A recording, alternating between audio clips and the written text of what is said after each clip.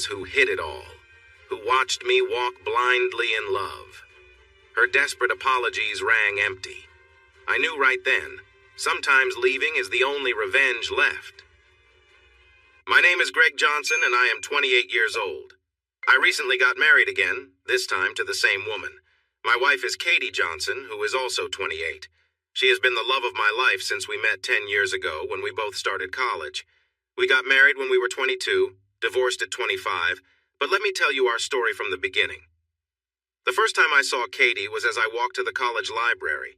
I was struck by how beautiful she was. She's about 5 feet 6 inches tall, with wavy light brown hair. Katie has a fit figure and a lovely tan, and her bright smile lights up her face. I was crossing the path in front of her and 2 of her friends when she looked up and caught my gaze. It was a surprising moment for me, just from the look in her eyes. She smiled at me as she walked by, and I felt frozen in place, watching her leave. Then, to my surprise, she turned back and smiled again, making me feel like I was glowing inside. Looking back, that was when I knew I had feelings for her. At that moment, I didn't know much about her name, her favorite movies, or anything else that makes someone unique. Yet I was drawn to her in a way I had never experienced before. I am 6 feet tall and have an athletic build. I've been told that I'm good-looking, and I'll take that compliment. Since it was the start of a new semester, every class was another chance to meet new people and hopefully make some friends. The college is near the town where I grew up, so I saw a few familiar faces, but none that I knew well enough to be close friends with. My best friend from childhood was named John. He decided not to go to college and instead chose an apprenticeship in construction. I was majoring in engineering, focusing on subjects that aligned with that path. One of the classes I chose for extra credits was philosophy. I still don't know why I picked it, since it didn't really connect with my engineering major.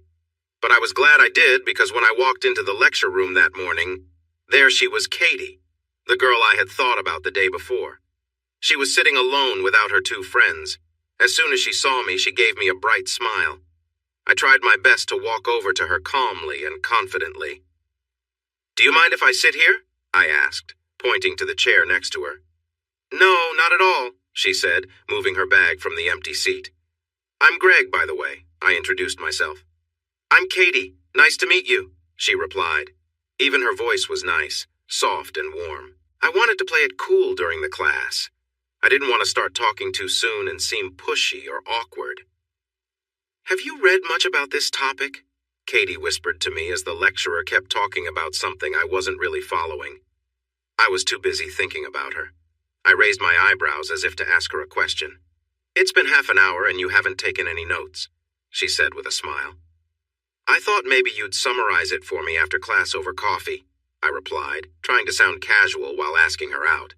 Katie laughed quietly and gave me that playful smile again. "You don't waste any time, do you?" she teased. I just smiled back and shrugged. "All right, we can grab a coffee before the next class, but you're buying," she said. We ended up missing our next lecture because we got so into our conversation and learning about each other.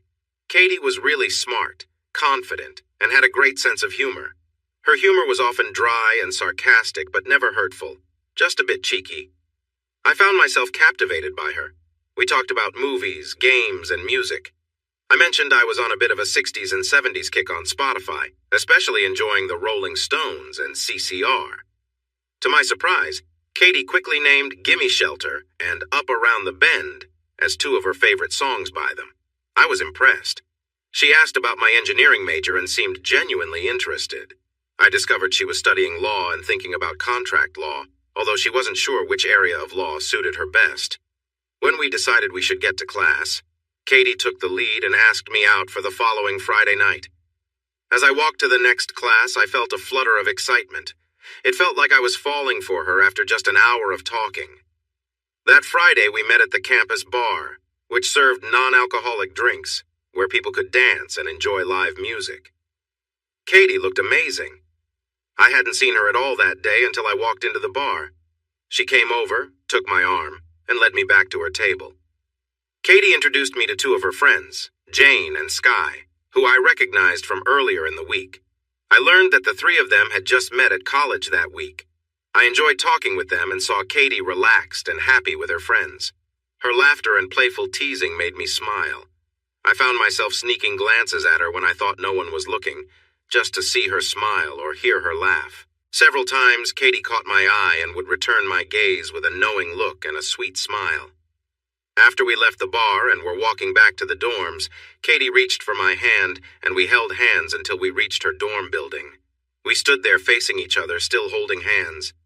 "I really had a great time tonight, Greg." I was looking into her eyes, feeling lost in them, and realized I needed to respond. "I did too, Katie. I really liked being with you. Would you like?"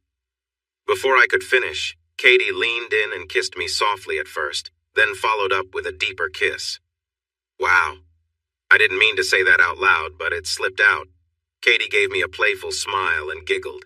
I felt breathless and giddy like a teenager on their first date. "Would you like?"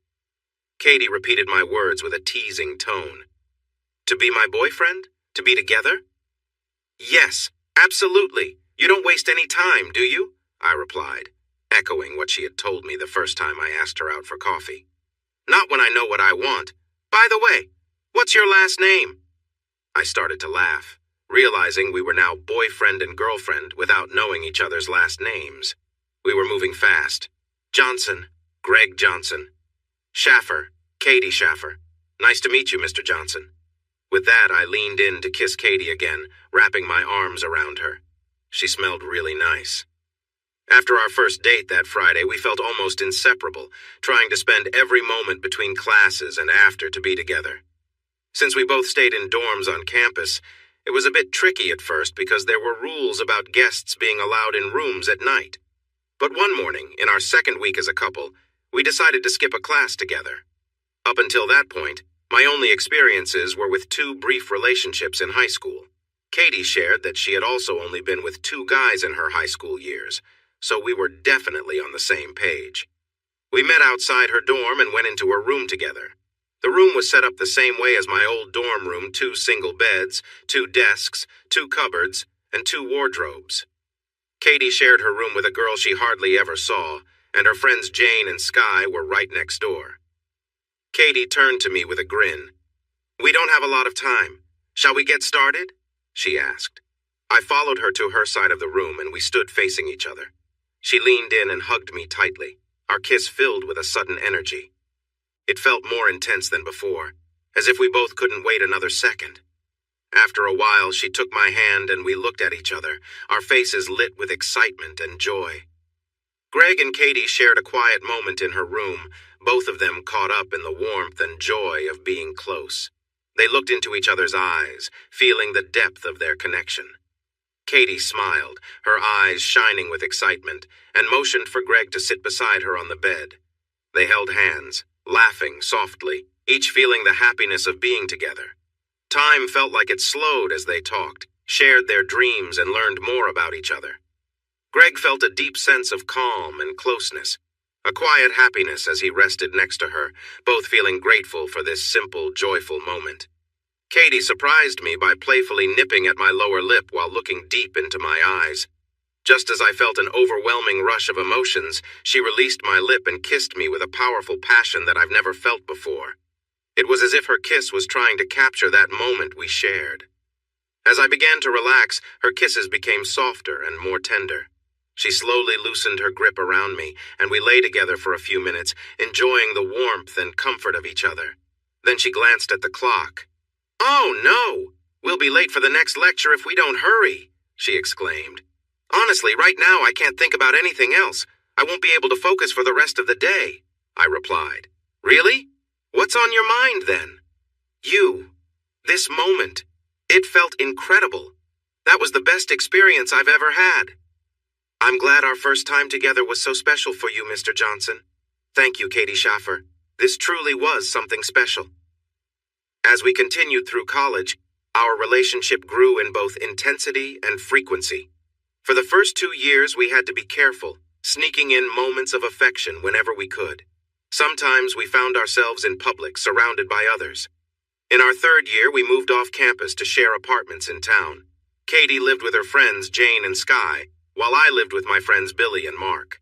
This change allowed us to enjoy more private and meaningful time together, spending long afternoons talking and sharing our closeness, only taking breaks for drinks or to use the bathroom. Early in our fourth and final year at college, at just 21 years old, we got engaged. We couldn't imagine a future without each other. I planned a special proposal, taking Katie to Margaret's, the finest restaurant around. I reserved a cozy table in the back, and while she was looking at the menu, I surprised her by getting down on one knee with the engagement ring. Katie was so moved that she began to cry happy tears and said, "Yes," expressing her deep love for me.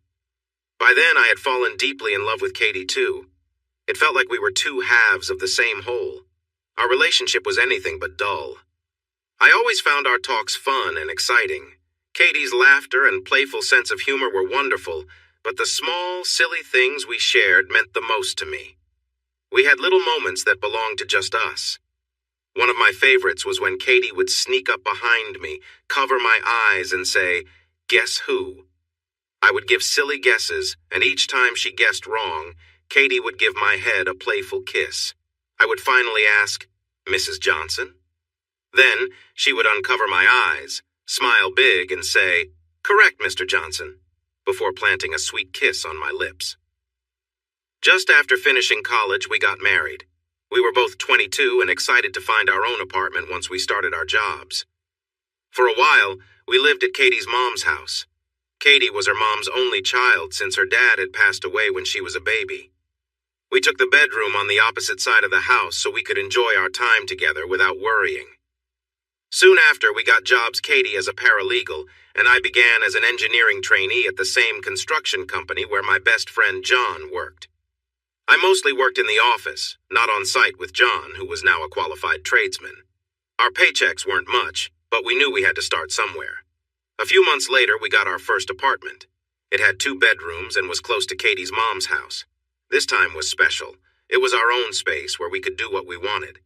I loved watching Katie fall asleep on my chest while we watched TV, or waking up to find her wandering around the apartment in search of a clean coffee cup. We had our private times for sure, but what I really cherished were the chats, the laughter, and the playfulness between us. We tried to go out for dinner together a couple of times a week, usually to a nice diner since finer restaurants were still out of our budget. Saturdays became our movie nights, complete with popcorn and sodas at the cinema, while Fridays were spent having fun with our friends. Neither of us drank too much when we went out, so we enjoyed life, even if we were often low on money. Sunday nights were our time to relax on the couch and watch a movie after a home-cooked meal. Afterward, we had our quiet time together, focused more on love than just physical pleasure.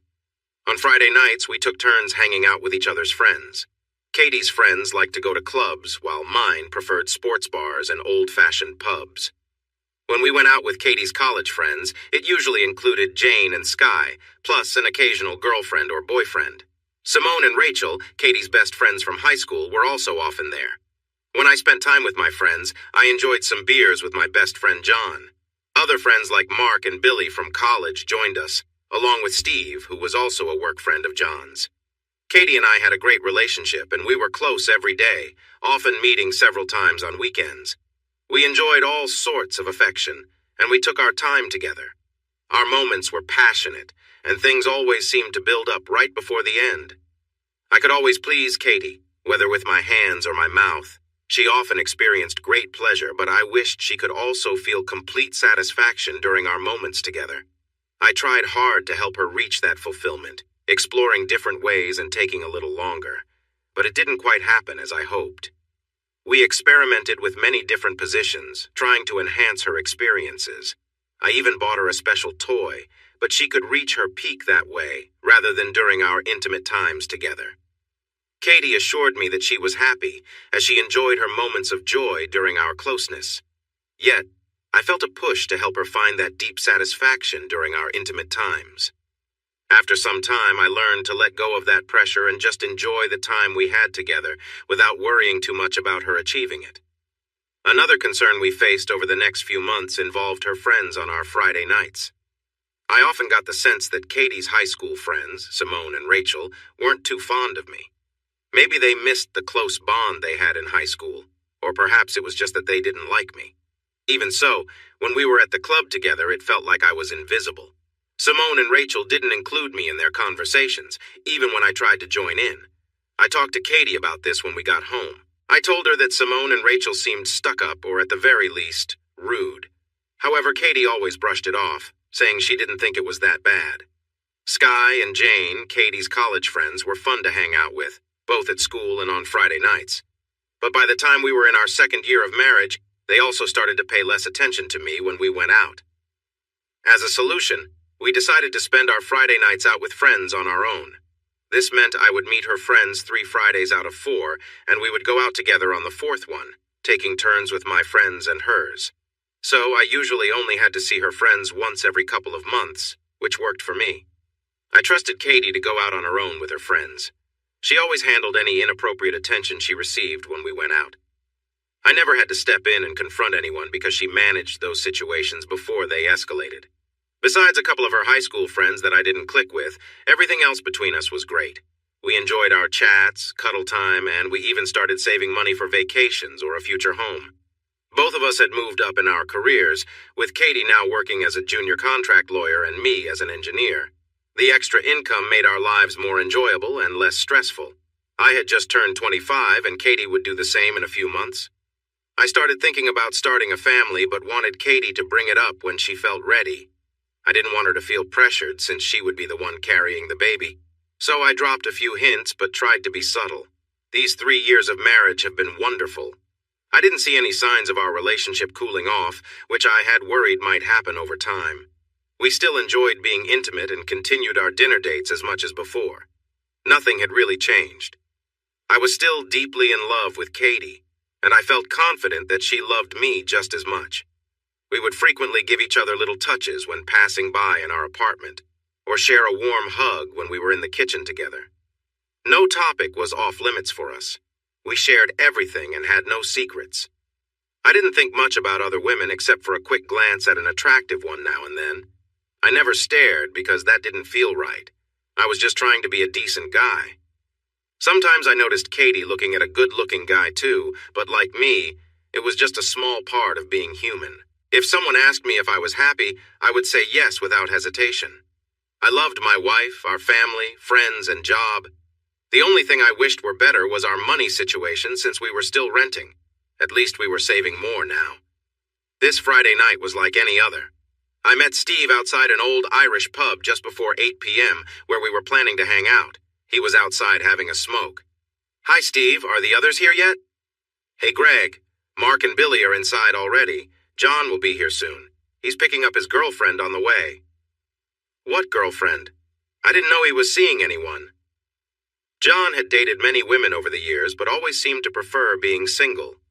Most of the time, his relationships didn't last long, and I thought he was always searching for someone new. He'd never brought a girl to our Friday meetups, so maybe this one was different. "Her name is Shawnee. I haven't met her yet, but it seems serious," Steve said, as if he shared my thoughts. "Where were you last Friday? Out with Katie, I guess?" "Yep, just another night of watching the bags while the girls danced. Need a beer?" "Yeah, a pint would be great." I left Steve and went inside. I spotted Mark and Billy and held up my fingers to signal for beers. Billy raised 2 fingers back to me. I returned to the table with 4 pints just in time for John and his new girlfriend to walk in. We stood up to greet them as they approached. "Hey guys, this is Shawnee. Shawnee, this is Steve, my work buddy. Greg, my lifelong best friend. And these are Billy and Mark. Watch out for Mark. He tells the worst jokes. Hi everyone. Nice to finally meet you all. What are you drinking? It's my turn to buy." 2 beers are perfect, Greg." While I was at the bar, I realized that I recognized Shawnee from somewhere. I glanced back at her, hoping to jog my memory. Her face looked familiar, and just then, she looked up at me, smiled, and nodded, as if she remembered me too. But I still couldn't figure out from where. I returned to the table with the drinks, and we started chatting. Shawnee was being asked a lot of questions by the 4 of us. We wanted to know how she met John, what job she had, where she went to school, and if she had any friends. Mark asked if she had friends because it seemed like he had trouble getting dates. Although nothing Shawnee said sparked a memory for me, I felt sure we had met before after talking for about an hour. Our chat changed to football since there was a game on the large screen in the bar. I thought it was a nice night, and I decided not to ask Shani where we had met before because I didn't want things to become uncomfortable. John then looked at our drinks. "What are we having? More beer?" We all nodded, and Shani offered to help him bring them back. John said it wasn't necessary because he needed to use the restroom first. This pub wasn't ideal, with only 2 stalls and a lot of people. "Give me your card, and I'll get the drinks while you go," I said, and he agreed. I went to the bar and waited for the bartender to notice me. Shani walked up next to me. "Are you still trying to remember where you know me from?" she asked. "Am I that obvious?" I chuckled, feeling a bit ungraceful. "I'm a little surprised, though. We have met at least 3 times that I remember." "Really? I recognize your face, but not the name. Shani isn't a very common name." "I don't think we were ever really introduced. The girls I was with didn't like talking to you, but I did sit at the same table as you." That clicked. Shani must have been with Katie and her friends on those Friday nights at the clubs. "Oh, I remember now. You were part of Katie's group. They were all doing their best to ignore me, weren't they?" "Yes, I'm best friends with Sky. We went to high school together. I don't think Sky wanted to ignore you. She was just trying to keep the peace with Simone and Rachel. Rachel can be difficult. She really didn't want you there. Simone also seemed to follow her lead." "Why would Katie's high school friends feel that way about me? Katie thinks I'm overthinking it." At this moment, Shani looked away, focusing on the wall. I guessed she was unsure how to reply. She glanced towards the table in the men's restroom, probably checking if John was coming back. "You and John are best friends, right?" she asked. "Yep. So if things go well with me and John, I'll be seeing a lot more of you?" "We're like brothers, so yes. You really like John, don't you?" "I do. We've only been together for 3 weeks, but it's been wonderful. He's a special guy." "He truly is," I added. "My last boyfriend and I dated for 2 years. We even lived together for the last 6 months of our relationship. I was curious about where this was heading, but I stayed quiet and let her talk. He was unfaithful most of the time we were together." Okay, this was getting a bit strange. I didn't know Shani well yet, and now she was sharing stories about her ex. I didn't realize until I found him at home one weekday, in our bed with another girl. After we split, someone I thought was my friend came to talk to me. She confessed she knew he was cheating because she was dating one of his friends. My ex would be with them and talking to other girls whenever I wasn't around. She kept quiet because she didn't want to upset her boyfriend. I think she came to me to feel better about not speaking up earlier. That might help her, but it didn't help me at all. I was still confused about how this related to Katie's friends ignoring me, which started this whole conversation. I had learned to be patient when someone needed to share something important. Shani looked around again for John. It seemed he was taking a really long break. Maybe the line was slow tonight. What hurt the most was knowing that people I called friends knew I was being cheated on but chose not to say anything. They just stayed silent while I felt foolish. It was like the last straw. Not only was my boyfriend unfaithful, but none of my friends cared enough to tell me. I sighed. This was clearly a difficult topic for her. I didn't know where it was leading, but I knew it mattered to her. I promised myself that if I were ever in the same position as my friends were, I would tell my friend the truth and not let them be misled. That sounds like the right choice, I added. And that's exactly my problem. I find myself in that position now.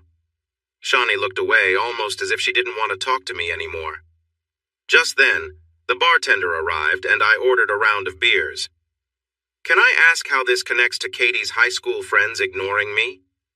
"They don't want you around because there's already another person in their group from high school that you probably haven't met yet, who joins them on Fridays." The surprise on my face encouraged Shani to keep explaining. "I think they hoped that if you felt unwelcome, you would stop going out with Katie, and their friend from high school could keep hanging out with them. Sky and Jane probably ignored you because it felt uncomfortable for them later when you were there." "I still don't understand. Why can't their high school friend come around when I'm there? Why did they want to make me leave? No, I still didn't get it." Shani looked down at the bar, trying to avoid looking at me. The bartender came back with our drinks. "Shani, let's go back to the table and finish this." I started to grab some glasses when Shani spoke up. "No, I can't say this in front of John or the others." "All right, what's going on here? What is she not telling me?" Since we will probably see each other a lot, and I hope we can be friends, I don't want to start off by hiding things from you. There are some serious secrets, Greg. Their other high school friend is named Jake. He used to date Katie.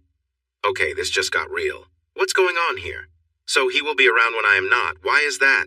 Shawnee looked away again, looking serious. I'm sorry, Greg. It would be easier for me to stay quiet. Then Shawnee looked me in the eye. Jake and Katie are still together. That was the moment everything changed for me. Still together? What does that mean? Just tell me clearly, Shawnee.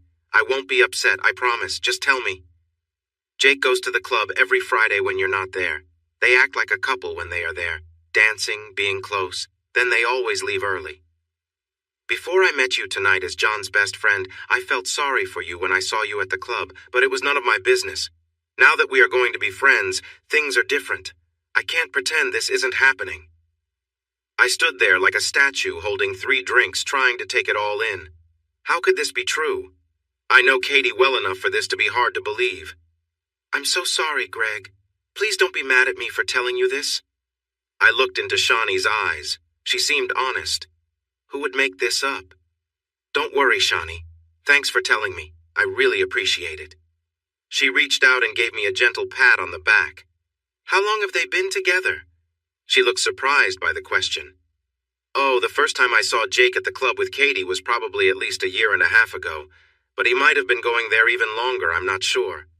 The confusion on my face must have shown everything.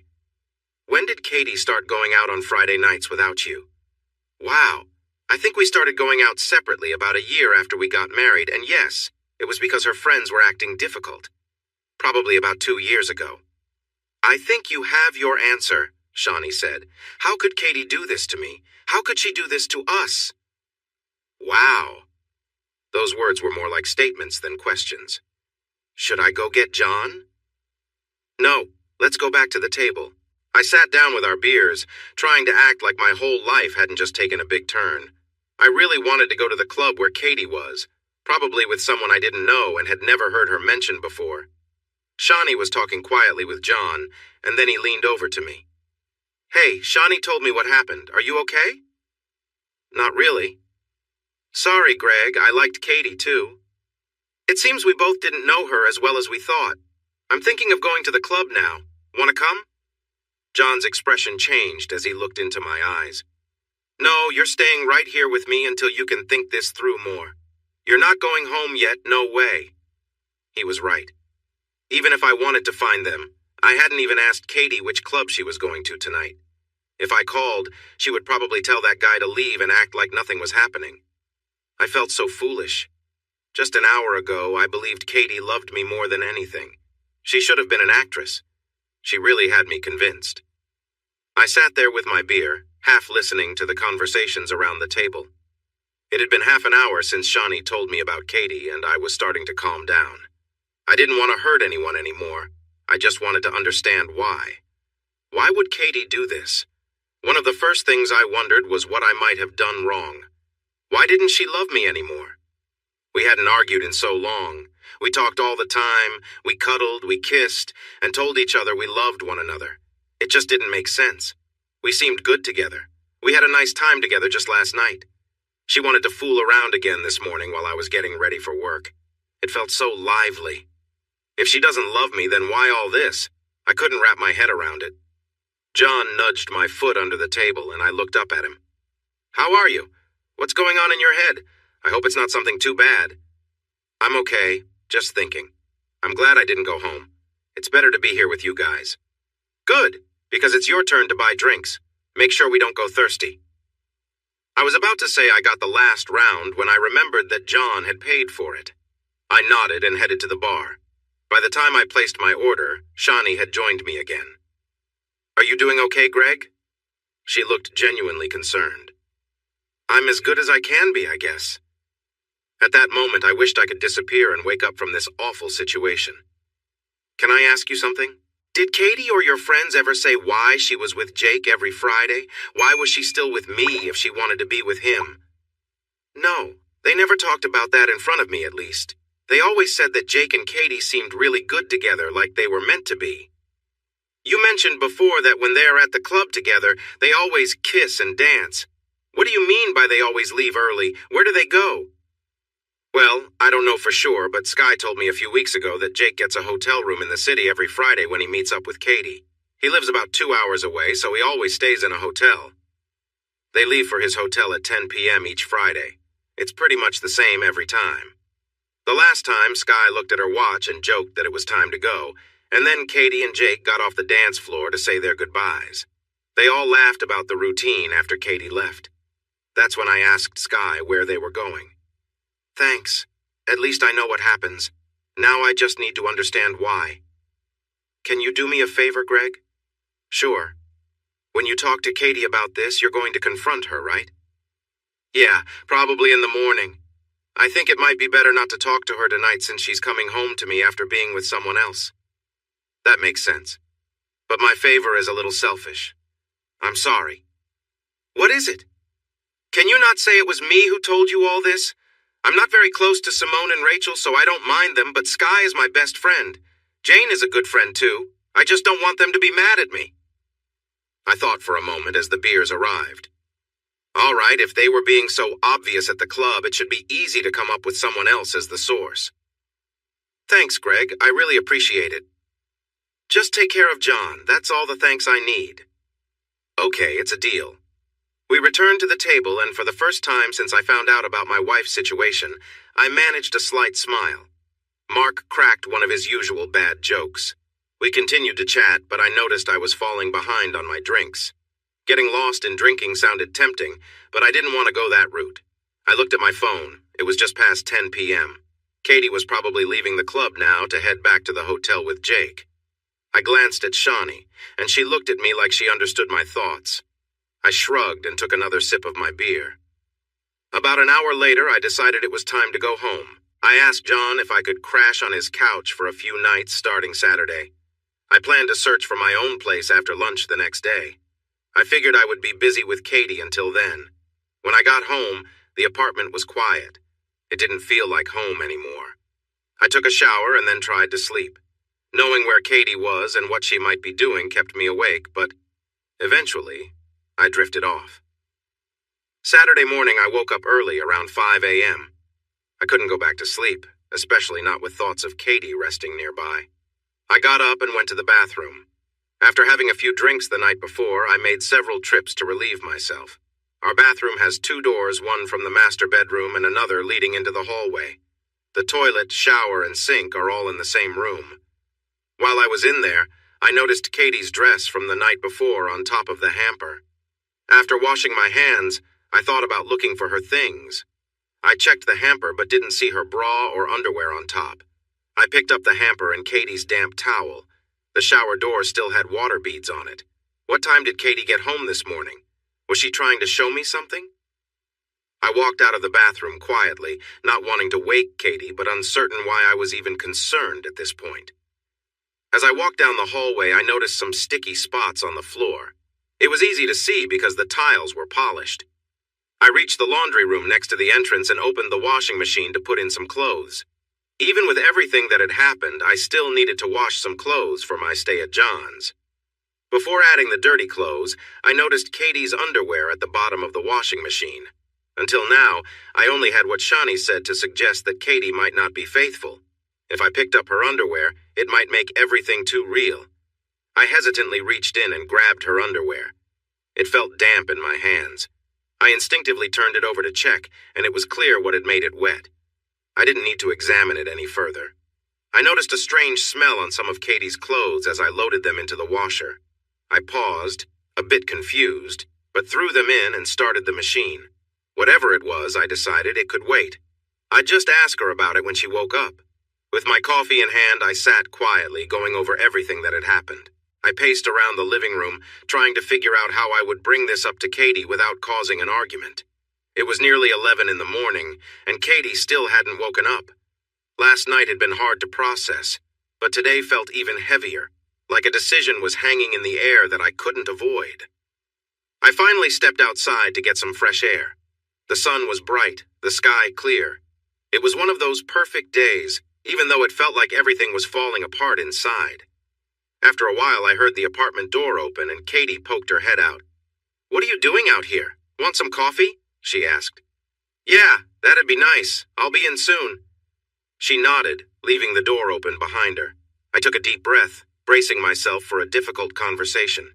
I needed to stay calm, to understand what had happened without anger clouding things. No accusations, just a need for the truth. I went back inside. Katie was in the kitchen with her back to me, wearing her usual comfortable shorts and a loose t-shirt. She placed a cup of coffee in front of me and sat across the table, looking directly into my eyes, just like we do every morning. She noticed a frown on my face, sensing that I wasn't my usual cheerful self. I think she picked up on my mood quickly. "What's wrong, honey? Did you stay out too late last night?" she asked. "I got home around 11:30, I replied. I almost asked her what time she got home last night, but I didn't feel like hearing her response. "What do you have planned for today? I see you've already done the laundry. Thanks." "We need to talk," I said. "About what?" "I ran into a college friend last night. I haven't seen him in years." "Oh yeah? Who?" "I don't think you know him. He was always in my engineering classes. We didn't hang out much outside of school. And you're telling me this because... He mentioned he saw me at the club last Friday. I asked why he didn't come over to say hi." "This is getting interesting," Katie said with a playful smile while sipping her coffee. I usually enjoyed her teasing, but not today. "He said he saw me sitting with a group of women and he didn't want to come over and get blamed for causing any trouble." "I don't remember you flirting with anyone," Katie replied, a hint of sarcasm in her voice. We both knew she was the one mentioned. "Anyway, I hope you told him it wasn't true. If I recall, things went well for us later on." I chose to ignore her comment and kept talking. "Yeah, I asked him why he thought I was flirting. He said it was because you were always at the club with another guy, very close and dancing." Katie remained silent and took another sip of her coffee. "I thought he was talking about some other girl, so I asked if he knew who I was with. He mentioned names Jake and Katie. One of his friends knows Jake." I looked into Katie's eyes for her response, calm but searching for answers. I didn't want to feel anger. I just wanted to understand. "He must be wrong," Katie finally said. "No, he described you perfectly," I replied. "He even said you've been going to the club together for a while." I held her gaze, hoping for an admission. I noticed her eyes fill with tears and my heart sank. Katie looked away from me and the tears started to fall. "Jake was my boyfriend from high school," she said, her voice trembling. "We began dating when we were both 16. He was my first boyfriend, and we were together until just before we finished high school, about 3 months before I met you." I sat quietly, taking this in. She dated him for 2 years? She had mentioned being with only 2 people before we met. I had not realized one of those was for such a long time, but it didn't really matter now.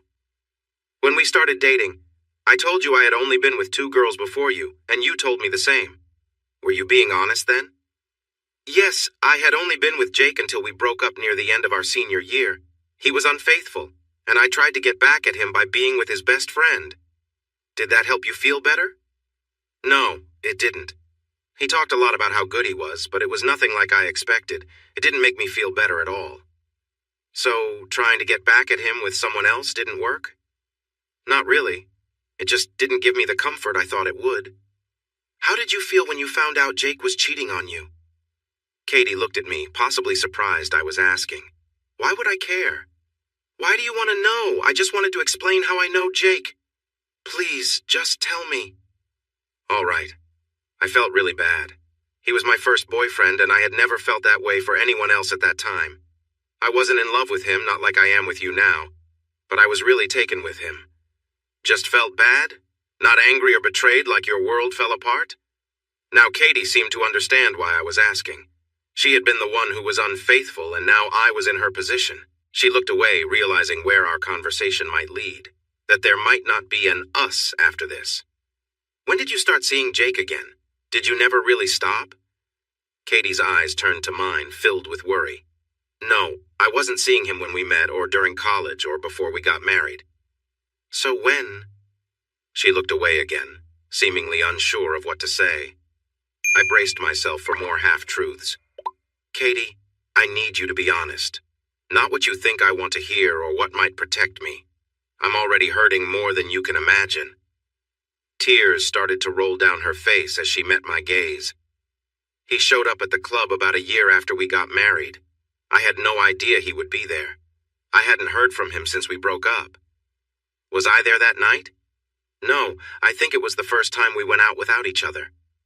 "So your ex-boyfriend just happens to show up the first time your husband isn't around?" "Really?" "Rachel planned it when she found out you wouldn't be joining us. Katie and Simone stayed friends with Jake while I was away at college. I didn't know they had made plans together." "Clearly, I was overthinking their actions toward me, right?" I said.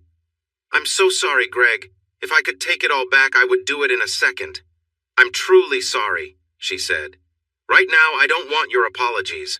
I want to know the truth about how and why this happened." Katie was trying hard to stop crying so she could talk. "I don't know what to say.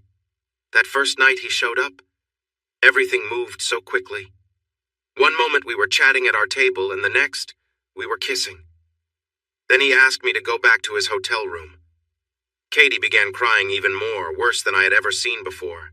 I instinctively wanted to comfort her, hold her tight, and reassure her that everything would be okay. But nothing was okay. I may not have been crying, but I felt like I was falling apart inside. I still didn't understand why. I gave her a moment to regain some control before I asked again. "So, how long after you first saw him at the club did you go to his hotel room? Maybe an hour or so? Did you spend the night with him?" "Yes." Katie broke down again and buried her face in her hands, as if she wanted to disappear from the world, especially from me. At that moment, it would have been easy to walk away since she had already confessed her unfaithfulness. "Did you spend the night with him every time you went to the club without me since that night?" I asked. She just nodded, still hiding her face. "Why?" I never received an answer. Katie got up and came over to me, wrapping her arms around me. I didn't push her away. I let her hug me, but I couldn't hug her back. I was still in shock, feeling like my world had just crumbled. "I'm so sorry, Greg. I love you so much. You have to believe me." I could hardly hear her through her tears. This was more than just feeling guilty. I sensed she knew our relationship was over, and she couldn't accept it. When she said she loved me, I believed that in her own way she was being honest. But her actions told a different story. We sat there for about 5 minutes, her arms around me, not wanting to let go. After a while, we separated, and she lay down on the couch in a curled-up position, still quietly sobbing. I went to the dryer and then to the bedroom, packing some of my clothes into an overnight bag. I walked back to the lounge area where Katie was lying. "I'm going to stay at John's tonight. I will be back tomorrow to get the rest of my things," I told her. This opened the floodgates of emotion for Katie again as she wrapped her arms around me once more. "Don't go, please. I'm begging you, Greg. I've never asked you for anything before. Please don't leave me. I care about you, Greg." Katie looked up at me, her eyes red and tears streaming down her cheeks. "Goodbye, Katie." I stepped out the door, closing it softly behind me. I didn't sleep well on John's couch Saturday night. It was difficult to shake off the thoughts of the past day. It was now 7 a.m., and I think I only got about 3 hours of sleep. "Morning, Greg. How are you feeling?" John walked through the living room and into the kitchen. "I'm okay, I guess. My head still hurts." "Well, vodka shots can do that to you. I think it was the tequila that really did a number on me. How about some coffee to help you wake up?" "Yes, please." After looking for an apartment yesterday, John thought we should have a drink and talk it all out. I vaguely remembered getting upset and saying not honest things about Katie, wondering why she would do this to me. But my most embarrassing memory from last night was near the end, when we were both quite drunk. I kept telling John that Katie was the only woman for me, that I couldn't imagine being in love with anyone else. I felt finished. A knock at the door interrupted my thoughts. "That must be Shani.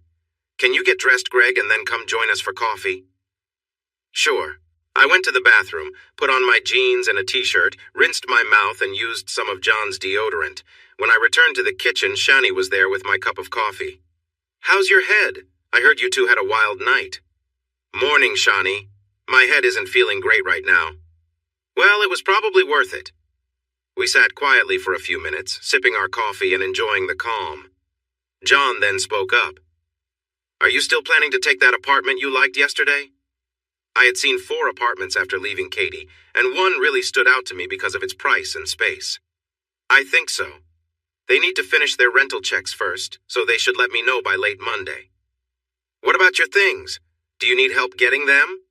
No, I'll be fine, John. I decided last night to leave her with all the furniture and household items. I'm just taking my clothes and my laptop. What about the car? Katie and I own a Honda Civic, but she drives it everywhere while I usually take the bus. I prefer that. It avoids the unwanted attention she often gets on public transport. She can keep it. It's insured in her name anyway, so I don't think that will be a problem. Do you want to borrow my truck today to pick up your things? What about you? Won't you need it? Shawnee is taking me to the coast in her car. I enjoy being by the beach. Shawnee got up from her chair, pretending to be shocked. I can't believe you just said that. John and Shawnee then started to playfully wrestle, which turned into some friendly hugs and kisses. I finished my coffee and decided to leave the couple to go take a much-needed shower. When I got back to my apartment, I saw Simone's car parked outside. Great. If she or Rachel are here and start lecturing me, I might lose my temper. As I walked up the stairs to our front door, I could hear voices inside. I paused for a moment to listen before entering. Katie sounded like she was talking loudly, almost shouting. She also sounded like she had been crying, as her voice was weary. None of this would have happened if you two had just let me and Greg be. You drove him away and then invited Jake. Why would you do that to me? My life is ruined because you wanted to spend time with Jake instead of Greg. Rachel couldn't hold back and responded. Hold on, Katie. Let's get this straight. You were the one complaining about Greg and talking about how much you missed Jake. You were the one saying he couldn't please you the way Jake did. We are your friends, so we helped you with what you wanted. Then Simone spoke up, sounding more upset than usual. And why are you blaming us? The first night you saw Jake at the club, it took just a few minutes before you were all over him. You went back to his hotel that same night. We didn't make you do that, Katie. You chose to be with Jake and leave Greg behind. That's on you, not us. Rachel jumped in to support Simone. And it's been like that every Friday since. You even planned it so the only Fridays you spend with Jake are when it's your time of the month. Then you bring Greg along those nights, and we have to pretend everything is fine. We have to ignore him, and then you get mad because he thinks we're being rude. Seriously, Katie. The room went quiet, but at least I understood what was happening now. I waited a few more seconds and then knocked on the door. Katie answered. A look of fear crossed her face when she saw me, probably worried I had heard their arguing just moments before. Good afternoon, ladies. I walked past Katie, who still hadn't said anything. Simone and Rachel both quietly greeted me as I made my way to my bedroom. I started taking my clothes out of the drawers and wardrobe, piling them on the bed. I also grabbed my suitcase from the top shelf and began putting my clothes inside. Katie then came into the bedroom and closed the door. Hi, Greg. Hey, Katie. I kept folding and placing my clothes into the suitcase. Are you still at John's? When are you coming home? I'll be at John's for a few more nights. I've already applied for an apartment and will move in as soon as I get approved. That news made Katie come closer to me. She knew this was real. Before she could say anything, I continued. I'm leaving everything here for you except my clothes and my laptop. This includes the car, and here are the apartment keys as well. The way I was speaking to Katie was cold, and I knew it would upset her. I was trying to stay calm after what I had just heard. Part of me wanted to yell at her about how things were different between us, but I didn't. If I let my anger out now, I might say things I would regret. My feelings had been hurt deeply. A natural reaction would be to lash out, but I managed to keep my anger in check and continued packing my suitcase. Can we talk, Greg? Go ahead. Please stop packing and look at me. I paused, took a deep breath to calm myself, and then turned to face Katie, who stood next to me. Can we work this out, Greg? I don't love Jake. I never have. I have only ever loved you. You've been with him for 2 years. How does that fit with loving me? She reached out and touched my arm. She seemed like she was trying to stay strong, but her voice shook. With Jake, it was never about love. I only got involved with him because we were good together in some ways, but I promise I will never be with him again. What does that really mean, Katie? You and Jake have been close, haven't you? How can you think saying that makes it okay? Are you really listening to yourself? Are you saying I'm so bad that you need to be with someone else? Katie's confidence faded, and she began to cry again. She reached out and hugged me tightly. Please don't say that. I've always cared for you deeply. I'm so sorry, Greg. I hate myself for what I've done to you. I know this isn't fair, and I have been selfish, but I love you more than anything. You must believe that. I stood there quietly before finally speaking. I can't believe that, Katie. If you loved me like I love you, you would never even think of doing this. But you did. Week after week. Answer me this, Katie. If I hadn't found out about you and Jake, would you have gone to his hotel room again this Friday? Katie didn't answer. Instead, she buried her face against my chest. I could see that she wished this was just a bad dream, that she could wake up and everything would be fine. She would go back to being with her loving husband while still keeping her boyfriend. All I wanted was to have a wife who was honest with me. For 2 years, it felt like she had it all. I take your silence as a sign that you would still be with him if I hadn't caught you. How can you say you love me? I took a deep breath and continued. I have loved you, Katie, with all my heart. I wanted us to start a family. I've been hinting at it for months. But now I wonder if you didn't want kids because it might interfere with your time with him. You want to have kids? Why didn't you tell me? I've always wanted that with you. Jake has nothing to do with it. Maybe it's for the best we didn't. Having kids would only make this harder. This doesn't have to be hard, Greg. I promise I will never see him again. We can still have our children together. Please, I'll do anything. If you need to be with other women to feel better, I'll accept that. Just don't leave me. Tell me why, Katie. Why were you with him for 2 years? You still haven't explained. Just saying you had a good connection doesn't make sense. Why would you risk our marriage for someone you claim not to love? She looked into my eyes and wiped her tears. I wasn't sure if she could share the reasons I had heard earlier. Did she have the courage to say those things out loud, knowing how much it would hurt me?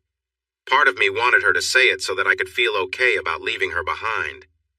I can't explain it, Greg. We just have this connection that feels hard to break. It's been like this since high school. I'm not sure what more to say.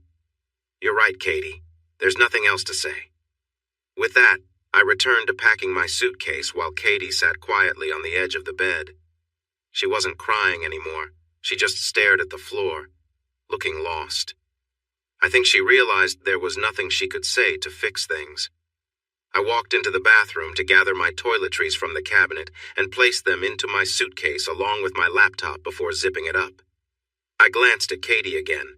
She was still sitting there, focused on the ground. I reached out my hand. When she looked up, she took my hand, and I gently pulled her to her feet, standing in front of me. Then I gave her a hug, the first real sign of care since Friday night. But she understood that this was my way of saying goodbye. I leaned down and kissed her softly on the lips, speaking quietly. Goodbye, Katie Johnson. A part of me will always care for you. I love you, Greg. I always will. I picked up my suitcase and left the apartment, leaving behind the person I loved most. As I walked into my own apartment, I fell onto the couch. What a terrible birthday. I had just celebrated my 28th birthday with a nice dinner with Janice, hoping it would end happily in her apartment. Instead, I found myself here alone, my 6-month relationship over, unsure of where my life was going. To be honest, it all comes back to my ex-wife, Katie. Even now, she was still affecting my thoughts. Let me explain. After my split with Katie, I moved into the apartment I was in now. I filed for divorce and tried to move on with my life. The divorce was finalized a year later, and since our parting, I hadn't seen or spoken to her. For the first year and a half, I had no interest in dating or anything romantic.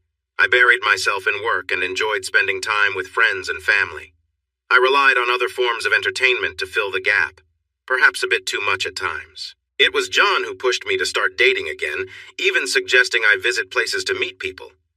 I tried it out on several occasions, but just casual encounters didn't help. What I really missed was genuine connection, which those places wouldn't provide. Shawnee, who is still with John and getting married soon, asked if I would consider a blind date with one of her colleagues named Vicky. She described Vicky as 23 years old, with blonde hair and an athletic build. With a little encouragement from John, I agreed to go out. Vicky and I went on a double date with John and Shawnee, who were engaged by then. It was nice. This was the first time since Katie that I enjoyed being with and felt attracted to another woman, aside from the lovely ladies at the other place. That date turned into another one, but this time without our chaperones. In about 3 weeks and after 5 dates, we were officially a couple. I found that being with Vicky was generally enjoyable and I was getting the closeness I had been missing. What really made a difference for me was that Vicky would experience pleasure during our time together. It wasn't anything wild, but she would consistently reach that moment at least once each time. To say this boosted my confidence would be an understatement. After struggling to connect with Katie in that way and learning she found it with someone else, I had blamed myself for not being able to give her that experience. Now I understood it wasn't about my worth. It was just that Katie needed something different from me. For the first time in a year and a half, I was starting to feel good about myself again. We continued dating for a few more months, but then we hit a bump in the road. Vicky wanted to move in with me and she was dropping more hints, becoming less subtle each time. You might think that would be great, a vibrant young woman wanting to spend more time with you, especially in an intimate way. Easy choice, right? The problem was, I didn't love Vicky. I liked her a lot, but I knew what it meant to be in love, and I didn't feel that with her. I realized that having Vicky move in would make it harder when the time came to part ways.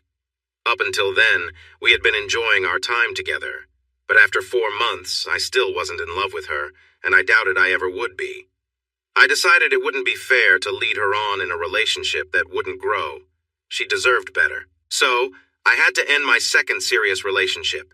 And though it wasn't easy, I felt less emotionally tied this time. About a month later, John and Shani got married. I was the best man and had to give a speech about how lucky John was to have Shani in his life and how fortunate Shani was to have him, with all his quirks. Mark, Billy, and Steve were there too. The 5 of us had recently celebrated at the bachelor party, laughing and enjoying ourselves. Sky was in Shani's bridal party, and Jane also attended the wedding.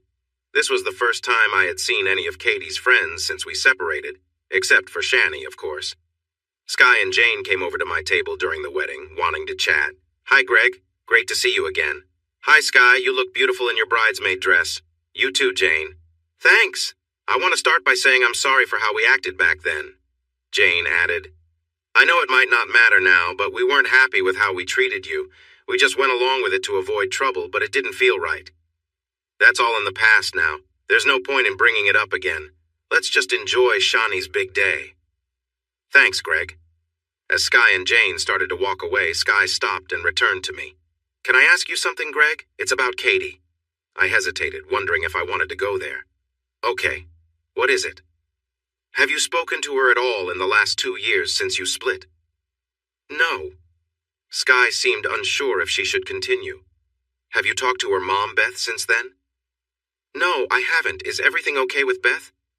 I hoped nothing was wrong with her. She had always been very special to me, almost like a second mom. But I felt it wouldn't be right to keep in touch after leaving Katie. "Oh, Beth is fine. I just wanted to know if you had talked to her." "No." "What's this about, Sky?" She looked uncomfortable, her expression showing that this was a sensitive topic. "Sorry, it's okay. Just forget I mentioned it." I nodded, and she turned to catch up with Jane on the dance floor. Great. Now this would weigh on my mind for the rest of the evening. After I finished my glass of champagne, I decided it was time to dance with the bride. I stood up and went around the table to hold out my hand to Shani, bowing slightly.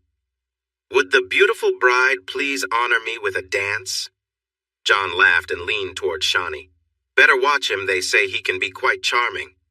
Shani took my hand and stood up, replying, "Maybe I like a little charm now and then." John joked as we walked to the dance floor. "Just keep it friendly out there. She's still my bride."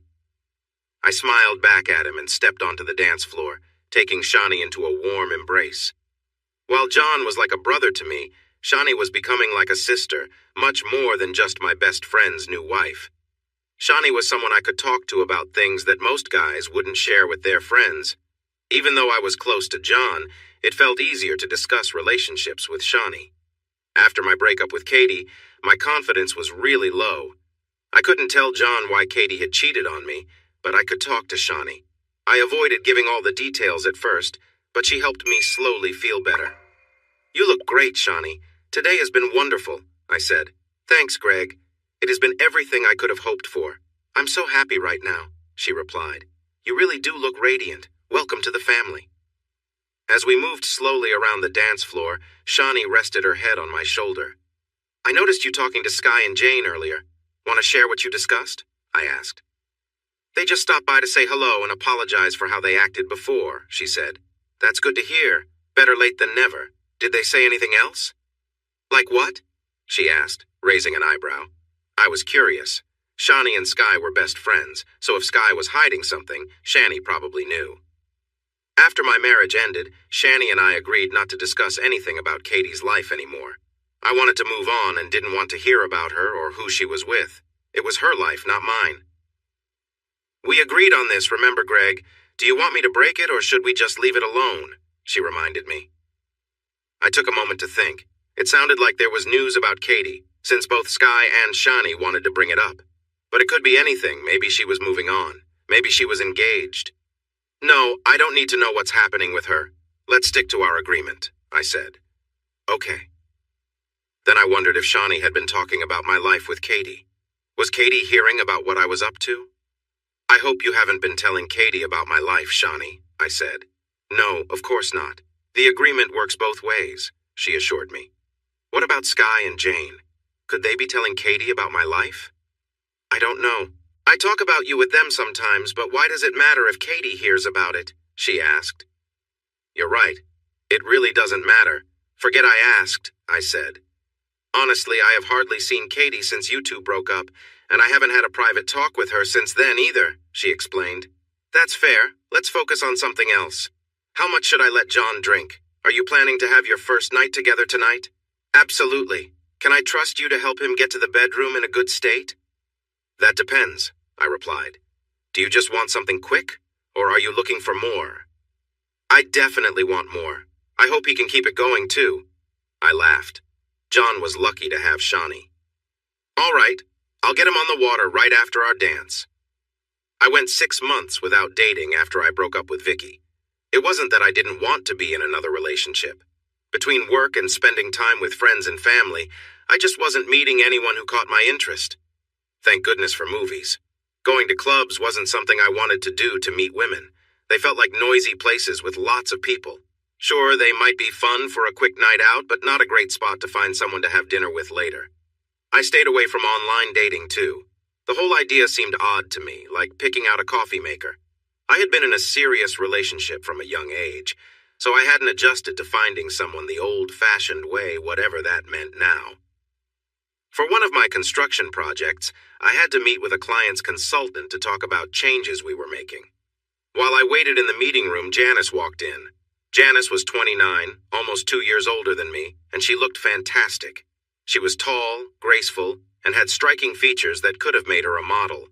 Her dark brown eyes matched her long, nearly black hair, and her fair skin was almost porcelain-like. She greeted me, and we started our meeting.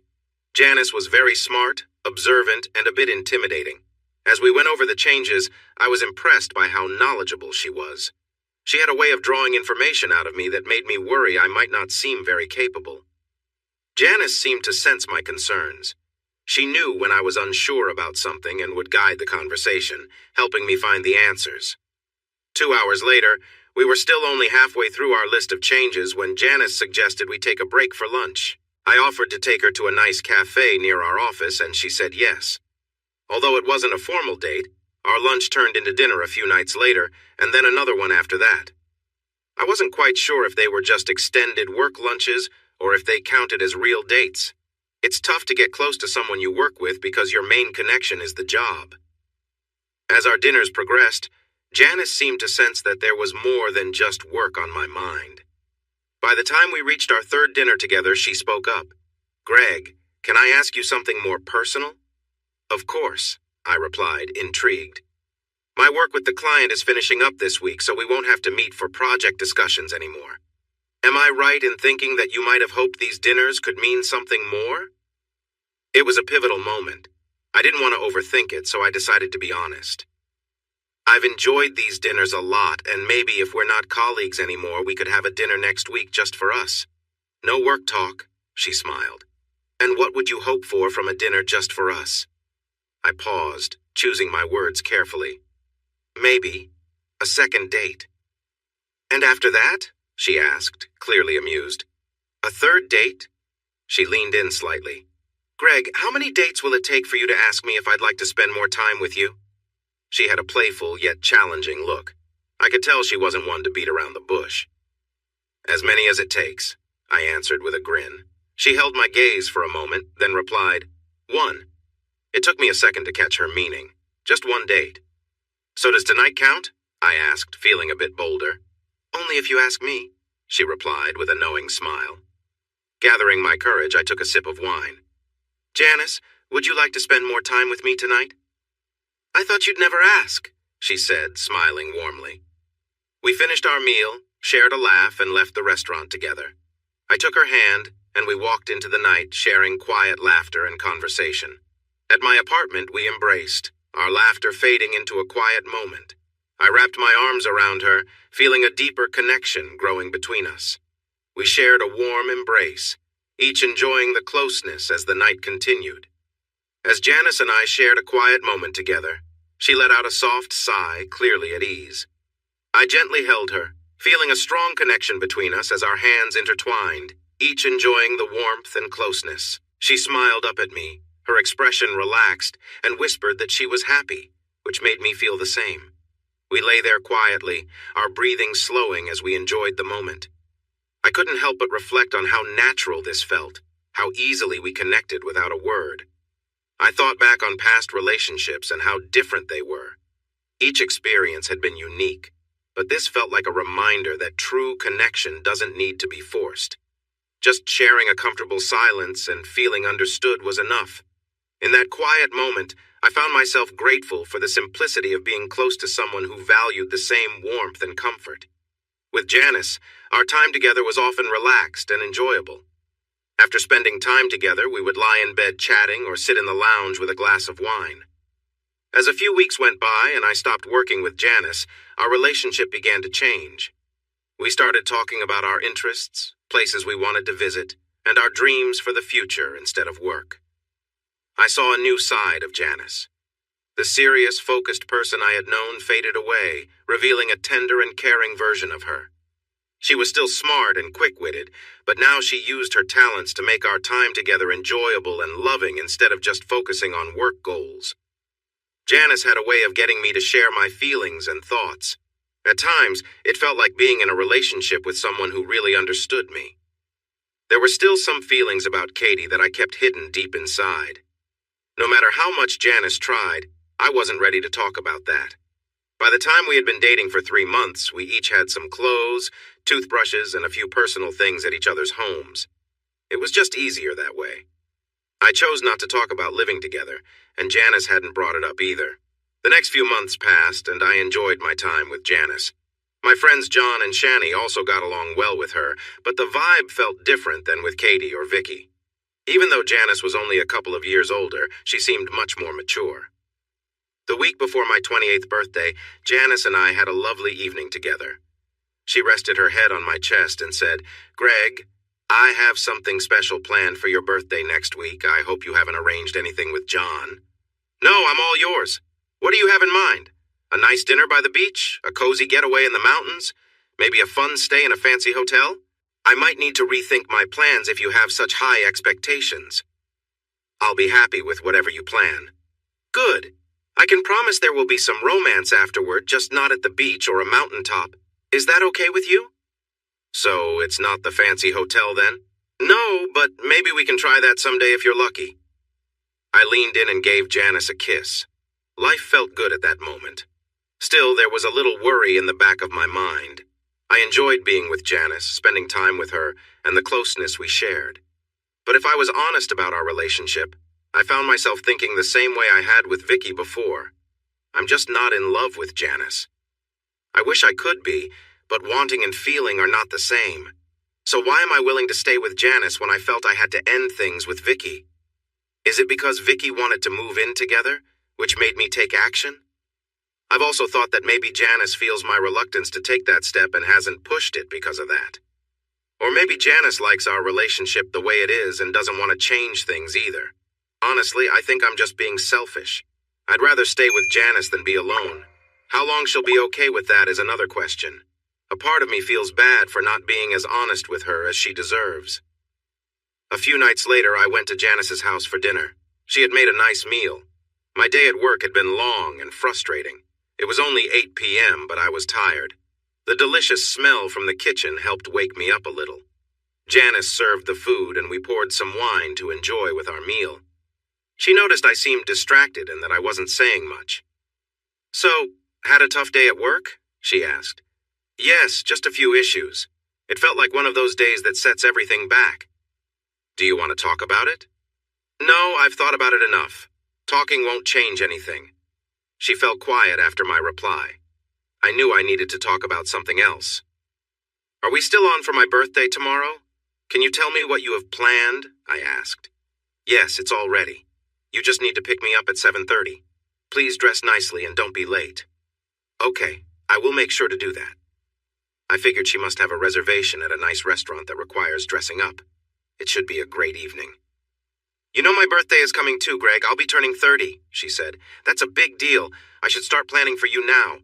There are a few things I'd like for my 30th. "And what would those be?" I asked.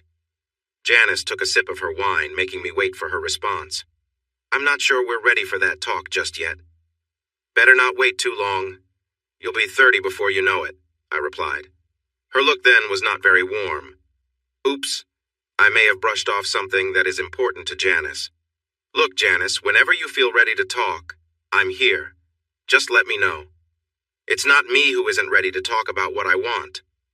"Are you saying I'm the one who isn't ready?" "Yes." "Okay, what about your 30th birthday gift? Is it that I am not ready for?" Janice took another sip of her wine.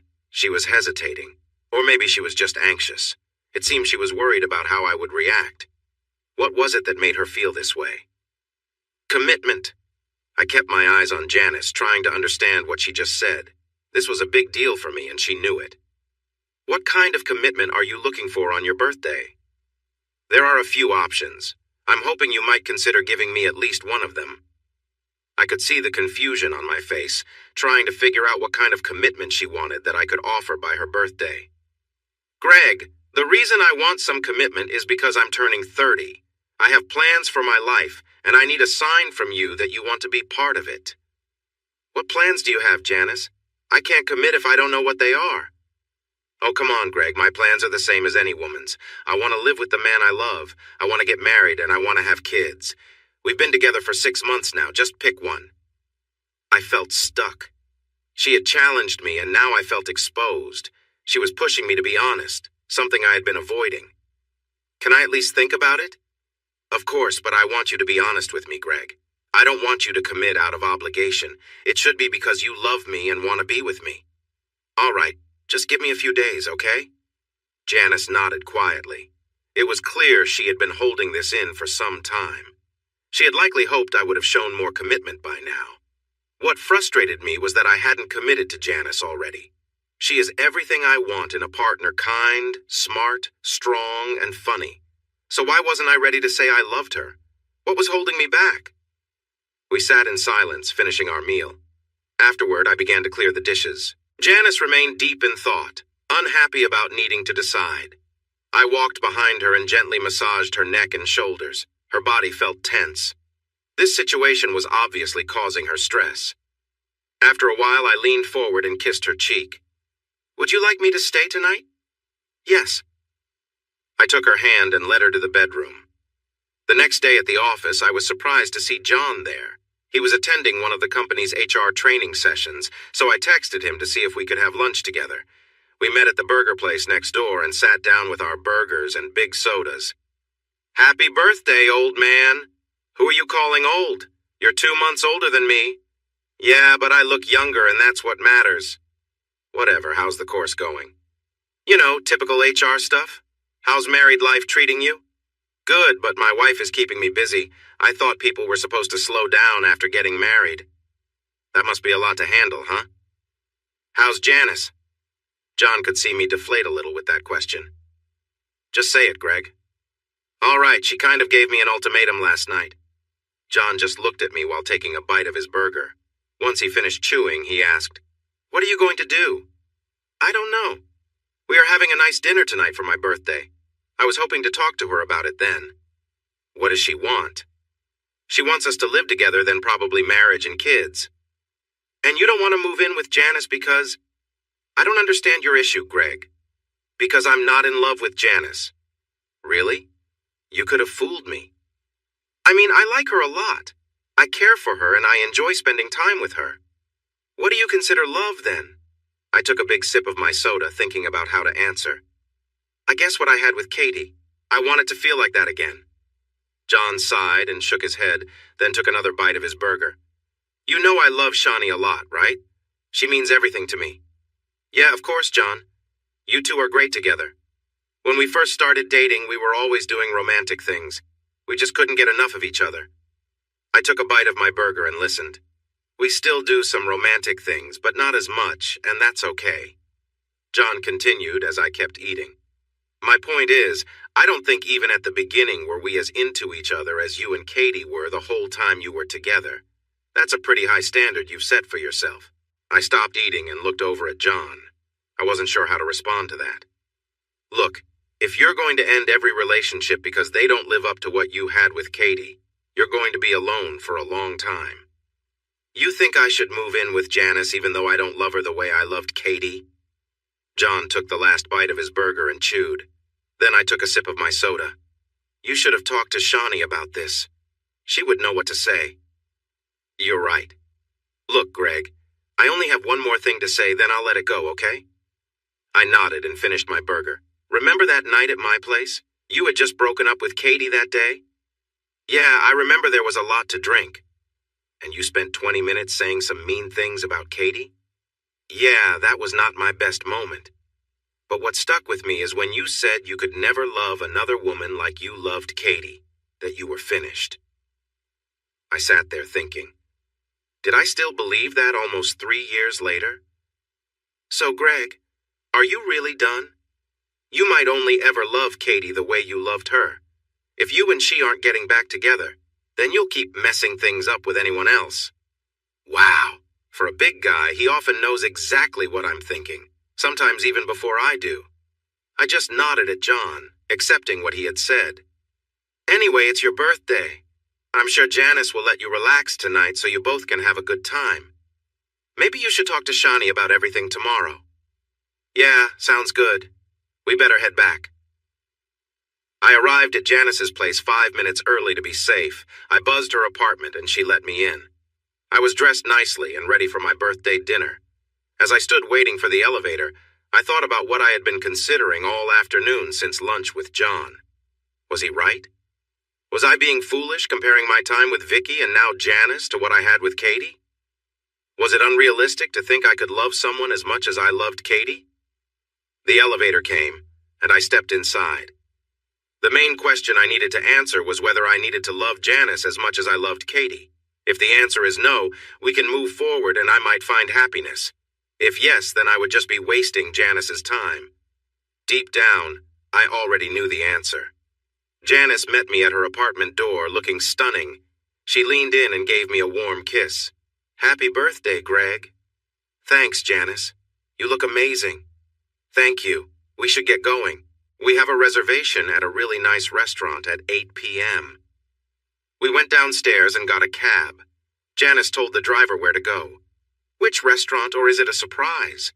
"We'll be there in a few minutes. It's a lovely place called Margaret's." "Oh no. That was the same restaurant where I proposed to Katie. It was where we always went for birthdays and anniversaries. This could ruin my whole evening." We arrived and got seated. At least the table wasn't the same one in the back corner that I always shared with Katie. That would have been too much. We started with a bottle of champagne and talked about our day. I told Janice about my lunch with John and she shared details about her new project. After that, we ordered our meals and kept chatting. It was nice. Janice is easy to talk to about anything.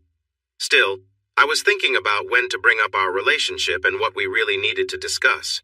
When our meals came, we began eating. As I went through my meal, I realized I needed to talk to Janice about how I felt. After finishing, we ordered 2 glasses of wine. So far, it had been a pleasant birthday. Your birthday isn't over yet, Greg. I still have a surprise for you back at the apartment. I smiled at Janice, knowing she had something special planned. Can we talk about what we discussed last night? We don't have to bring that up tonight. Tonight is just for you. I know, and I'm really enjoying it. Thank you. The food here is great. I've never been here before, but I think we need to come back. Yes, they always have good meals. Have you come here before? Well, yes. That's part of why I wanted to talk about us. Janice looked at me, curious about what my past had to do with our relationship. See that table in the corner? I pointed to a table that meant something special to me. Janice looked over to see a couple eating. That was the table where I proposed to my ex-wife, Katie. Janice's eyes widened in surprise. Every year we came here for our birthdays, Valentine's Day, and anniversaries and sat at that table. I'm sorry, Greg. I didn't know. It's okay, Janice. I'm not upset about it.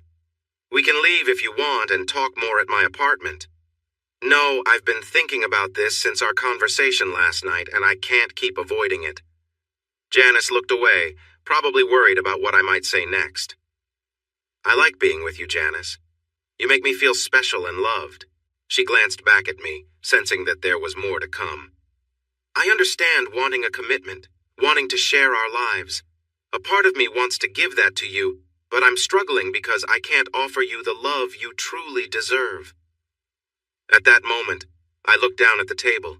Then, drawn to it, I glanced back at the corner table, the one with the memories of Katie. Janice stayed quiet. I'm still in love with Katie, my ex-wife. A tear began to roll down Janice's cheek. This was the first time I had seen her look so upset, and it made me feel terrible. How long have you known? She asked. I looked at her, puzzled by the question. How long have you known that you still love Katie? Only this afternoon. I guess I always knew deep down. I just didn't want to face it. Janice nodded slowly. I sensed there was something keeping you from fully committing to us.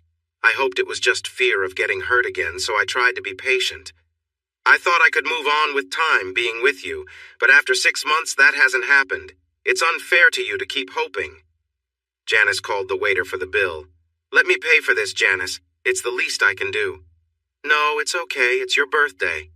We stepped outside the restaurant. She turned to me and gave me a hug.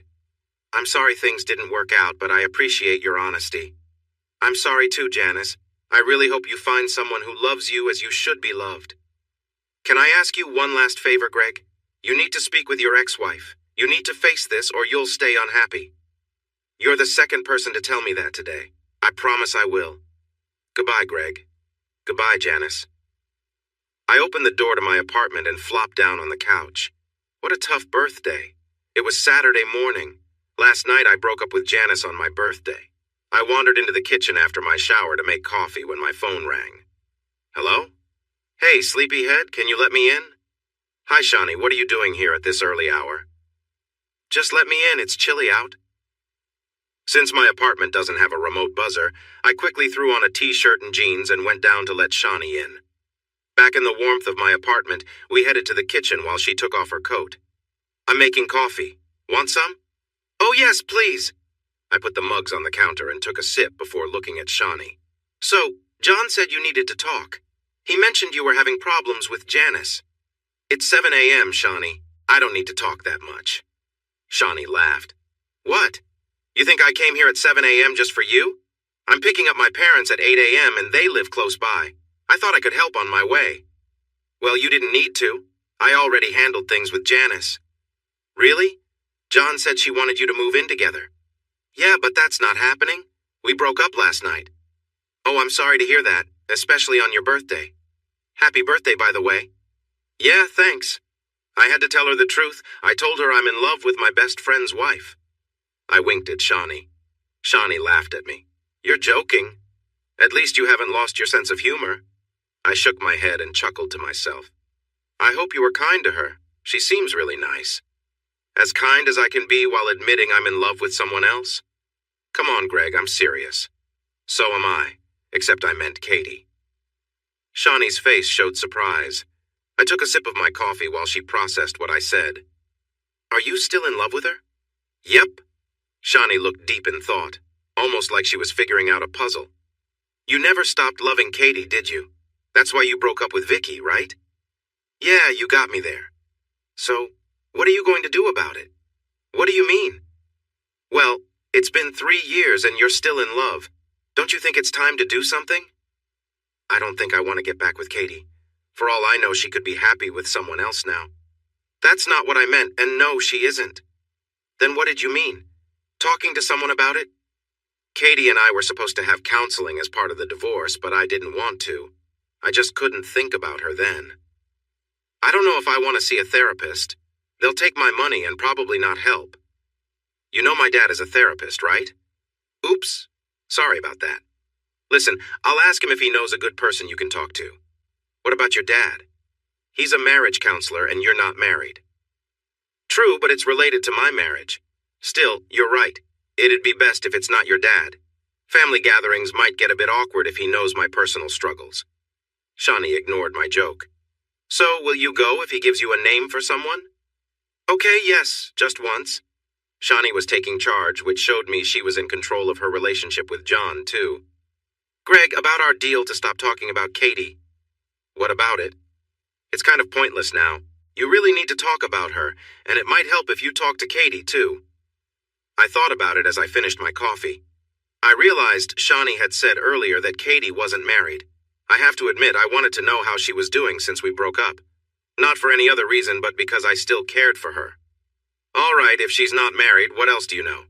I don't know much. I can ask Sky if you want more details than I have. Start with what you do know, then.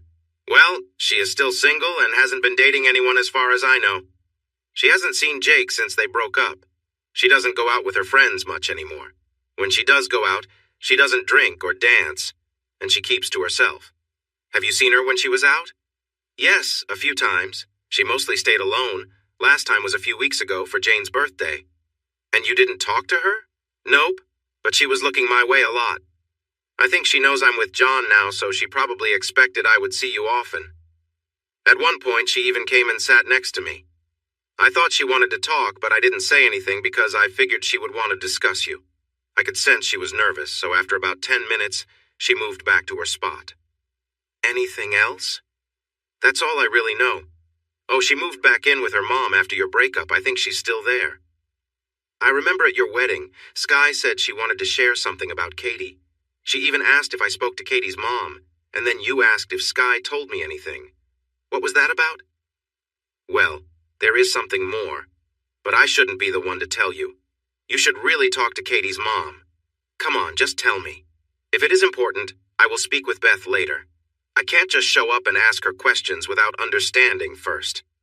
All right, just so you know, I may not have all the details right, so you should still reach out to her mom. Okay. A couple of months before my wedding, I heard that Katie had to go to the emergency room. Is she okay? Let me finish, please. Sky told me that they had to remove a lot of sleeping pills from her stomach. It seems Katie might have tried to harm herself. She had been dealing with depression for some time. But yes, she's fine now, or I wouldn't have seen her at Jane's birthday. I sank low in my chair, worry clear on my face. Hey, are you all right? Yeah, you'd think I'd feel better. My ex-wife is struggling after we split. But you're not a heartless person, so I expected more compassion from you. I stood up, put the coffee cups in the sink, and looked out the kitchen window at the gloomy weather. At least the outside matched the mood inside. So, you think I should talk to Beth about this? Yes, because this may not have been the only time Katie faced this. I've heard there were other incidents too, but Sky wasn't sure. We know about the hospital because Beth thought Katie would feel better if her friends visited her while she was being watched. Okay, thanks, Shawnee. All right, I'm heading to my parents now. Thanks for the coffee. You're welcome. I'll get you a counselor's name from my dad, too. Yeah, thanks. After Shawnee left, I sat in my living room and thought about what I should do. I knew I didn't want to get back together with Katie, even though I still loved her. After 3 years, it still hurt when I thought about her. But I couldn't ignore her if there was a way we could move forward. It took me a year and a half to get over my sadness after we broke up, but I didn't cause the breakup. I was angry and felt bad about myself because of what happened. I believed it was easier to get over anger than guilt. I decided not to wait any longer. If I was going to talk to Beth, I might as well do it now. I found her number on my phone, took a deep breath, and dialed. Hello, Greg, how are you? Hi, Beth, I'm good. It's been a while. Yes, almost 3 years. Are you still working for that construction company? Slater's, yes, it's been good. How about you? Are you still at the hospice? Yes, but I might end up a patient there someday if they keep working me this hard. It's nice to hear your voice, Beth. I've missed our talks. I've missed you too, Greg. But you're not calling just to chat. Do you want to speak with Katie? Not yet, Beth. I wanted to talk with you first. What can I help with, dear? I heard about what happened a year ago, with Katie going to the hospital. Yes, that was a very stressful time. Is Katie okay now, Beth? Beth paused for a moment, clearly deciding what to say about her daughter. Greg, are you free this morning? Can you come over around 10 a.m.? I'm not sure I'm ready to see Katie yet, Beth. No, she'll be going out soon. Sky is picking her up to take her to the markets. They will be gone until after lunch so we can talk. All right, I will be there at 10 a.m. Bye, Beth. Walking up to Katie's mom's house felt strange. I never thought I would be here again. Memories flooded back as I arrived at the place where we spent so much time. Beth greeted me at the door with a friendly hug and a kiss on the cheek. Hi, Greg. You look great as always and not a day older. Well, officially I turned a day older yesterday. Oh, that's right. Yesterday was your birthday. A belated happy birthday. Come in from the cold. I sat down in the cozy lounge where Beth had a warm fire crackling. She returned with 2 cups of coffee. So, where do we begin, Greg? I'm not sure. Maybe just tell me how she is doing. She's doing okay, but there are times when she feels down. I nodded, hoping Beth would explain more. When I say okay, I mean not like you might remember. I haven't seen the happy Katie since before your marriage. She had a hard time with the breakup. It took her a long while to want to be around others. Now, when she does, she is quite reserved. Sometimes she goes through days where she seems sad and doesn't want to interact at all. During those tough weeks, I try to keep her busy so she doesn't focus too much on her feelings. She also has some medicine for those times. What about her job? Is this affecting her work at the law firm? She had to reduce her hours. It was hard for her to manage the work while also taking medication. I leaned back in my chair, staring at the flames and thinking about how much this has impacted Katie's life. She used to be the happiest person, full of confidence. Now, 3 years later, she still struggles and has her career on hold. Are you okay, Greg? I looked at Beth and nodded, then took a sip of my coffee. Can you tell me what happened with the sleeping pills? Well, that was just one incident. There were 2 other times she tried something similar. Did she go to the hospital? No, the first time was about 2 years ago. She didn't take enough and ended up feeling unwell. After that, I had to keep a closer eye on her. 2 years ago? Around the time of the divorce? Yes, she did it the night she received the finalized divorce letter. Oh no, I'm sorry for my language, Beth. That's fine. I've heard much worse at the hospice. And she tried again? What happened? It was about 6 or 7 months later when she did need to go to the hospital. Do you know why? Greg, please don't feel responsible for any of this. You need to understand that her choices were not your fault. I get it. But why do you care about me? Katie found out that you were in a relationship and that affected her. Oh no, I was with Vicky. I ended it because I still love Katie, but now Katie is struggling because I was seeing someone else. What a mess. Oh no, I just told Beth I still love her daughter. I guess her 3rd try was about 6 months ago when I started dating Janice. About that time, she came home one night after being out with friends, really upset and angry at you. An hour later, I heard a noise from her room and found her on the floor. She had fallen off the bed after taking some pills. I was able to help her right away. A few days later, she said it was because you were with someone else. This must have been tough for you, Beth. It has been hard, always worrying about my daughter and when she might try to hurt herself again. If I don't hear her fall or don't find the pills she has hidden, it's even worse when I'm at work and she's alone at home with time on her hands. But most of the time she seems okay, even happy sometimes. It's just those moments when she feels down or something makes her sad. I always have to stay alert. It's exhausting. I'm sorry, Beth. You shouldn't have to go through all this. I'm her mom. That's just part of my job. We sat quietly for a few minutes, listening to the fire crackle. You mentioned earlier that you still love Katie. Is that true, Greg? Are you still in love with her? Yes, I never stopped loving her. I've tried to move on, really, but I don't know how. Are you still with your girlfriend? No. Funny enough, we broke up last night at my birthday dinner. Janice wanted me to make a commitment to live together, get married, and start a family. I'm sorry to hear that, Greg. The reason I couldn't commit was because I still love Katie. I didn't want to hurt Janice. She deserves better. Beth nodded in agreement. Then I shook my head and started laughing, which surprised Beth given the serious talk we were having. Janice wanted to do something special for my birthday, so she booked a fancy restaurant without telling me where. Meanwhile, I was thinking about how to tell her at dinner that I still love my ex-wife. The surprise restaurant was Margaret's. Even Beth laughed and covered her mouth, a little embarrassed. Oh my, you weren't joking about the irony. I'm sorry for both of you. Just then, the front door opened, and Katie walked in, freezing when she saw me sitting on the couch, wrapped in her warm winter coat, with a hoodie covering her hair. Seeing Katie's lovely face and eyes made my heart skip a beat. You're back early, Katie. I thought you wouldn't be home until after lunch.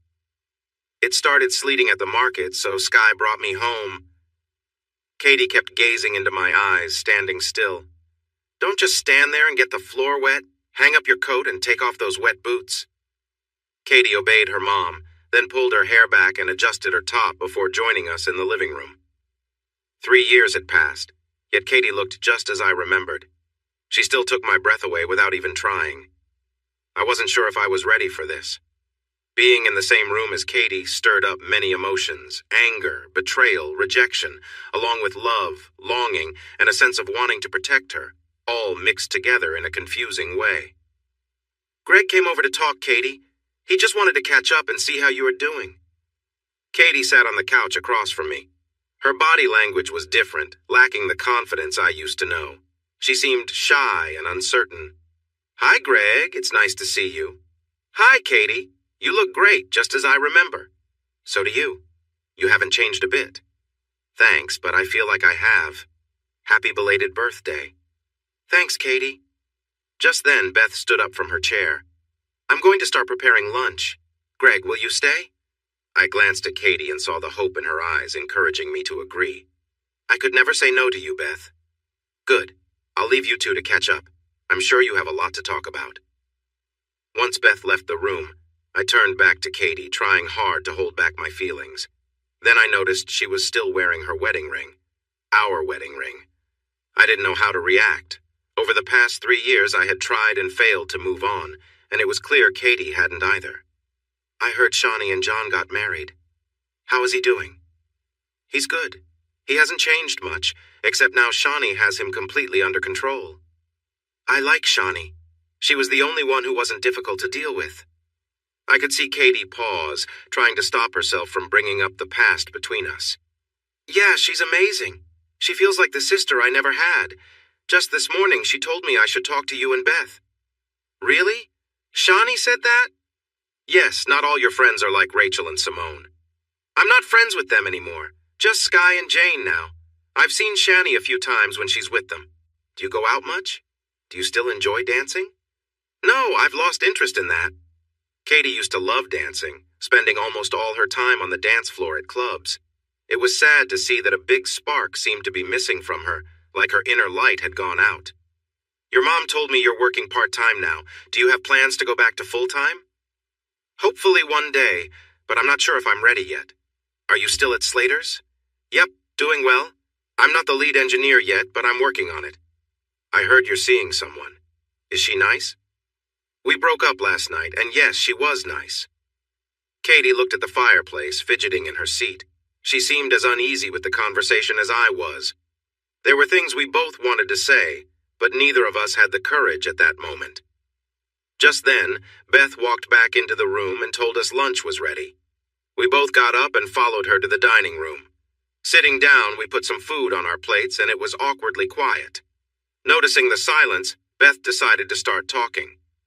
You know, Greg, when my husband William died, we had just bought this house. Katie was almost 2 at the time. We had good friends, good jobs, and we were planning to give Katie a brother or a sister. We were so happy. Then a sudden accident took him away. It felt like that accident took my joy with it. Both Katie and I listened quietly as Beth shared her story. I was heartbroken, and I'm not sure how I would have coped if not for little Katie. My friends wanted me to start dating again, but I used Katie and my work to avoid facing it. The first and only real relationship I had after Katie's dad passed was with a wonderful man named Thomas when Katie was about 8. Uncle Thomas? You were seeing Uncle Thomas? Katie, he wasn't really your uncle. We called him that to make things easier for you. I'm a bit surprised, Mom. What else have you kept from me? Shush, Katie, and let me finish. Yes, we called him Uncle so you wouldn't be upset. By then, Katie was already very confident, outgoing, and pretty. All the kids around would do whatever Katie wanted and happily followed her around, especially the little boys. They were like lost puppies whenever she paid them any attention. Stop, Mom! You make me sound like some bossy kid! Katie giggled and smiled, revealing the dimples I loved so much. Boys still act like lost puppies around you, Katie. I know I did. Katie looked at me and smiled. It was hard to stay mad with a smile that made me feel all warm inside. Anyway, back to my story. I dated Thomas for over 3 years. He wanted us to live together and become a family. In the end, I decided not to do it because I told myself I didn't want to change anything for Katie. We broke up shortly after. Mom, you should have told me. I'm sure I could have gotten used to having him around. He was always so nice to me. I know I should have. I was scared. It's the one thing in my life I regret. Sometimes you only get one chance at real happiness. If you're lucky like me, you get 2. Don't waste them. Do you hear me, you two?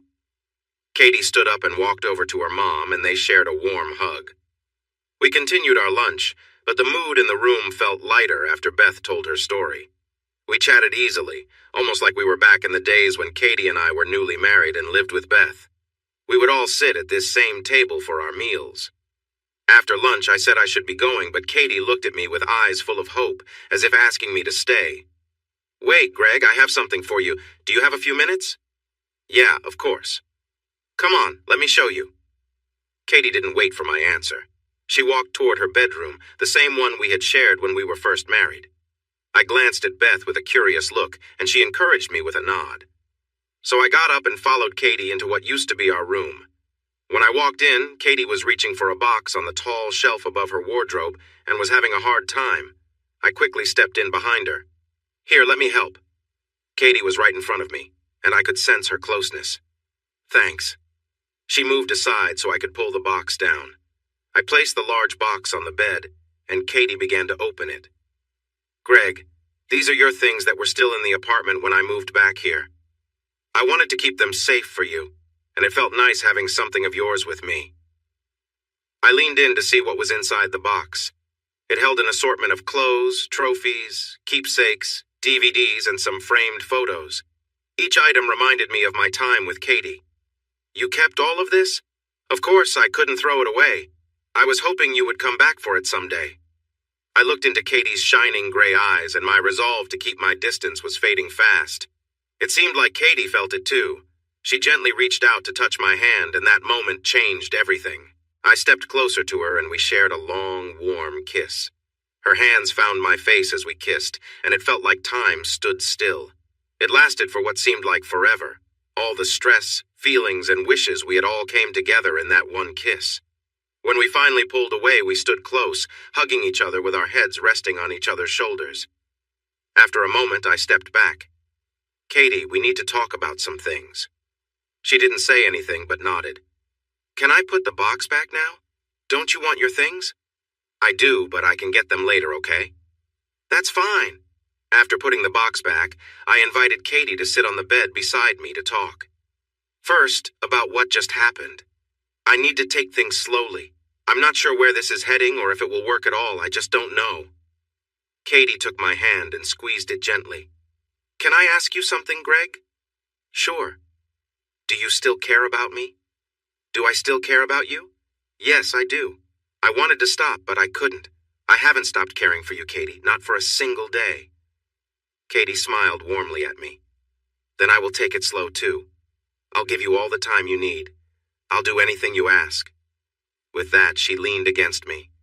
Katie, you are one of the smartest people I know, so it's hard for me to understand the way you've been feeling. You are really worrying your mom, Katie. Surely you realize what you would have done to her if things had gone differently. Katie leaned forward, putting her head in her hands. It's hard to talk about. I've thought about these times so much. I think the only thing that kept me going through my sadness was the hope that maybe you still loved me, that you would somehow come back. So when you got the final divorce letter, I felt all my hope was gone. Without the chance of you coming back, I lost hope for myself too. I let my guilt and sadness take over. Did you feel that way during the other times as well? Yes. When I heard you were dating someone else, it felt like I was losing you even more. I knew you would find someone eventually, but facing that was really hard for me. Okay. Can you promise me something right now? No matter what happens between us from now on, that you will never try to hurt yourself again? I would love to say yes, but it's not something I planned or thought through. What if we take away the reasons for it then? You said you felt guilt, self-hatred, and sadness about losing me. I'd give you a degree in psychology because I tried talking to 2 doctors about this and it didn't go well. Yes, but you weren't with me when I was going through that, were you? Katie sat up and looked at me. No, you weren't. Are you really ready to hear about all the mistakes I made? I don't know, Katie, but I want to try. Katie rested her head on my shoulder again. I could hear her begin to cry. I really messed this up, Greg. I messed this up so much. Hey, let's stop that. I want you to promise me one thing you can keep, okay? What is it? That we will be completely honest with ourselves from now on. If we talk to someone about this, we can't hold anything back. Can you promise me that? Okay, yes, I can promise that. I just wonder if you will still love me when we are done. Oh, I think I will. I might not like everything we discover, but I don't think I have a choice. When do you want to start? Shani's dad is a marriage counselor. Today, Shani is getting a name of someone good who can help us. It was meant to help me figure out why I struggled in relationships because of you. But now we can do it together. I'm sorry I caused trouble in your relationships. Actually, not really, but I am sorry. I know, and right now I'm not that sorry either, so let's forget about that and focus on us, okay? Deal. We walked back into the living room, still holding hands. Beth nearly fainted when she saw us. Later that evening, I was in my apartment cooking pasta when my phone rang. It was Shani. Hi, Shani. Hi, Greg. Did you get a chance to talk with Beth? Yeah, I went over to see her. Really? Was Katie there? Not at first. She was out with Sky but came home early because of the weather. Oh, did you talk? Yeah. Beth told me about what happened with the sleeping pills and then Katie walked in. How did you feel? Geez, you are curious, Shani. She looked great, just as I remembered. I didn't ask how she looked. I asked how you felt about seeing her. I'll be honest, I felt a bit emotional, but it was nice to see her. Did you stay long? Did you 2 talk alone? I stayed for lunch and a bit of the afternoon. Yes, we went to her room and talked for a while. That's great. I'm glad you're working through this, Greg. Yeah, well, that's not all. We kissed too. Wow, okay. I didn't see that coming. She agreed that we would both see someone to work through everything. Good. Oh yes, the reason for my call, sorry for getting sidetracked. My dad recommended Dr. Anna Forsyth. Dad said she is one of the best in her field and a close friend, so he should be able to set it up. She has written books and gives lectures, so she knows her stuff. That sounds good. Can you send me the details when you have them? Also, let your dad know that it's for both Katie and me. Sure, I will. I need to go now. Bye, Greg. Bye, Shani. Katie and I walked into the lobby of Dr. Forsyth's office. We checked in at the reception and took a seat. Soon, a woman who looked to be around 60 years old came out of her office and called our names. Mr. and Mrs. Johnson. We stood up, and she led us into her office where we sat down. Hi, Katie and Greg. I'm Dr. Anna Forsyth, but you can just call me Anna. Hi, Anna. Nice to meet you. Just to clarify, we're not actually married. We're divorced. I thought it was best to clear that up right away. Anna then looked at her notes. I see. You mentioned Katie Schaefer when you called, but her insurance shows her name as Katie Johnson. Is that correct, Katie? Yes, I never changed my name back. I was surprised, so Katie was still Katie Johnson. All right, let's get started. I wanted to have both of you here today to talk about your relationship, what has happened, and what you both hope to achieve from these sessions. After this, I will likely see you one at a time before meeting again as a group to work towards a resolution. We both nodded as Anna continued. First, let me share a few guidelines before we start. 1. You need to be honest with me and with yourselves. Sometimes that means being very straightforward, or you might leave here without any benefit. 2. No insults or name-calling, and while you can voice your concerns, keep it respectful. You're here to work on your issues, not create new ones. And 3. Feel free to ask questions at any time if you don't understand why I'm asking something. It's important to know that this process may feel uncomfortable at times. If you grasp why I ask certain things, you might find it easier to confront those feelings. Are we all set? Again, we both nodded. All right, you were married and then divorced. Greg, can you give me a brief summary of when you met, when you got married, what happened, and when you divorced? Katie, please jump in if you want to add or correct anything. We met during our first week at college. We were both 18 years old when we met. A few days later, we started dating and stayed together through college. We got engaged early in our 4th year and married soon after graduation. We were 22 at that time. Can I ask if either of you had serious relationships before college? The interviewer asked. Katie? Yes, I had one serious relationship in high school, Katie responded. How long did that last? We started dating when we were 16 and broke up just before graduation, so about 2 years. Greg, what about you? I didn't have any serious relationships before Katie. So Katie was your first serious relationship? Yes, that's right. After you graduated, what did you both study? The interviewer asked. Engineering, Greg said. Law, Katie added. Interesting. Are you working in your fields now? Yes, I work as an engineer at Slater's Construction here in the city, Greg said. I'm a contract lawyer at Douglas and Fairbanks, also in the city, but I'm part-time at the moment, Katie added. Why are you part-time? I've been dealing with depression, so I needed to reduce my workload. I assume that's a big reason for your conversation today. Is that correct? The interviewer asked. Yes, Katie replied. Greg, please continue with your story. You've just graduated and got married.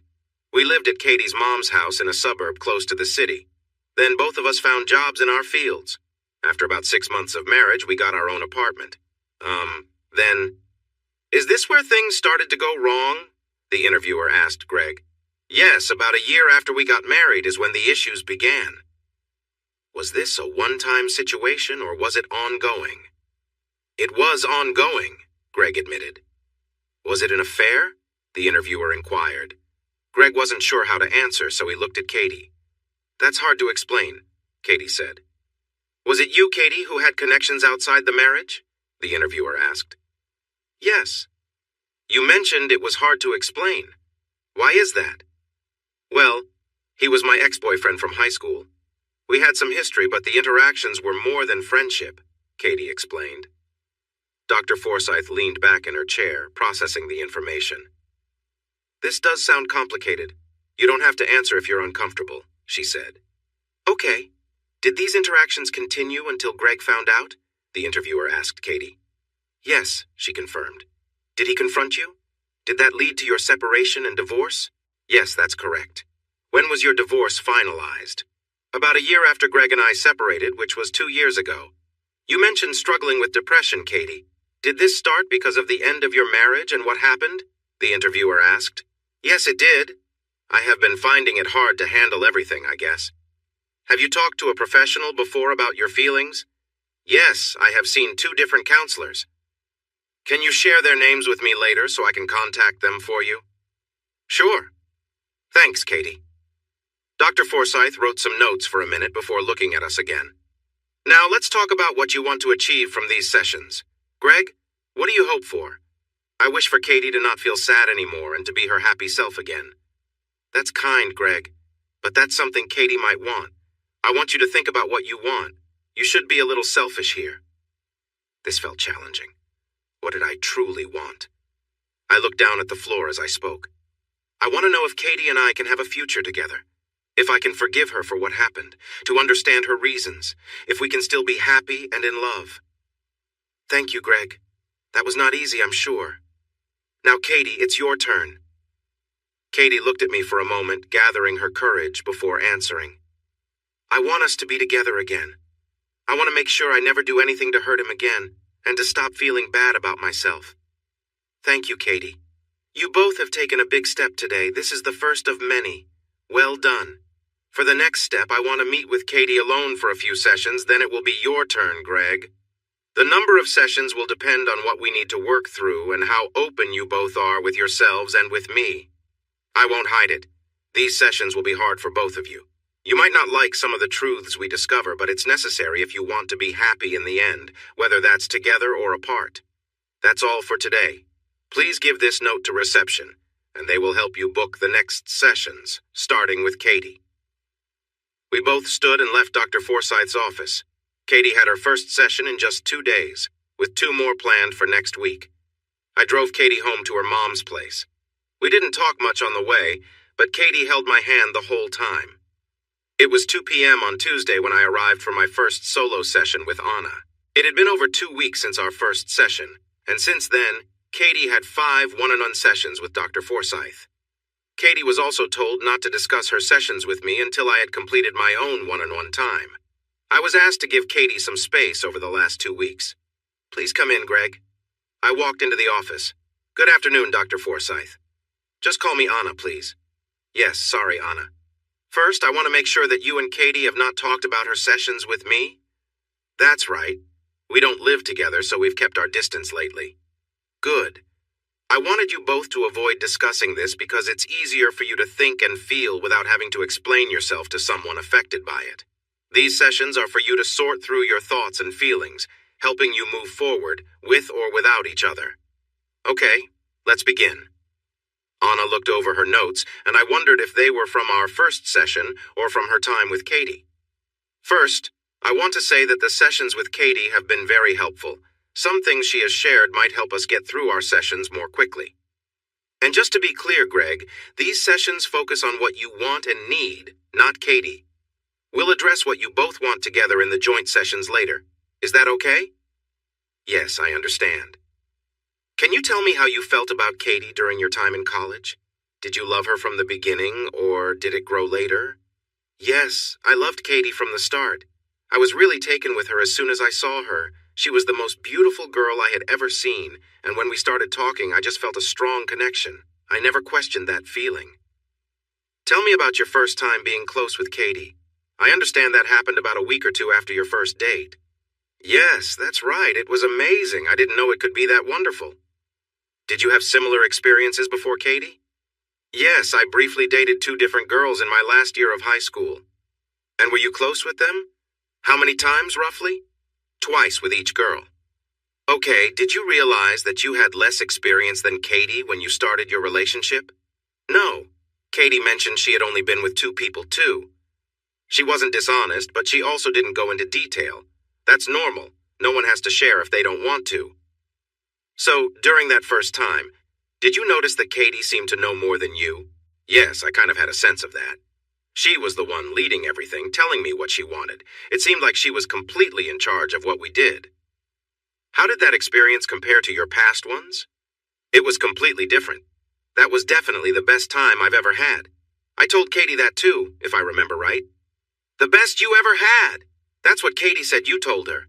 Yeah, it was. Did she mention it was the best for her as well? No, I don't think so. I think she just said she was happy for me, but I could be wrong.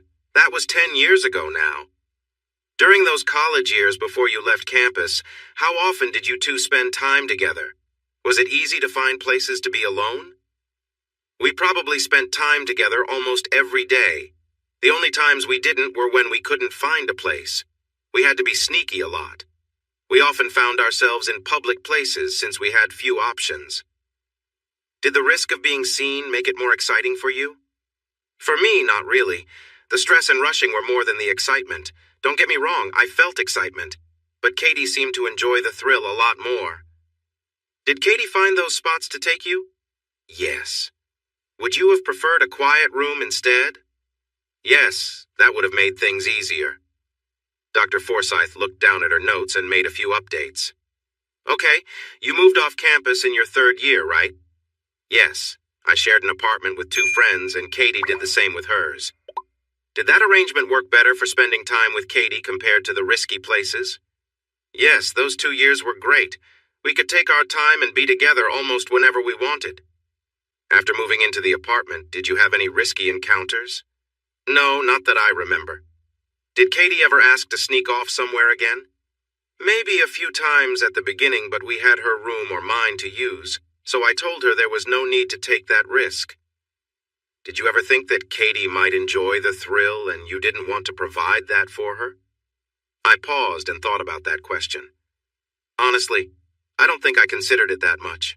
I was around 20 or 21 and didn't really understand Katie's feelings then. I wish I had known. If I had, I would have tried to give her what she wanted. Don't be too hard on yourself.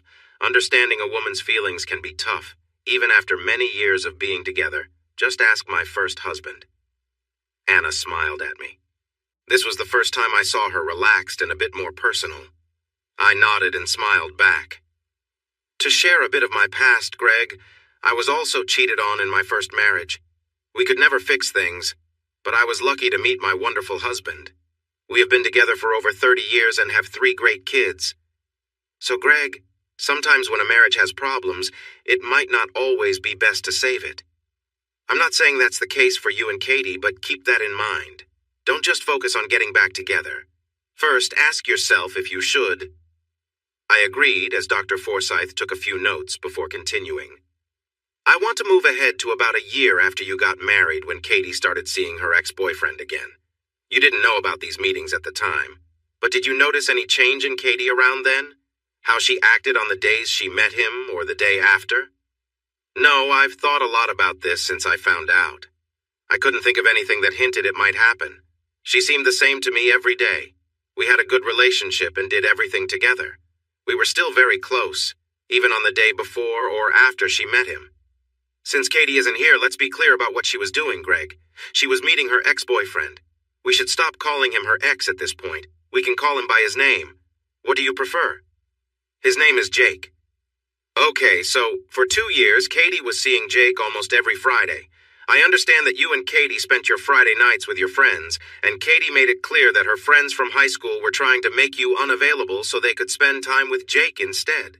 Is that how you see it? Yes, they succeeded, but I wonder if Katie wanted their help in that. Do you think Katie planned this? I don't think she helped plan it before she saw Jake the first time, but after that, I believe she did.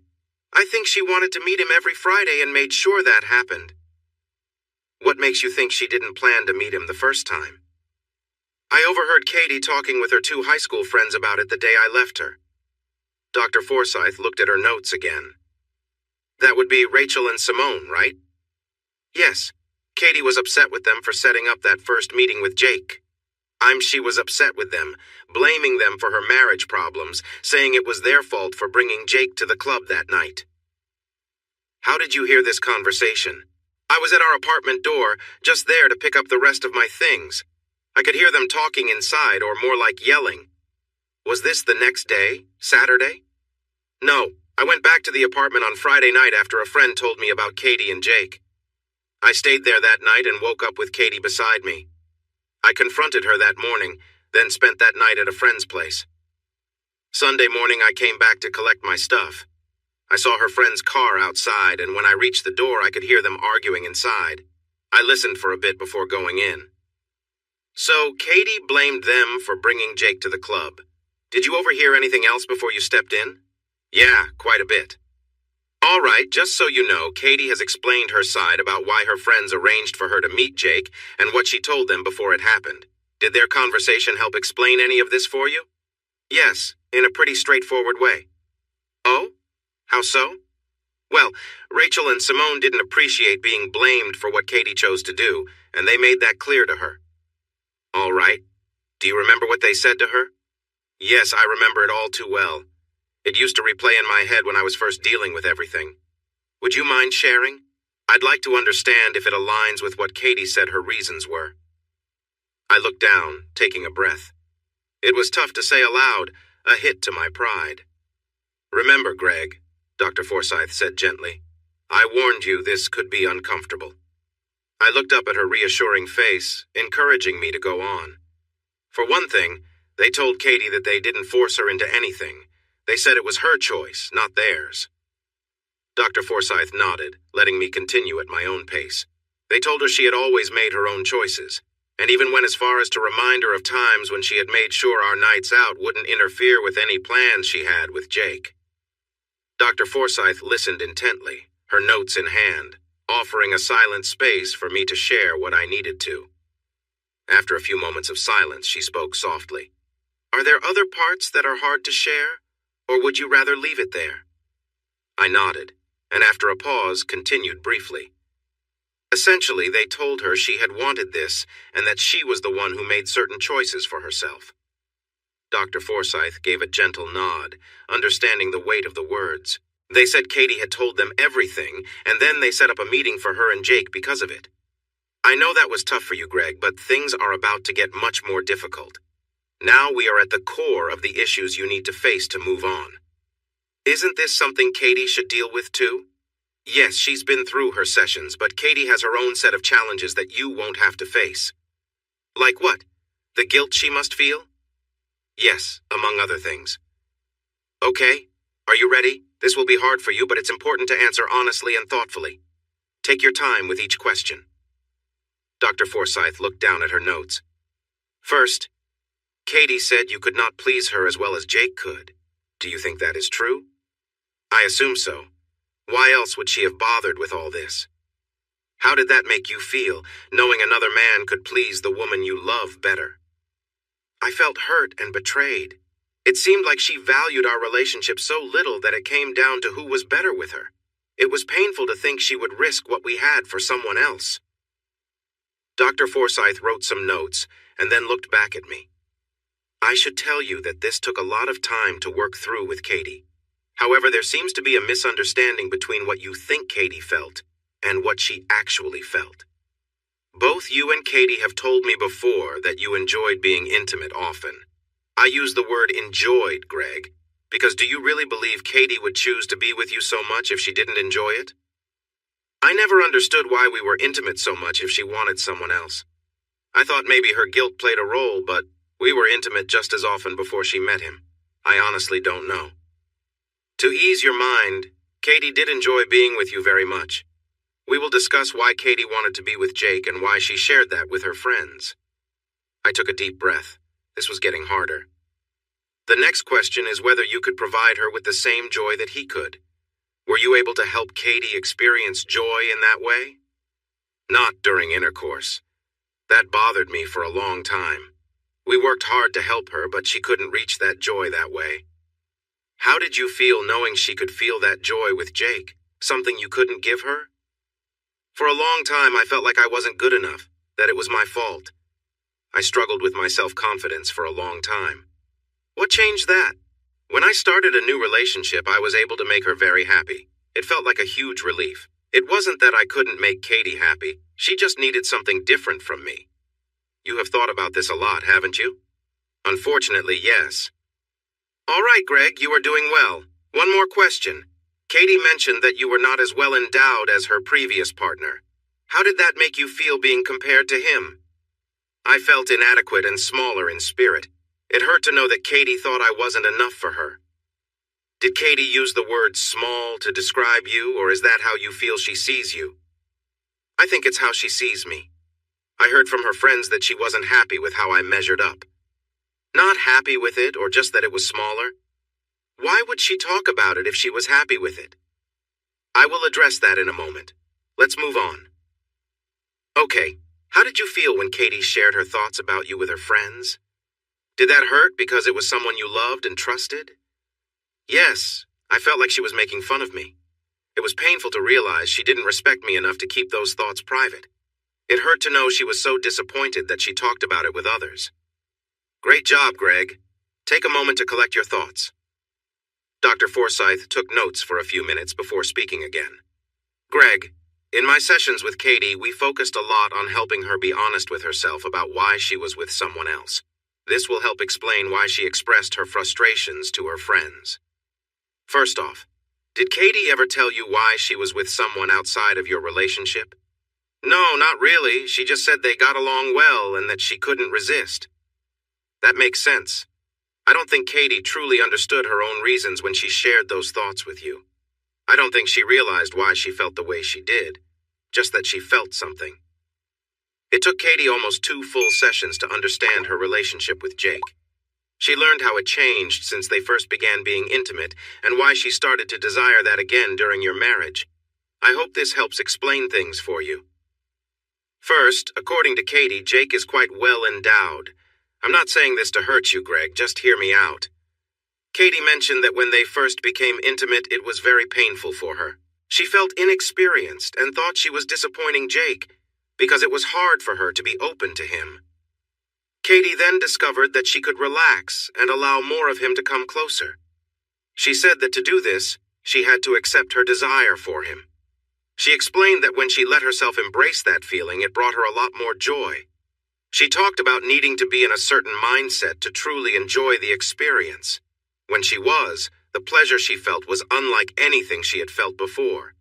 Katie shared that she could reach fulfillment repeatedly, but pointed out that it wasn't just about Jake's size. Instead, it was about her own feelings and acceptance of her desires. I was surprised by all of this. Did Katie have a side to her that I didn't know about? Then there was the excitement of taking risks. Katie shared that she enjoyed the thrill of being a little daring with you when you both lived in the dorms. She said she learned to crave that feeling and would choose spots that had a higher chance of being discovered. When you both moved into apartments, she mentioned that you didn't want to take those risks anymore. She tried to encourage you to continue, but she sensed that you didn't feel the same way, so she stopped. When Jake appeared at the club, along with her desire to connect with him, she also felt the excitement of risking being caught again.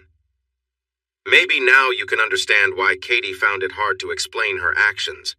There wasn't just one reason, it was a mix of feelings she didn't fully grasp at the time. Once she felt pleasure, she often wanted more. Not all the time, but sometimes, and that was something you weren't able to give her. Part of it came from the fact that it wasn't you who was providing that for her. I want to remind you again, Katie insisted that this didn't mean she enjoyed being with you any less. She mentioned that being with you was wonderful because it was with the person she loved. She desired being with you much more than she did with Jake. But the fact that she sometimes wanted to be with Jake and couldn't control that is a big part of her sadness. She felt bad every time she did it, and even more so, she hated herself for wanting it. She felt weak for not being able to stop, especially knowing how much it hurt you. I sat quietly, then slowly rubbed my face. After all this time, I was starting to understand why everything happened, why she was unfaithful to me. So, when she talked to her friends about Jake being better than me, are you saying she was frustrated because she wasn't just missing being with Jake, but also the thrill of being with him and the risks she took with me? That is one way to put it, yes. You've expressed it quite well.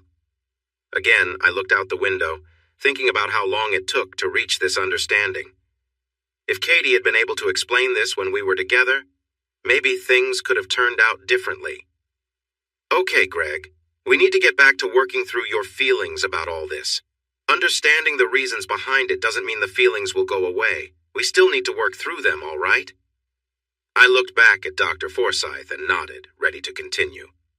Greg, when describing how you felt about why Katie was unfaithful, you used words like hurt, betrayed, low self-confidence, feeling inadequate, and disappointed. Do you agree with those? And would you like to add any other words to describe your feelings about why Katie was unfaithful? No, nothing more. I could add many emotional words to explain my reactions when Katie was unfaithful, but I'm not sure that would help right now. Words like anger or resentment. Those feelings are perfectly normal. We all react emotionally when we're hurt. While those emotions can help us cope in the moment, simply reliving them won't help you move forward. Tell me, Greg, do you still feel the same way now, 3 years later? My confidence and self-esteem aren't low anymore. The 2 relationships I've had since then have really helped me feel better about myself. As for feeling inadequate, I guess that's different for everyone. I probably wouldn't feel that way compared to most men, but maybe to some who are different. Still, there's nothing I can do about that. And about feeling mocked or belittled by her friends. That doesn't bother me anymore. The two friends are not Katie's friends now, and I really don't care what they think. What still troubles me is the lack of respect Katie showed. Her actions broke the trust between us, which connects back to that disrespect. I also feel like she thought less of me, even if she never said that directly. Those are the main feelings I have. Good job, Greg. Today hasn't been easy for you, but we made some great progress. We focused on your breakup and your feelings, working to find out what matters to you. In the next session, we'll work on those two concerns to see if you can handle them alone or if you need Katie's help. I want to schedule another session for you later this week. Can you come again so soon? I think you'll just need one more. Yes, my work hours are flexible, so I can adjust my schedule. Please take this note to the reception and see what they can do for you. See you later this week, Greg. Thanks, Anna. That evening, I got home from work when Katie called. Hi, Greg. How did your first session with Anna go? It went okay, Katie, but I'm not sure we should talk about it just yet since I have another session on Thursday. Oh, I just wanted to check if you're okay, not the details. Yeah, I'm good. It's tough facing everything, though. And that was just one session. I hope you're managing well after 5. Yeah, it's been hard, but I've learned some things about myself in those sessions. Is it different from the sessions you had with the 2 therapists before? Oh, yes, very different. They sort of ignored my relationship with you. They treated breakups as something to just get over. They focused on my sadness without understanding why I felt that way. They just gave me medication and sent me home. This time I'm working through the reasons for my sadness, one step at a time. And that has taken 5 sessions? That's a lot to cover. We could have done it in maybe 3 sessions, if I'm honest. I spent a lot of time avoiding the truth with Anna, not wanting to face things about myself or our relationship. It's been really hard, but I eventually got through it. That's good to hear. Anna thinks I'll only need 1 more session before we finish our joint sessions next week. Great. The main reason I'm calling is to see what you're doing on Saturday night. Would you like to go see a movie with me? I was quiet. This would be our first real outing since we got divorced. Katie must have noticed how I felt. It doesn't have to be a date, Greg. We can just go as friends like we used to. It's fine, Katie. If you want it to be a date, it can be. I'll pick you up at 7 p.m., and we can share a big popcorn and soda like before. Thanks, Greg. I would love that. I'll see you Saturday then. Bye, Katie. Bye, Greg. I sat down in Dr. Forsyth's office for my second session. Anna was looking over her notes before we started talking. Today, Greg, we will work on the main issues you need to address so you can move forward, whether with Katie or without her. There are 2 main points. First, you felt a lack of respect from Katie, which also relates to the trust that was broken in your relationship. We can consider these as one issue. The second point is that you feel you cannot meet Katie's emotional needs. You think you aren't enough for her. Hearing Anna say that was tough. Okay, Greg. You're smart, and I know you have thought a lot about your breakup with Katie.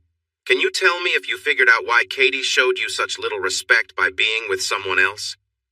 I think her desire for companionship was stronger than the risk of losing me. It felt like she didn't love me as much as I loved her. But those are 2 different ideas. Do you still believe that Katie's love for you was less than your love for her? I thought for a moment, recalling how we were together and everything Katie has been through since our breakup. It became clear that she always loved me just as I loved her. No, I believe she does love me. I think it was easier for me to cope with what happened if I convinced myself that her love wasn't as strong. Do you want to change your second idea then? Yes, I want to remove it. So now we are left with you feeling that she prioritized her own needs over your relationship. Would you agree? Yes. Anna looked back at her notes, writing a bit more, then glanced at me. Now you see that our 2 points are really one?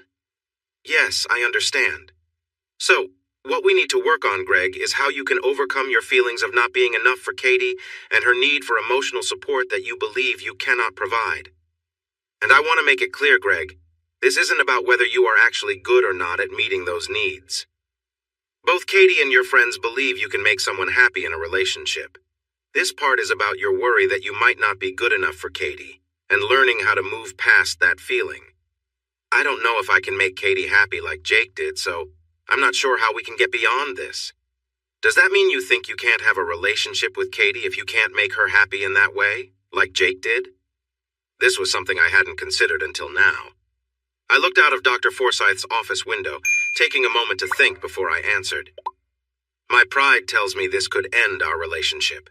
If we were together, I might feel like I'm not enough, and that could ruin what we have. Dr. Forsyth waited for me to continue. I'm sure Katie would promise not to look elsewhere, to put our relationship first, but I would still worry about her happiness. I feel selfish wanting her to be loyal while she might not be completely fulfilled. That's a thoughtful way to look at it, Greg. I know this is tough. Yes, it really is. So, the main obstacles to enjoying a relationship with Katie seem to be your worries about not being enough for her and feeling like you're denying her happiness. Is that how you see it? Yes, that sounds right. Remember in our first session I told you it's important to think about whether being with Katie is truly right for you, not just how to fix things. Yes, I remember. This is where you need to decide if you want to try to overcome these obstacles or if you should accept that a successful relationship with Katie might not be possible. I sat in silence for a few minutes, thinking about a choice that could affect my future. It felt like one of those turning points in life. If I do want to try to overcome these obstacles, what would that involve? First, both you and Katie would need to recognize these issues together and then decide on a way to address them. The first issue is your belief that Katie might not be happy with you. Remember, Katie enjoys being close to you, but we are discussing her past experiences with Jake. So you feel that Katie may not be fully content with just being with you and that she might be looking for something she had with Jake, Anna began. There are a few ways we can explore how to address this, and we'll find one that's right for both of you. She continued. Then, there's also the concern that if Katie doesn't feel fulfilled, it could affect your relationship. The goal would be to work together to prevent any disconnect. I interrupted, feeling a bit frustrated. Are you saying that I should be okay with Katie seeing Jake again? To repeat what she did before? Anna shook her head. Not at all. There are various approaches to consider that could fulfill both your needs without anyone else involved. And even if you were to explore an option involving someone else, it wouldn't be cheating because cheating involves secrecy and deception. In any scenario, both of you would need to be on the same page, openly agreeing together. Sure, I get the difference, I said, though the thought still bothered me. But that would still mean choosing a situation where I'd feel on the sidelines. Anna looked thoughtful. Greg, you felt that way before, but you can only feel that once with the same situation. You've faced it already, and if you choose to rebuild with Katie, it could be an entirely new chapter. Think of it like being from a place you either are or you aren't. She chuckled softly, lightening the mood a bit. I smiled too, finding some humor in how complicated things had become. So what you're saying is there might be ways to help Katie feel content, and we can consider different ways to do that. Exactly, Anna replied. All right, let's go through them. I want to see if there's anything that could actually work for us. Good. Just remember that both of you will need to discuss these options together, and you'll each need to feel comfortable with the choice. We'll address Katie's needs and concerns in the joint session next week. But for now, let's talk about the possibilities, along with the pros and cons. She began with the first option. One option is to allow Katie to find what she's missing with someone else, if that's what both of you agree on, whether it's with Jake or someone else. Seriously? After all we've been through? I don't see the point if this was already part of the issue. Anna nodded. I understand, Greg. Katie didn't plan this out. When she acted before, she felt something was missing, but she didn't approach you about it.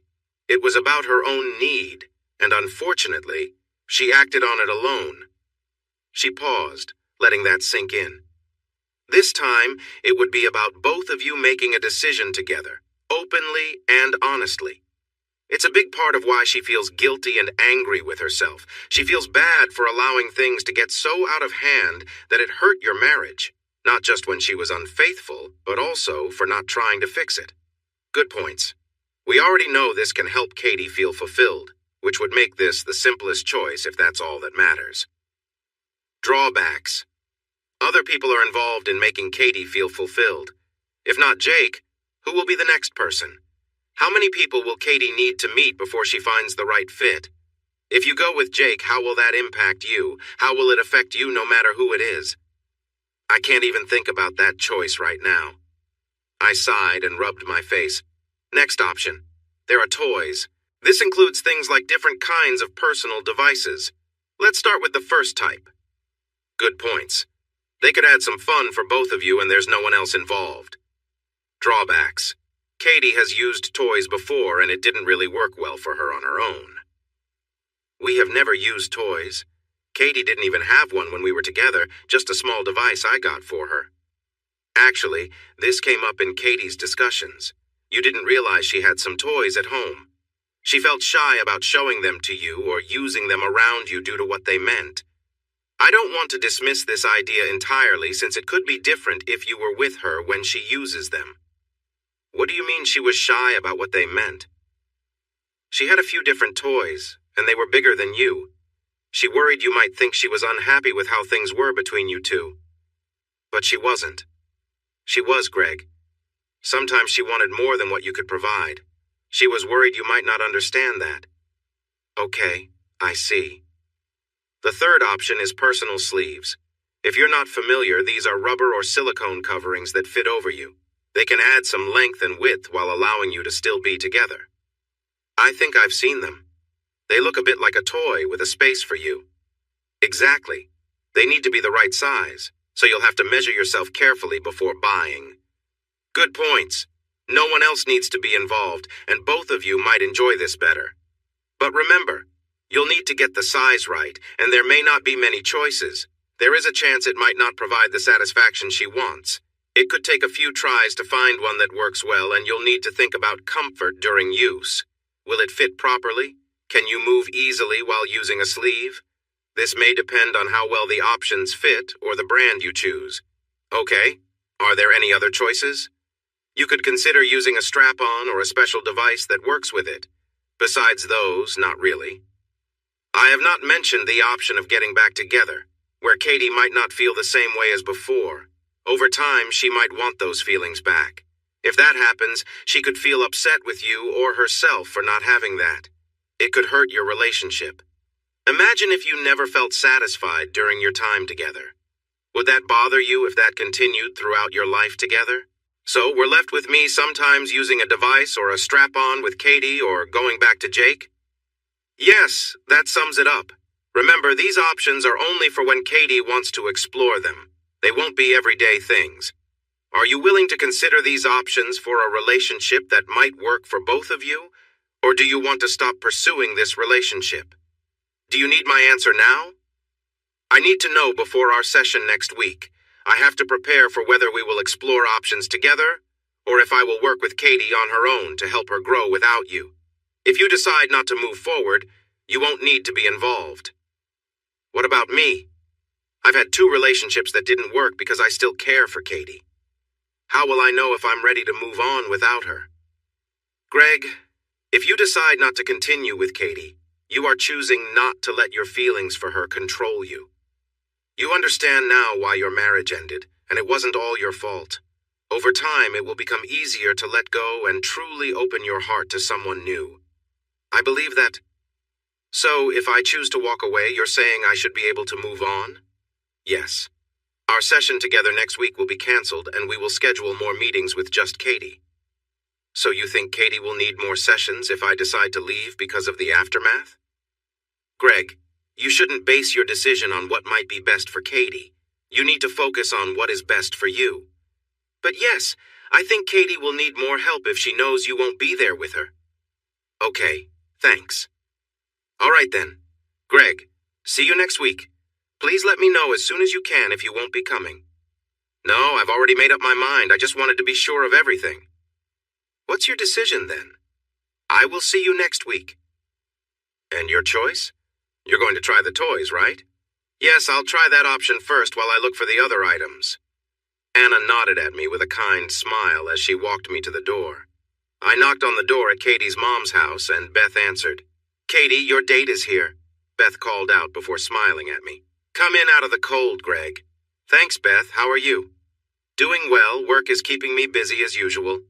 Just then, Katie appeared. She always took my breath away. You'd think I'd get used to it. Hi, Greg. Ready to go? Of course, my lady. Your ride is waiting. Thank you, good sir. You both have a nice evening, and I expect you to bring my daughter home on time. I laughed as I followed Katie out and called back, Don't wait up, Mom! We arrived at the movies, got our tickets, popcorn, and soda, and headed inside. We always chose seats near the back, and tonight was no different.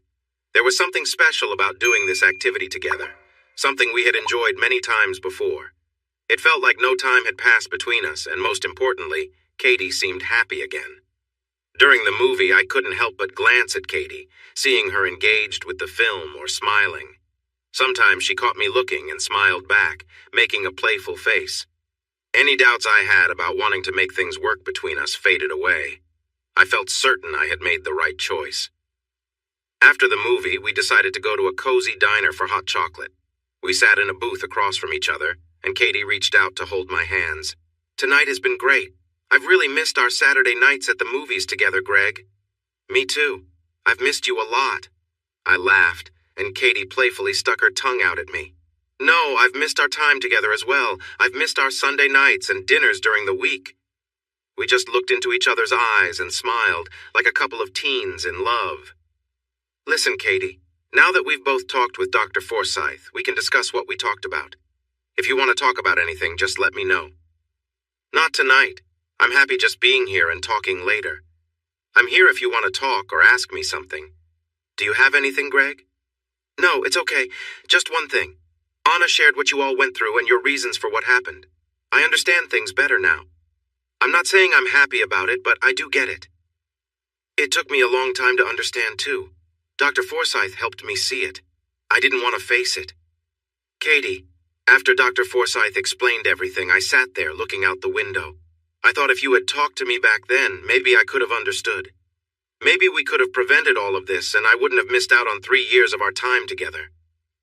Katie moved beside me and hugged me. I promise I won't hold back from you again, Greg.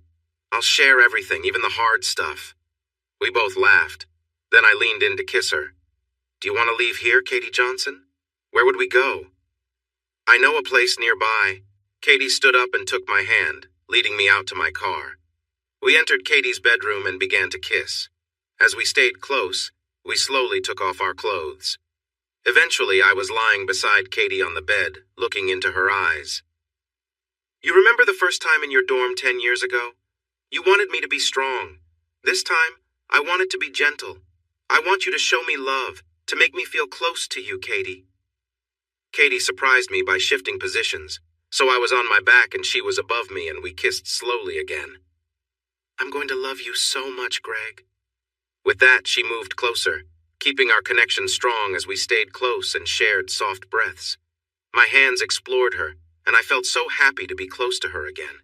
Her hands framed my face as she kissed me, and I could feel her warmth. I could sense her joy as we moved together.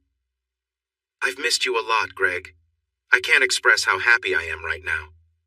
I kissed Katie with more feeling, getting lost in the moment. It felt wonderful to be together like this. We continued this sweet time together for a long while until I shifted and changed our rhythm. Katie wrapped her legs around me, and I could see the joy on her face. Then a special moment happened. Katie's breathing became quicker, and she began to talk to me. Oh, Greg, please don't stop. I can't believe this is happening. She opened her eyes and looked at me before she leaned in for a kiss. I'm feeling so good. I could feel her whole body tighten around me, then relax with little movements as she enjoyed the moment. Oh yes, Greg. Watching her was almost too much for me, and soon I felt my own wave of happiness coming. Katie playfully bit my lower lip and laughed as I reached my climax. She let go of my lip and kissed me deeply. As I caught my breath, I continued to kiss Katie gently while looking into her eyes. I can't believe it. This was the most special moment of my life, Greg. I can't believe how amazing that felt. Right? We should have moments like this more often. Absolutely. I love you, Greg. I really do. I love you too, Katie. I always have. We shared another kiss, wanting to savor this moment together. It was Tuesday at 10 a.m. when we walked into Dr. Forsyth's office, holding hands and took our seats. Anna noticed us and smiled over her glasses. "Is there something I should know? Have you two been doing some extra work on your relationship?" "You could say that. Is being close part of the healing process? It's a wonderful kind of healing, Katie." Then she got down to business. "All right, you two. We're here today to wrap up our sessions. I want to start by saying how proud I am of both of you. The honesty and effort you're putting into this, along with facing tough feelings, is inspiring. Seeing you both happy together makes my work worthwhile, so thank you." We looked at each other and nodded. I believe a lot of the work for today's session has already been done. It was meant to help you reconnect and start loving each other again. It looks like you've already made that progress. Now we should discuss the important issues you both need to address together. This will help your relationship have the best chance of success moving forward. For each topic, there were choices for you to make. Let's go over those together today. If either of you has questions or concerns about the choices made by the other, please speak up. This is your time to express yourselves. Agreed? Once more, we nodded in agreement. However, please remember this. It's very important. If you feel that the choice you've made isn't helping you, it's okay to try another option until you find one that works. The main goal is to solve the problem. The options just represent different ways to do that. Can I start with you, Katie? Yes, that's okay with me. We found 4 things that need to be worked on so you can move forward with Greg. Let's begin. The first point is that Katie needs to rebuild trust with Greg by sharing what she is feeling. She needs to express her emotions, thoughts, and any worries she has. This way, Greg can understand and trust what Katie is going through. We suggested a few ways for Katie to communicate this. She could talk to Greg each day, keep a daily video blog, or write in a journal that Greg can read whenever he wants. Katie decided to use the journal. Can you explain why you chose that, Katie? Sure. I think I can express my feelings more clearly by writing them down. It helps me say exactly what I mean. While I might struggle to be as clear with the other choices, it also feels more personal. Greg, are you okay with that choice? Dr. Forsyth asked. Yes, but if the video blog was a bit more casual. Greg, come on! Katie playfully nudged Greg while laughing. Now, one thing Katie must do starting today is share her unlocked phone with you, Greg. You can check it anytime you want, and Katie will do this willingly. All right, let's move to Katie's second point. This is about showing respect for Greg and their relationship. Katie needs to put Greg's feelings and concerns first. There are no options for this point. Katie must always respect Greg's feelings and concerns, never dismissing them and looking for ways to ease any worries he has. Greg, if you ever feel that Katie isn't taking your feelings seriously or is ignoring them, you need to speak up. Remind her of her promise to respect your feelings and your relationship. The next point is about Katie's adventurous side. While she may have a tendency to seek excitement, this is more about finding healthy ways to enjoy herself. The goal here is to help Katie find safe and healthy ways to manage these urges. Anna continued, explaining, the options for Katie included finding a private way to challenge herself once a week. Katie could choose between different approaches, each meant to bring a sense of thrill while keeping things discreet. Katie chose one option that she felt connected her and Greg. She glanced at him and explained, I chose this option because it's something that gives me a positive thrill, and I want to share that feeling with Greg. Anna nodded, then turned to Greg. Greg, would you feel comfortable participating in this, or would you prefer Katie to manage this herself? Greg smiled and replied, I'm okay with it if it's something she enjoys and if it brings us closer. Katie returned his smile, feeling reassured. Anna then moved on to the next item. Now there's one more point, perhaps the hardest for Katie. This is about being able to openly communicate any needs she has so they don't go unaddressed or cause strain. Katie explained, I decided that if I ever feel a need to talk about these feelings, I'd do it in a private setting, like when we're at home together, so it's safe to discuss. Greg nodded, understanding her choice. That sounds fine to me. Great, Anna replied. Well done, Katie. Now, Greg, we'll address the area you brought up. She looked at Katie and explained, Greg has only one main point, but it has two parts. The first is non-negotiable, similar to Katie's approach of open communication. It ties into your last item, Katie expressing any needs openly so they can be addressed together. Anna continued. The first part means that when Katie brings these feelings up, Greg will do his best to support and meet those needs in a way they both feel comfortable with. Katie seemed thoughtful, then nodded, though she looked slightly uncertain. Anna then introduced the second part. The second part offers options for you, Greg. When Katie shares her needs, there are ways to respond. For instance, you could choose to explore ways that bring connection and understanding, creating shared moments that meet those needs. Greg had a couple of options, and one was to use a special accessory. The other option was to invite someone into the bedroom, whether it be Jake or another person. Wait! Katie couldn't hold back anymore. She was too concerned. I can't consider that second option, she said. That's perfectly fine, Katie. Greg has chosen the accessory option as his first choice, someone explained. What's that exactly? She asked. Greg will explain it to you later when you are together. He'll need your help for it anyway. Katie's expression was a mix of confusion and surprise.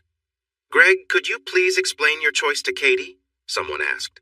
Sure. It seemed easiest since Katie already has a variety of accessories ready to use, and I wasn't comfortable with the second option either, Greg said. I can't believe you told him about my things, Katie responded, a bit shocked. Katie, remember our agreement about no secrets? How could he use them if he didn't know about them? Okay, you have a point. It could actually be fun to try it with Greg. Katie, we can also explore some ideas in public if you want to push your comfort zone, Greg said playfully. Don't joke. Greg or I might actually want to do that. She laughed. We all shared smiles together. After our time with Dr. Forsyth, Katie and I felt happy and united. Well, we are finished. If either of you have questions about what's next or need more information, just call or email me. You both have been wonderful throughout this and will have very happy lives together. Just remember, don't take each other for granted.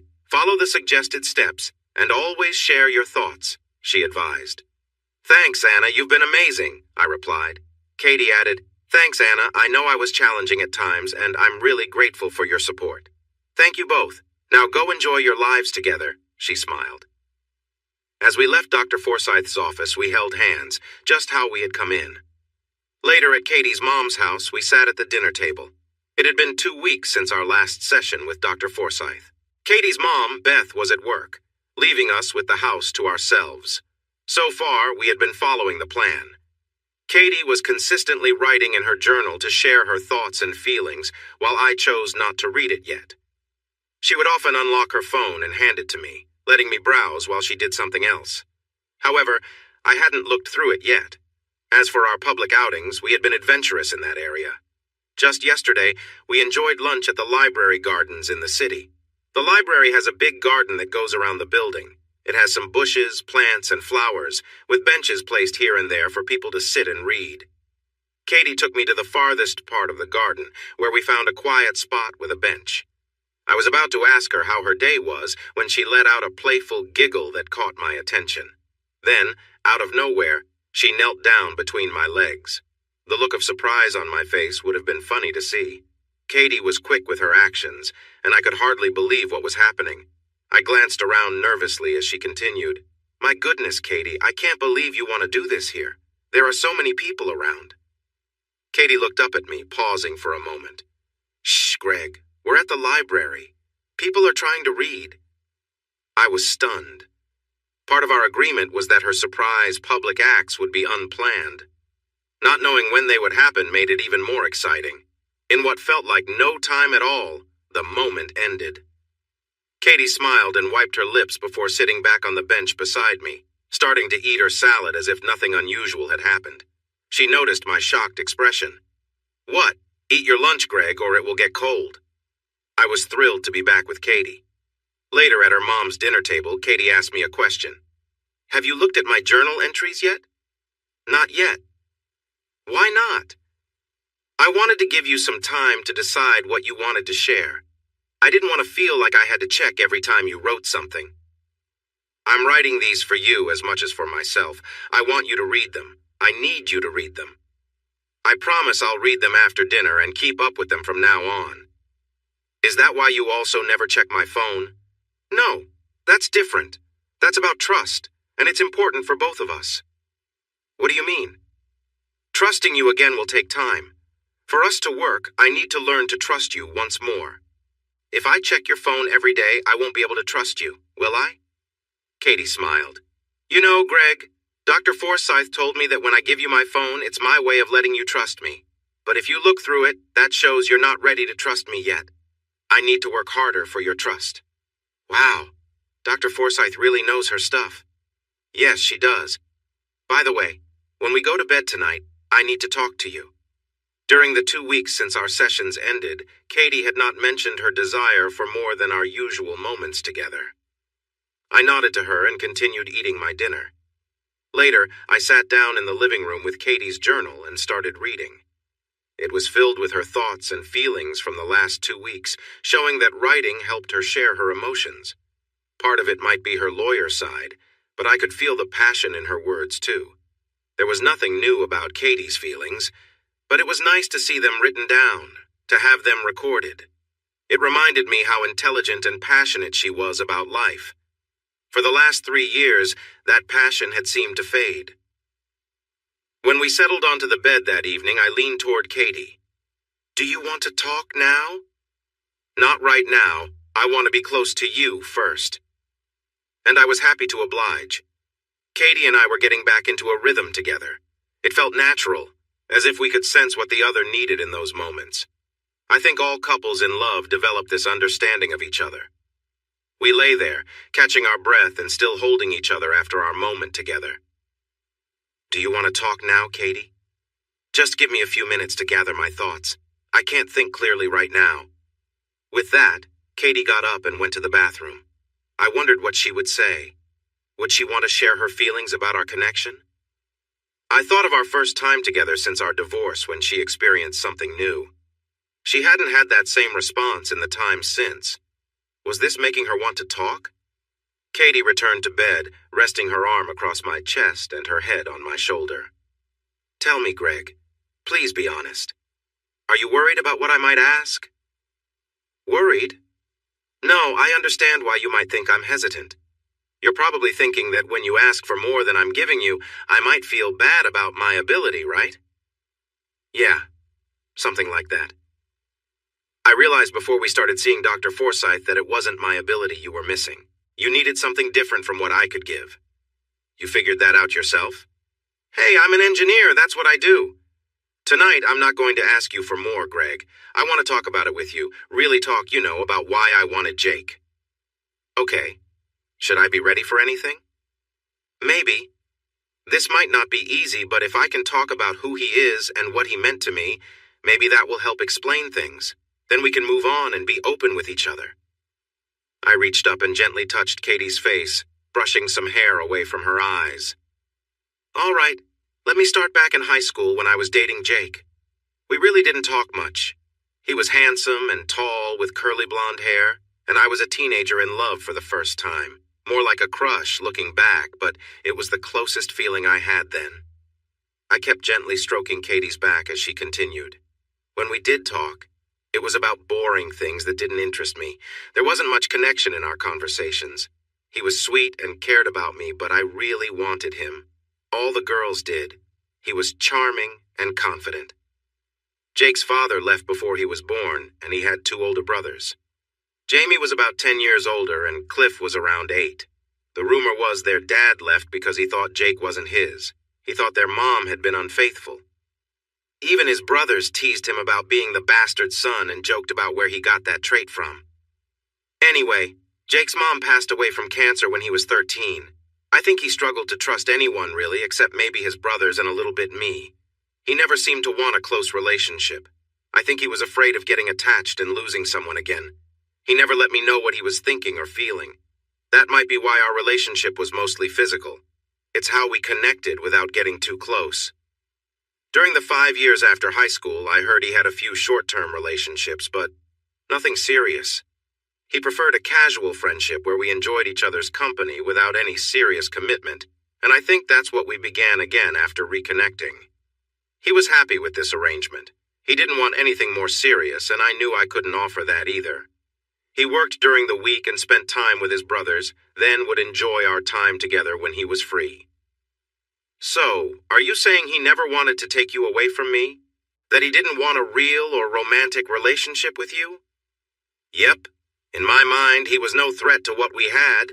It made it easier for me to accept even though I knew it wasn't right. I understood that it could ruin our relationship if you ever found out. I started to dislike myself for not being able to end it and for not wanting to stop long before you knew. I had a hard time understanding why I wanted the kind of closeness we had. Sure, I enjoyed it, but why would I risk my marriage? Despite everything in my mind telling me to stop, I didn't want to. I knew I was being selfish and unkind. The fear of losing you only added to the excitement I felt when sneaking away with him. It's hard to explain. I tried not to think about it, but the stress of doing so was overwhelming.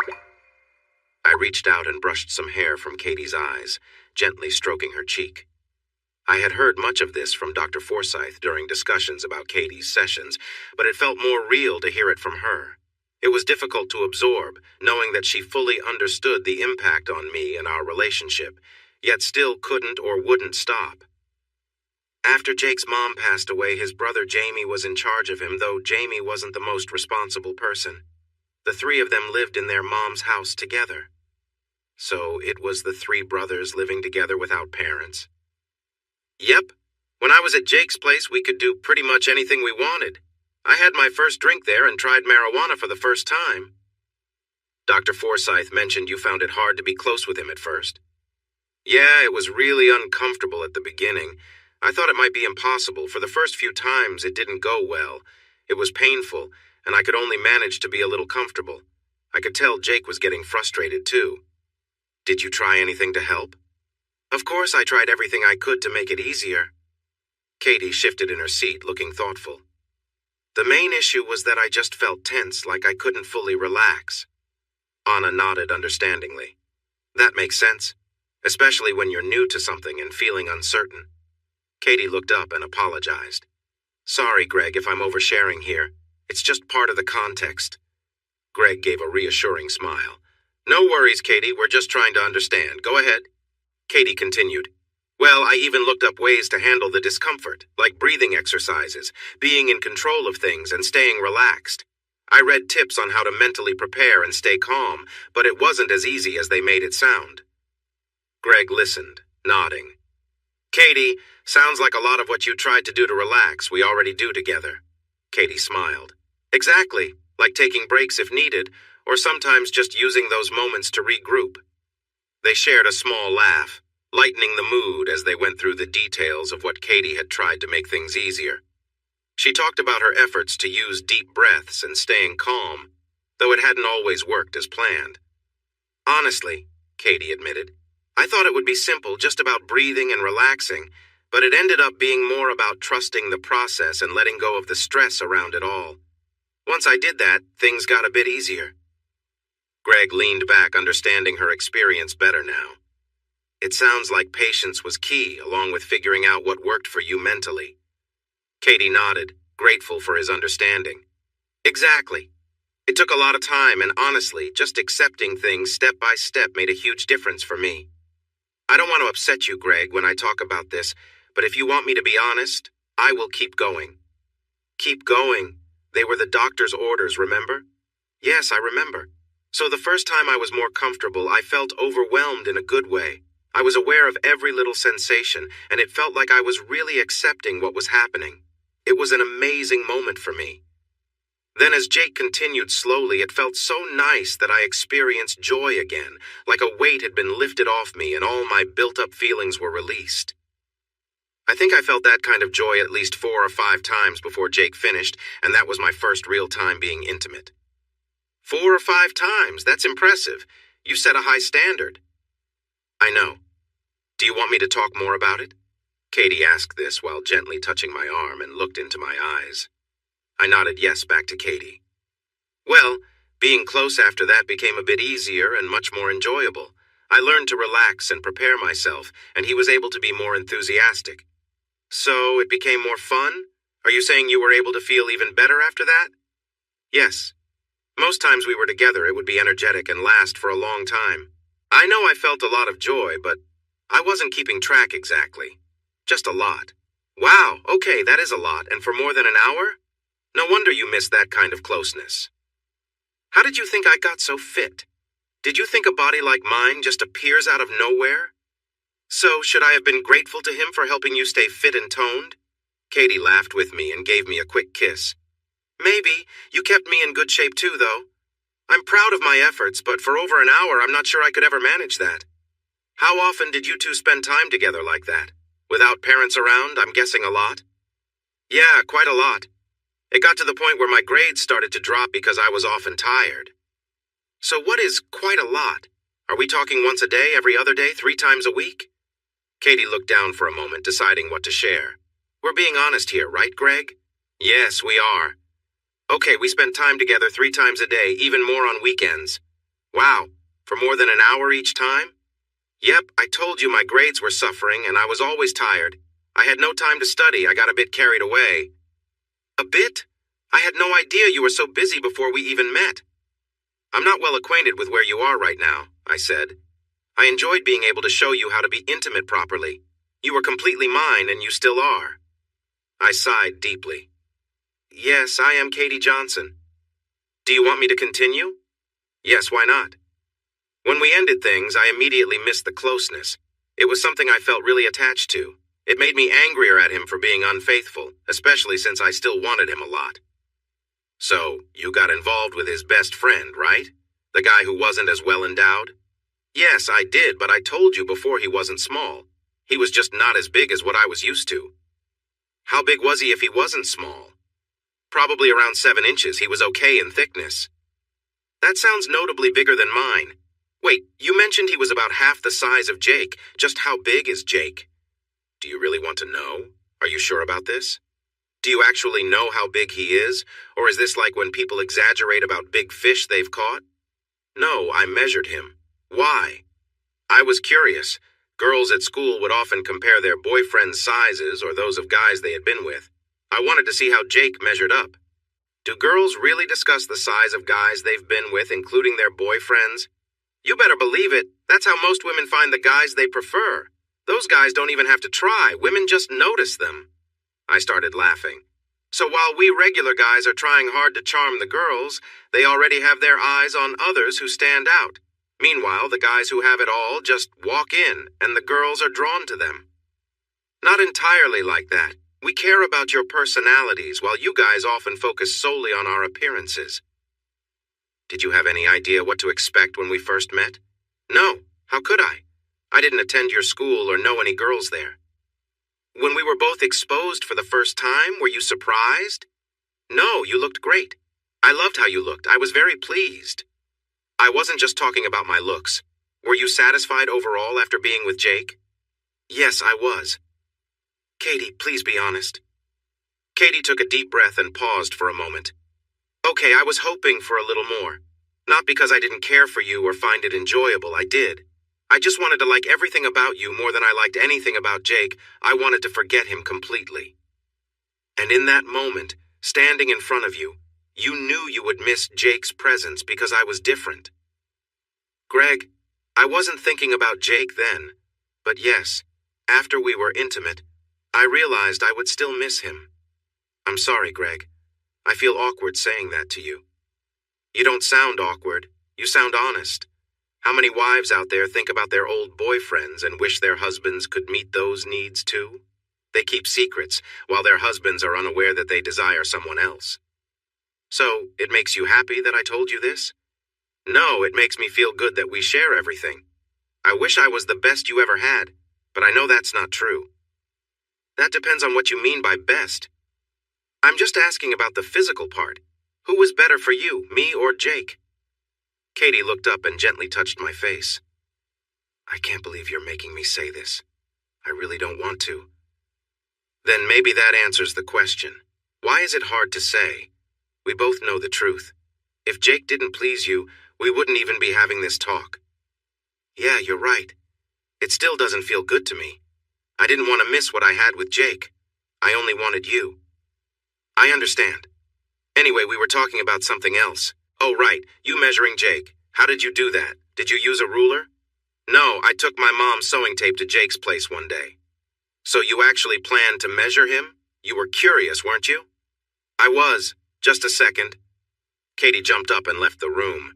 A minute later, she came back with the sewing tape and a pencil. What? Do you want to measure me now? If I remember correctly, Dr. Forsyth said we need to measure for some things, right? Yes, but I've already done that and ordered a few. You did this without me? Sorry, I didn't think you'd care about the measurements. No, I mean ordering those items. If it's for my enjoyment, don't you think I should be included? Okay, maybe I should have. With that, Katie playfully tapped my arm. Hey, be gentle, it wasn't his fault. Katie smiled at me. I just need you to get ready. Well, maybe try a different approach to help with that. You know I measured Jake with this same tape. How can you be sure? Your mom might have gotten another one. No, this is the one. I marked it when I measured him, and the marks are still there. Do you think your mom knows what those marks are for every time she's used it since? Katie giggled. Katie, are you going to tell me or keep me guessing? Greg asked, smiling to lighten the mood. Katie replied with a grin. All right, I was just thinking, well, I wanted to measure you first. Are you trying to give me another complex? Greg joked, easing the tension. Oh no, I didn't mean it that way, Katie responded quickly, looking a bit concerned. Greg chuckled. Relax, Katie, I was just kidding, it's fine. Katie gave a small laugh and leaned in, giving him a warm, lingering kiss. Then she whispered softly, But can I still measure, just for fun? Sure, Greg replied with a playful smile. Katie took out a measuring tape, gently aligning it and noting the numbers with care. All right, here's the measurement, she said, jotting it down thoughtfully. They both shared a light-hearted moment, laughing at the innocent fun of it all. Greg looked at Katie, amused. This was a bit unexpected, but thanks for making it entertaining, he said. Katie smiled back, relieved they could keep the conversation light-hearted and open. I appreciate it too, Greg. Thanks for being such a good sport. Katie and Greg continued their conversation, laughing as they tried to keep things light-hearted. Wow, Greg said, shaking his head. I'm impressed you managed with all of that. That sounds intense. Katie nodded, chuckling. Yeah, it was. But honestly, those years apart made me realize a lot. I didn't go out with anyone or even think about relationships for a while. It gave me a lot of time to reflect. Greg looked at her, surprised. Really? Not even a casual date or anything like that? Nope. I just stayed focused on myself. I did what I needed to do to take care of things on my own, she said with a smile. Well, Greg replied, I have to say when we got back together it felt like it all clicked. I think maybe the time apart brought us closer, oddly enough. Katie agreed. I think it did. It wasn't just about being with someone, it was about being with you again. Those feelings I had wanting to reconnect and make things feel right were what really mattered. Greg gave her a thoughtful look. You know, maybe it's not just about the physical side, but the connection, being open and understanding what we each need. Katie smiled warmly. Exactly.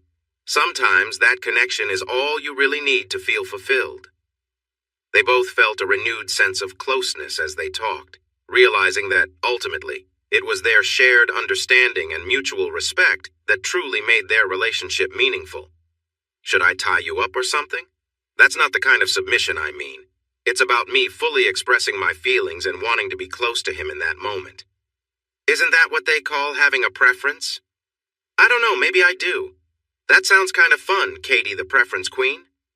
Not great if he doesn't meet your expectations. Katie sighed, sounding a bit bored with our talk. How many times do I need to show you how much I care for you, Greg? I leaned in and gave Katie a gentle kiss on the forehead. All right, I have work tomorrow, and it's getting late. Good night, Greg. Good night, Miss 10 Inches. Ouch! I felt a playful tap on my back. A few weeks passed, and Katie and I were now spending every night together at her mom's or my apartment. It was hard to say when I truly felt in love with Katie again, not just that I cared for her. I think part of it was that I had to clear my mind and be okay with what happened between her and Jake. I decided to ask Katie to move in with me. I wanted us to really be a couple again. She said yes, and we moved her things in during the week. I told her she could arrange everything in the apartment to make it our home.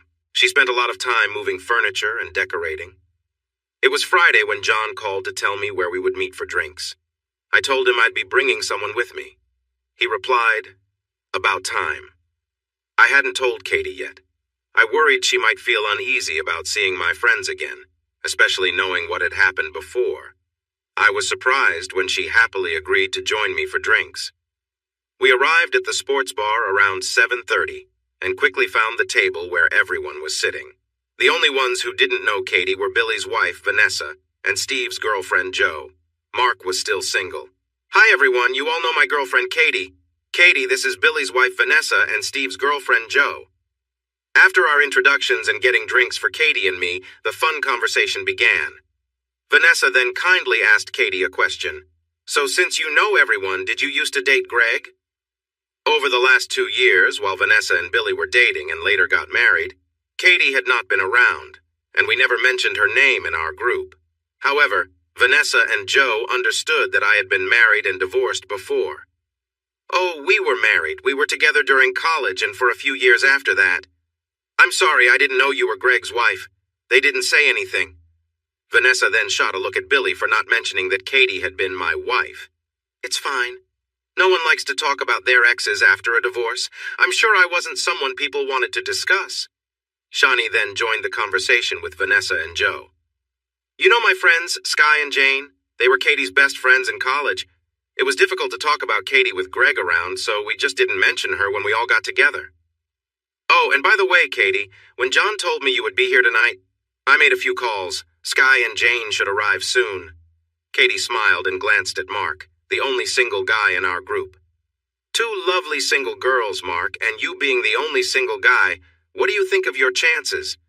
If they still look as good as they did in college, I'd be a lucky guy." We all laughed, and right on cue, Sky and Jane entered, although Sky was holding hands with someone new. Sky introduced her new boyfriend, Rick, and asked us all to be nice since it was only their 3rd date. Shani cleverly arranged for Jane to sit next to Mark when we added extra chairs. I smiled at Shani and shook my head. Sky then turned to Katie. "So, is it true? Have you two moved in together again?" "How did you know? I hadn't told anyone yet." "I stopped by your mom's place this afternoon to see what you were doing tonight, and Beth mentioned you weren't living at home anymore. You had just moved in with Greg again. I can't believe you didn't tell me. I was quite upset." "Is that why you didn't call me tonight?" "Nah, Shani had already called and told me we were all meeting here, so I thought I would tease you in front of everyone and then congratulate you and Greg, of course. It's about time for you two." John then chimed in with "Cheers!" and raised his glass, which we all mirrored. I added to the toast.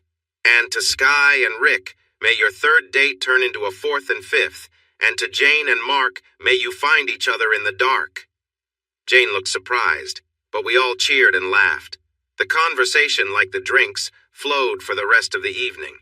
It felt great to be with friends all together, relaxed and enjoying the moment. Jane and Mark were seen holding hands later that evening and sharing a sweet kiss or two. It was a lovely night. On Saturday night, we went back to the cinema. When we got home, I poured some wine and we sat on the couch together. "I'm so happy right now, Greg. Just 2 months ago, I never thought I could be this happy so quickly." "Me too. It's surprising, isn't it?" "Yes, everything has happened so fast." "You know your birthday is on Tuesday, right? I've made some plans for that evening." "Oh, really, Greg? Are you going to tell me, or is it a surprise?" "Not everything is a surprise, but I can tell you that I've booked a table at a nice restaurant for us." "Really? I haven't been there since it would have been our anniversary dinner a few years ago." "I'm really looking forward to it, Greg. I can't think of a better way to spend my birthday than with you. For Tuesday night, I want you to get a new dress and matching shoes. I want you to look amazing when we walk into that restaurant. And I'll take care of everything, so go all out, okay? Just the best for your special day." Katie leaned over and gave me a gentle kiss. On Sunday night, we had our first home-cooked meal together. Katie spent hours in the kitchen, wanting to make sure it was memorable. It was delicious. We had candles, wine, and everything felt so romantic. Afterwards, we enjoyed a cozy evening together that lasted a long time. I think it turned out to be quite special. When Tuesday night arrived, Katie walked into the living room ready to go, and she took my breath away. She looked stunning. Her hair was styled beautifully, and the emerald green dress she wore complemented her skin tone and sparkling eyes perfectly. I was dressed in my best tuxedo, freshly shaven, and wearing my favorite cologne. I offered my arm and led Katie to the car. As we entered Margaret's restaurant, it felt like all eyes were on us, like we were a celebrity couple. I hoped it made Katie feel special. We settled into a cozy table in the back corner and were offered the wine menu. After we chose our wine, we began to chat. "You look amazing right now. Everyone here must admire you. This is my best birthday ever, Greg. I'm so thankful. The whole day has been wonderful shopping, getting my nails done, everything. And now here with you? It's been really special. But it's not over yet. You still have one last birthday present." I thought the dress and dinner were my gifts. If you knew how much I spent today on your card, you shouldn't be spending any more on me. I smiled to myself, knowing she didn't realize what I had planned or how much I had spent for the evening. "No, there is one more gift that I think you'll really enjoy.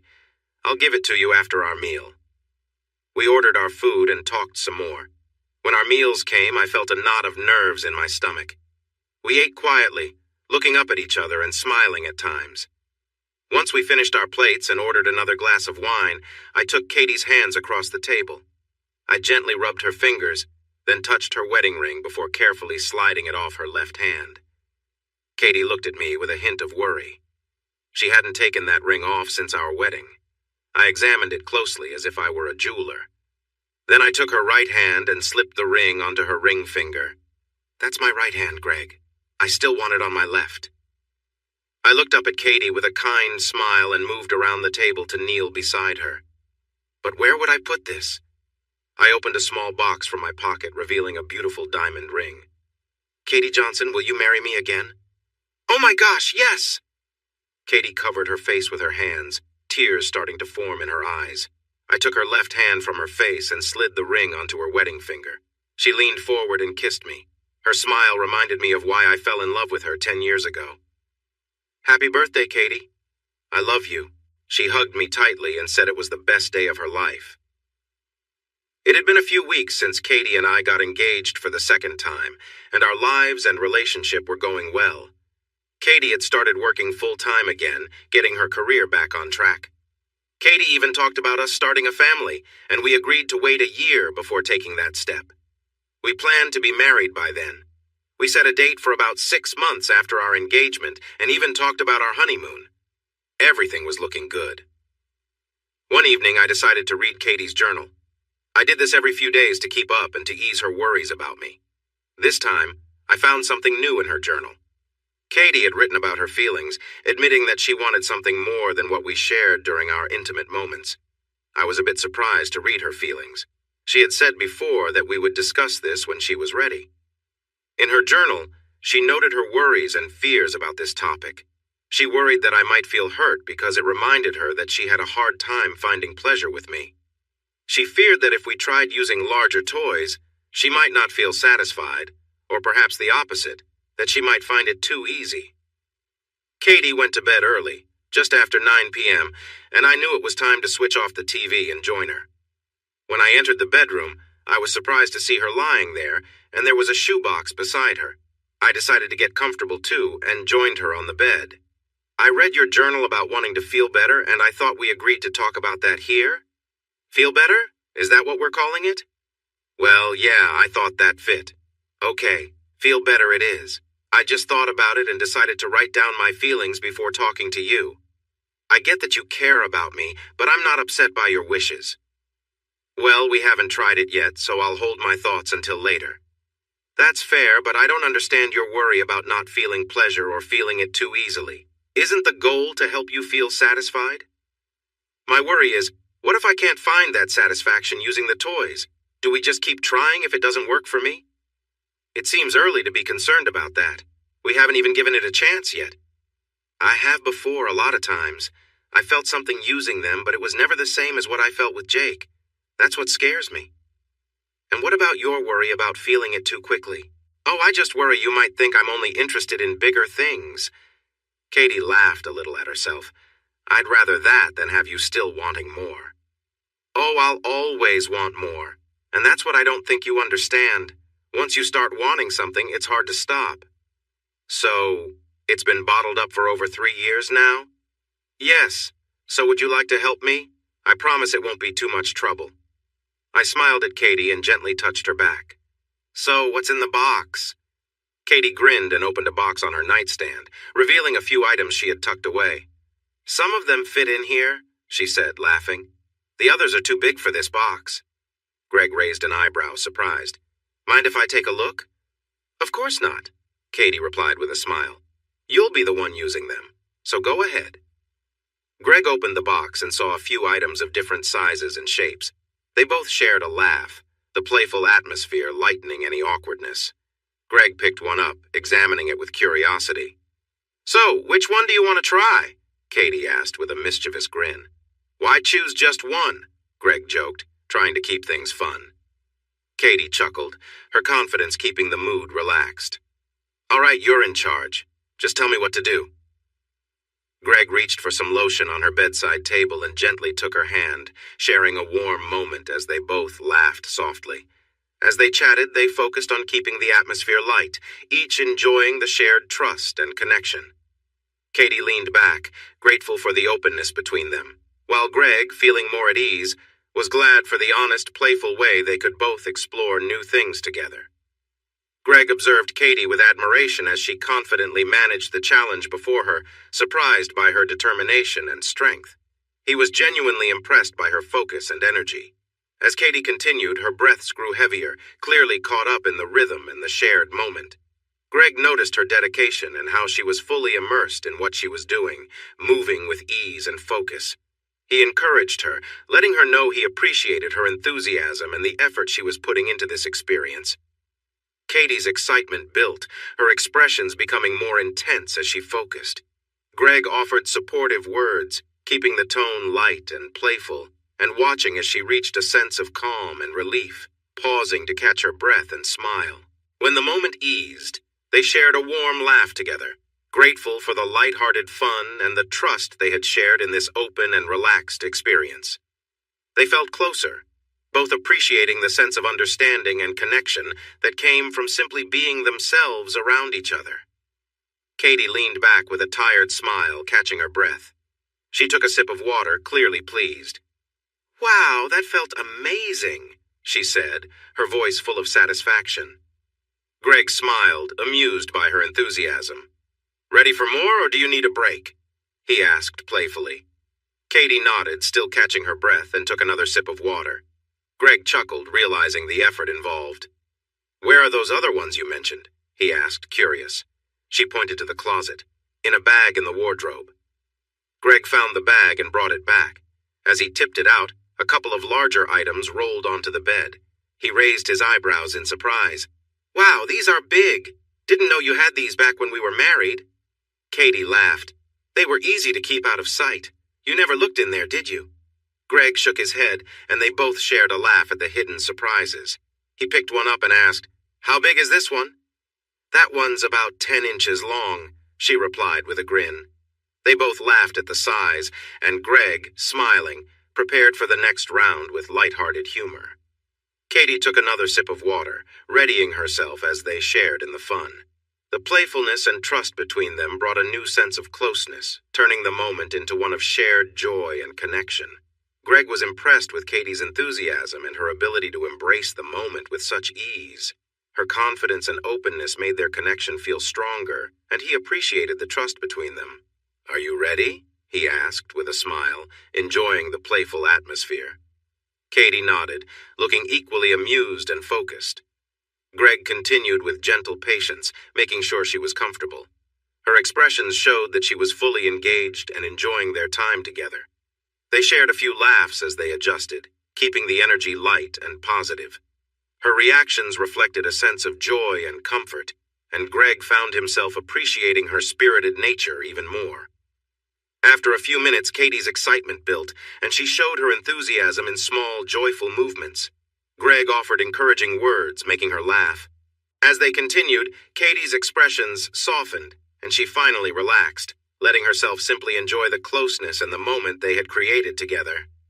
As the evening wound down, Greg eased back, and they both laughed at how much energy they had shared. Katie took a deep breath, smiling with contentment, and Greg couldn't help but feel grateful for the easygoing, playful trust between them. They both knew that this openness, laughter, and mutual respect were what made their connection so fulfilling and genuine. Greg and Katie lay together, laughing in exhaustion from their playful time. Katie smiled, catching her breath. "Thank you, Greg. That was a great workout," she said, grinning. Greg chuckled. "Glad you enjoyed it. I was starting to think I'd have to keep cheering you on until my arms gave out." Katie laughed. "I don't think I've ever heard you be so vocal," she teased. "Whatever it took, right?" he replied with a wink. Katie pulled him close and kissed him. "Well, I think it's your turn now.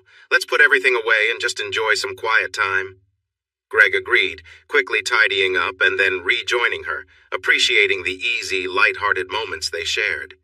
They both felt grateful for the openness, knowing that these shared laughs and genuine moments were what made their connection feel so real. The two of them settled in, enjoying the comfort of simply being together. It was a moment of closeness and shared laughter, the simple warmth of their bond filling the room as they relaxed side by side, feeling grateful for each other's company. Greg and Katie shared a quiet, joyful moment, both catching their breath and feeling content. They lay together, laughing softly, grateful for the closeness they shared. After a while, Greg suggested they take a shower. They both got up and, in a playful, light-hearted way, took turns rinsing each other off under the warm water, sharing small, gentle gestures. As they stood together under the shower, Katie smiled and thanked Greg. "This was definitely better than going solo," she laughed, her eyes shining. "And a lot less tiring." Greg chuckled in agreement. "I had no idea it'd be such a workout either. My arms are going to feel it tomorrow." They both laughed and exchanged a few more playful words before stepping out and drying off. Greg mentioned some accessories he'd bought earlier that week, which they could try together in the future if Katie was interested. She nodded, smiling warmly, and agreed they'd give them a go sometime. As they got ready for bed, Greg reflected on how open and connected they'd become. Despite the complexities of the past, he felt at peace, grateful to understand Katie more deeply and share these genuine, comfortable moments. In the weeks that followed, they found themselves trying new things, always keeping the focus on mutual trust and respect, and sharing the joy of each other's company. The honesty between them made their connection feel deeper and more resilient. The sleeve kept slipping off when we tried to use it. It was annoying because the idea was great for what we needed, but the reality wasn't the same. So, when we worked on Katie's needs, I went back to the toys we had, mainly using the large one that was the same width as Jake. Katie had some success with it, able to reach pleasure a few times, which was better than the sleeve, but still not as good as when she was with Jake. I noticed Katie was hiding her feelings about it. She always told me she was happy with the toys and satisfied, but I wondered if her journal held different truths. However, there was no sign of her true thoughts there either. Maybe I was wrong and she really was okay with our time together, but I doubted that. I then looked into some machines designed for adult purposes, similar to those seen in films. The good thing was I could get attachments in different sizes for Katie. It was costly, but I thought it would be worth it if it made her happier. A week later, the machine and attachments arrived, and I set it up, hiding it in my wardrobe for the next time we would need it. One Saturday morning, Katie called out to me from the bedroom. "Greg, what is this?" I went to the bedroom, already knowing what she meant. "I hope you're not going through my wardrobe, Katie." "Of course I am. Who do you think takes care of your shirts and puts away your things? We don't have a maid." I realized I had overlooked that. I wanted to surprise you with it, but maybe that was a mistake. Katie looked at me with a frustrated expression. "I never asked for this. I thought it could help us." Katie sat up, resting her head in her hands. "What's wrong?" "I'm just tired of all this. I'm worn out from thinking about how many times I should feel pleasure. I don't want this to come between us, but right now, I feel like it is. I just want to let go of it all." "I understand, Katie." I sat beside her and held one of her hands gently. "But tell me, can you just turn off those feelings and never have them again?" She looked at me, clearly upset. I managed for 3 years before. I can do it again. Were you happy during those 3 years, Katie? But that was different. I missed you, not Jake. I nodded, understanding that Katie had just admitted she missed Jake, whether she meant to or not. Katie could tell that I understood what she meant. I didn't say I need Jake. That's not what I meant. I know, Katie. You want us to be together and just enjoy being close without all this other stuff, I understand. But I thought we were being honest with ourselves about what you learned in your sessions. You said you needed this, and ignoring it could hurt our relationship. But why should my feelings affect our relationship so much? You worry that if I ignore it, it could harm us. But what if facing it also ruins things? Have you thought of that? What are you afraid of, Katie? Just tell me. I'm here for you and I'm not going anywhere. Please be honest with me. For goodness sake, Greg, don't you see where this is going? I sat there quietly, looking at Katie. No, I didn't know where this was heading. It's not just about the size of those toys. The reason I enjoyed being close with Jake was because he really connected with me. He made me feel amazing. Those toys, that machine, they can't connect with me like he did. They're not real. They're not him. Do you understand now? If we keep going down this road, it could mean I might end up with Jake again. Do you really get that? With that, Katie ran out of the room crying. I sat there for a few moments trying to gather my thoughts. What was I going to do? I didn't want Katie to be with Jake again, even though I knew she would always be mine. The truth was, I would feel jealous, and my pride would be hurt. Could I get past my jealousy and pride? I wasn't sure, but right now, it wasn't something I was ready to think about. I went into the living room and found Katie on the couch, still crying. I sat down next to her, put my arm around her, and kissed her forehead. Hey, it's okay. Let's take a break from this for a while, all right? I don't want you to stress about it. Let's just agree to talk about it soon, but for now, let's not worry, okay? Katie leaned her head against my chest and nodded yes. With only a few months until our second wedding, Katie spent her free time focusing on the preparations, the reception, and the honeymoon. I knew part of it was to avoid the conversation we had put off, and I was okay with that. Our work lives were also busy, with Katie fully back into her job and trying to make up for lost time. I was also caught up in a demanding project that was stressful, so neither of us wanted to add more stress to our lives. For our second wedding, we kept it simple, inviting about 50 people, just close family and friends. The day arrived, and I felt just as nervous as the first time. John straightened my collar as we were about to step into the wedding hall. "You nervous, big guy?" he asked. "A bit, John.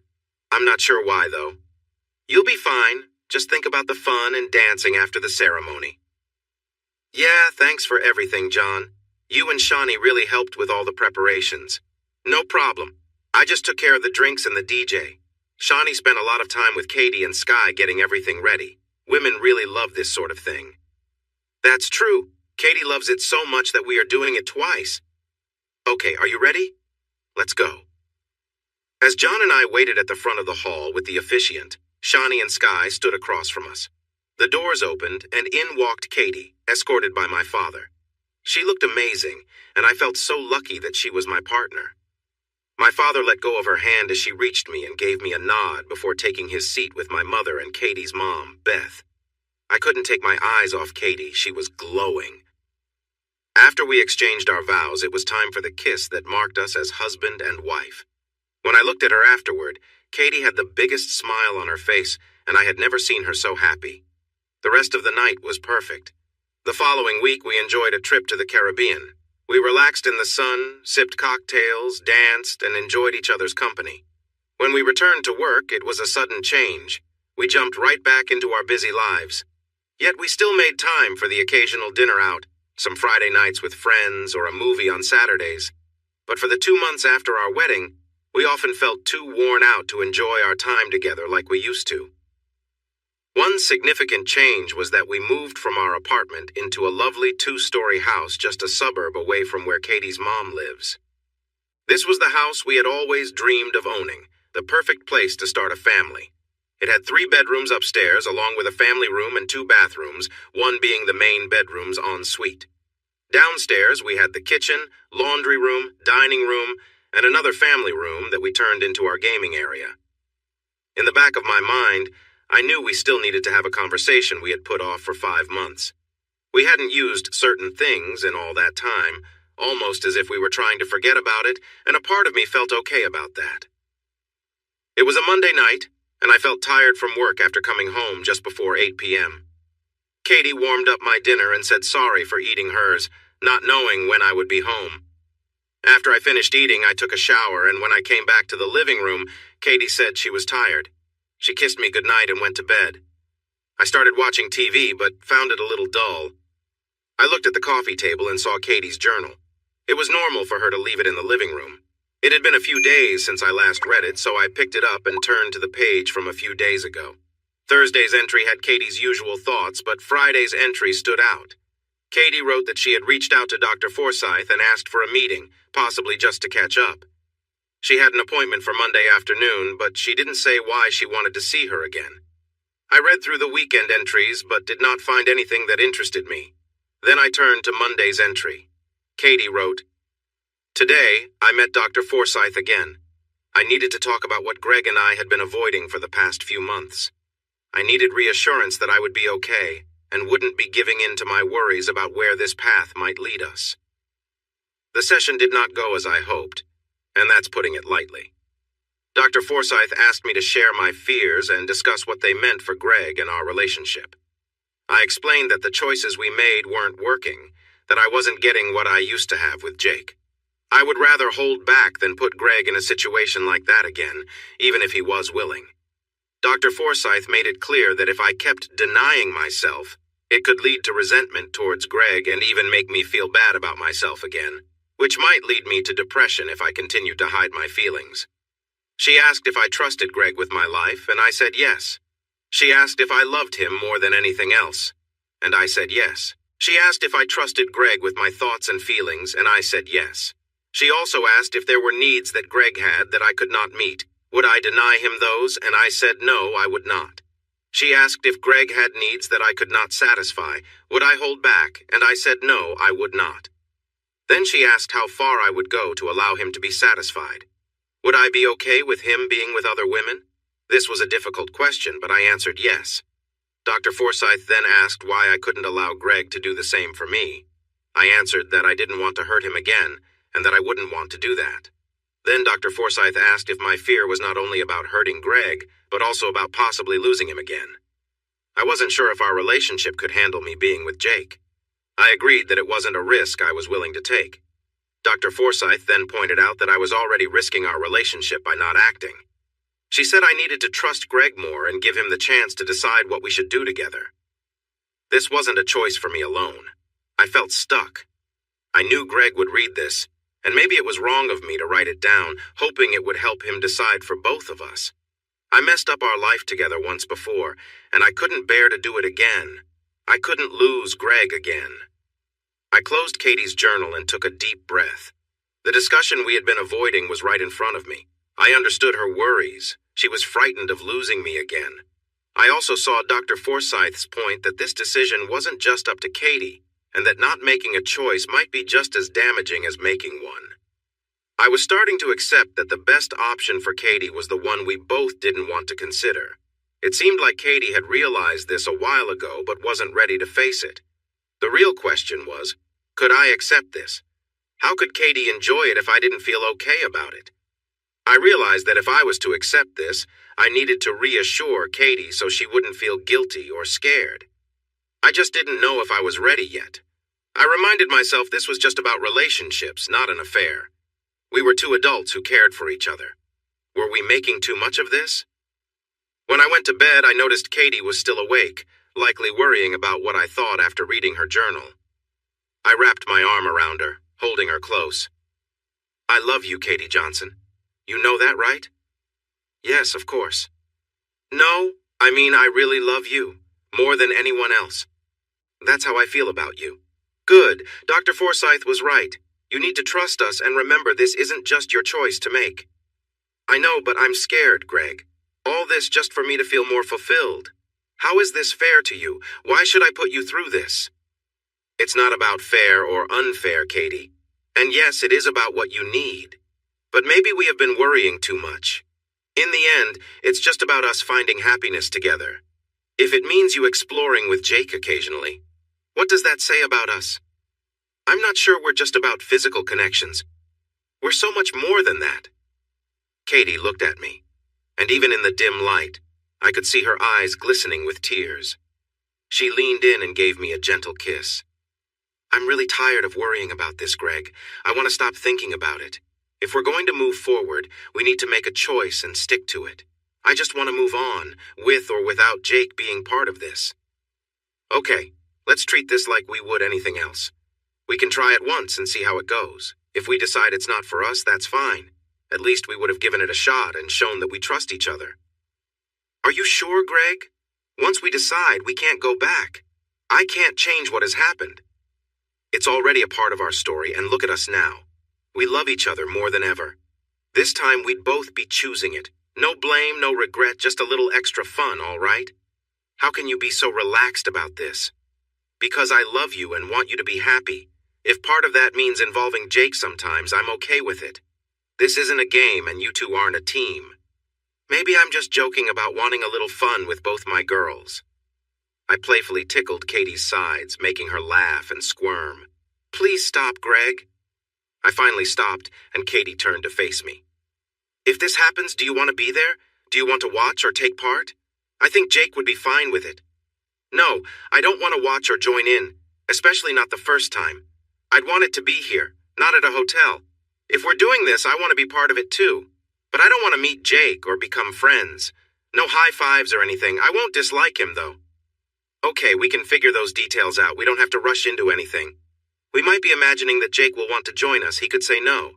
Don't worry, he won't say no to me. Someone is pretty sure of themselves. It's just how it is. Even if he were with someone else, he would still agree if I asked.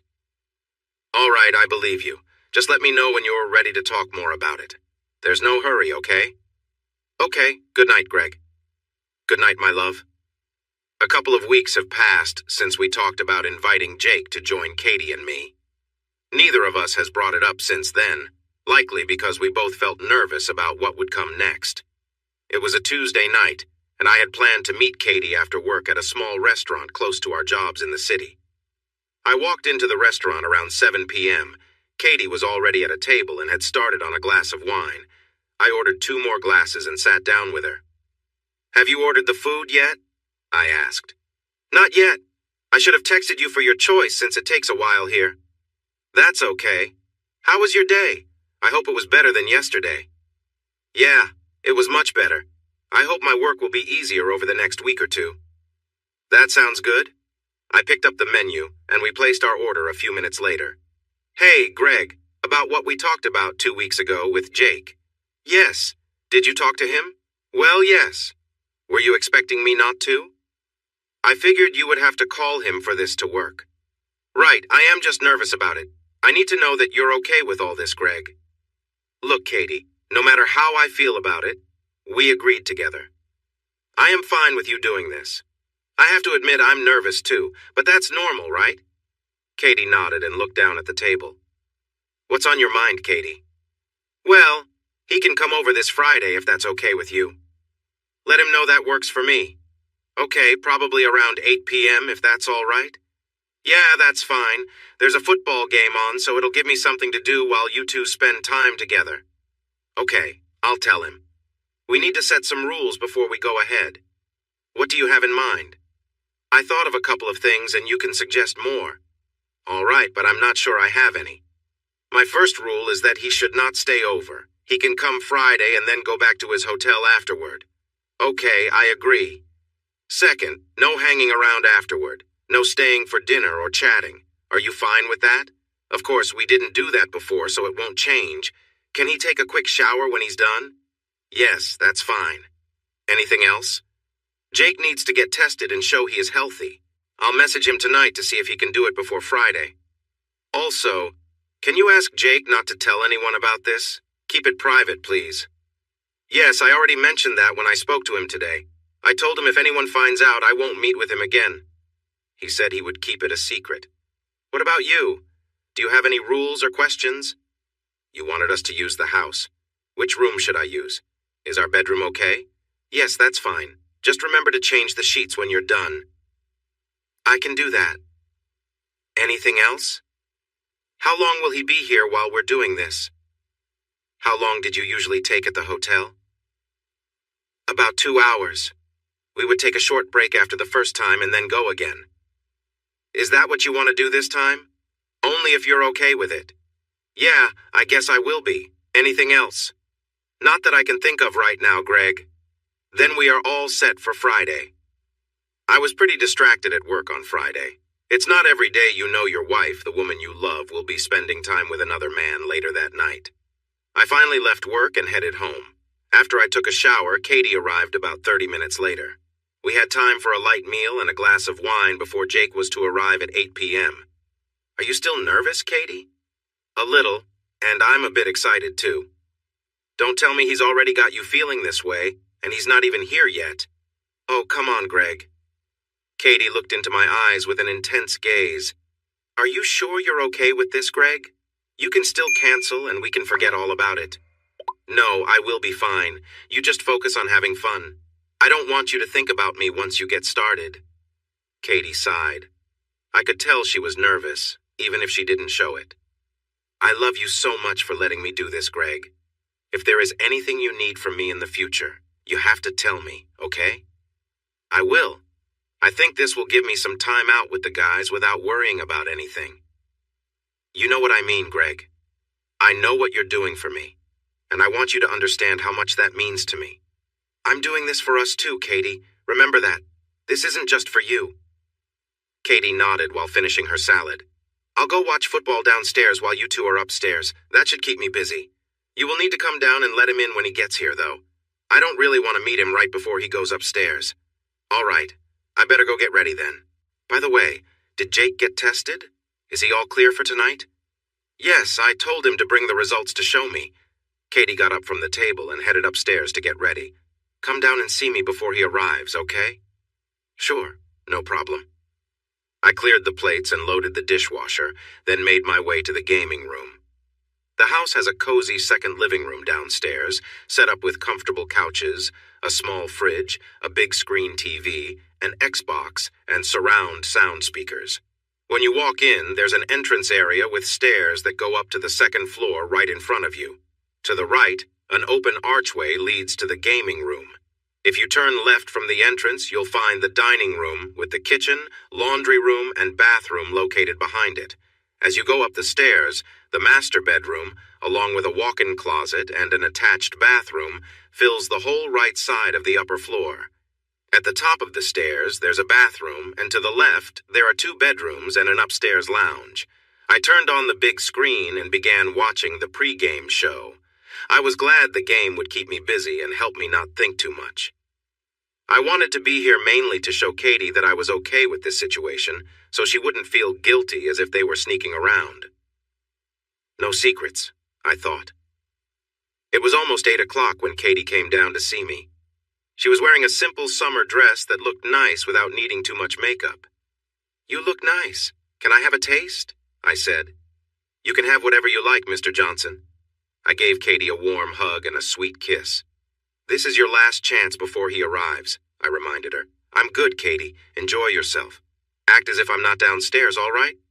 Okay, I'll see you in about 2 hours. I love you, Greg. Only you forever. I love you too, Katie. I playfully tapped her on the back as she walked away, just as the doorbell rang. I grabbed a beer from the fridge and settled back to watch TV. I could hear Katie talking with Jake at the entrance. Then the front door closed, and everything fell silent as Katie likely led him upstairs. I felt a mix of anxiety and anticipation about what was happening. I didn't know how I truly felt. Part of me was relieved because if this worked out well for us, maybe I wouldn't have to worry about meeting Katie's needs all the time. It felt like I was passing that responsibility to Jake. On the other hand, I worried about what if she enjoyed it too much. What if she started needing Jake more and more? I also thought about how Katie might act with Jake. Would she be different with him? Would she enjoy things more and want them more often? I was about to find out, I guess. The game had just started. It was only 20 minutes since Katie had taken Jake upstairs when I suddenly heard what sounded like yelling coming from above. Curiosity got the better of me, so I muted the TV. There it was, I could hear Katie quite clearly. She was making noises that were much louder than what I was used to. It was surprising and a bit unsettling. She calmed down after a while, but I could still hear sounds that suggested they were really enjoying themselves. I decided to unmute the TV and focused on the game again. About 5 minutes later, I heard Katie yelling again. Once more, I muted the TV. Yes, she was definitely expressing herself again. I could still hear the rhythmic sounds from above, and I wondered how they were maintaining that energy. Katie had mentioned they used to spend a long time together, but hearing it was different than just talking about it. I returned to watching the game, but yet again, about 5 minutes later, I heard Katie's loud noises again. Could this go on all night? Would she be reacting like this every few minutes? What was Jake doing to get such a response from her? At this point, my curiosity was really getting to me, and I thought about sneaking up the stairs to take a look. I hesitated, though, unsure why I couldn't bring myself to do it. This was my house, after all. If I wanted to, I could go stand in the doorway and see for myself. I decided to focus back on the game. About 10 minutes later, I heard the familiar sounds coming from Katie upstairs again. It seemed they had been going for a while now, and I had heard her express herself at least 4 times. I had to give them credit. They were putting in a lot of effort, and the energy was impressive. Another 10 minutes went by, and I heard Katie again raising her voice. What was happening up there? It crossed my mind to check again, but I decided not to. Instead, I grabbed another drink from the fridge and settled back to watch the game, which was now close to halftime. Greg tried to focus on anything else, flipping through channels on mute. During halftime, he noticed silence from upstairs, assuming they'd taken a break. He thought to himself, well, I made it through half the game without losing its small victories.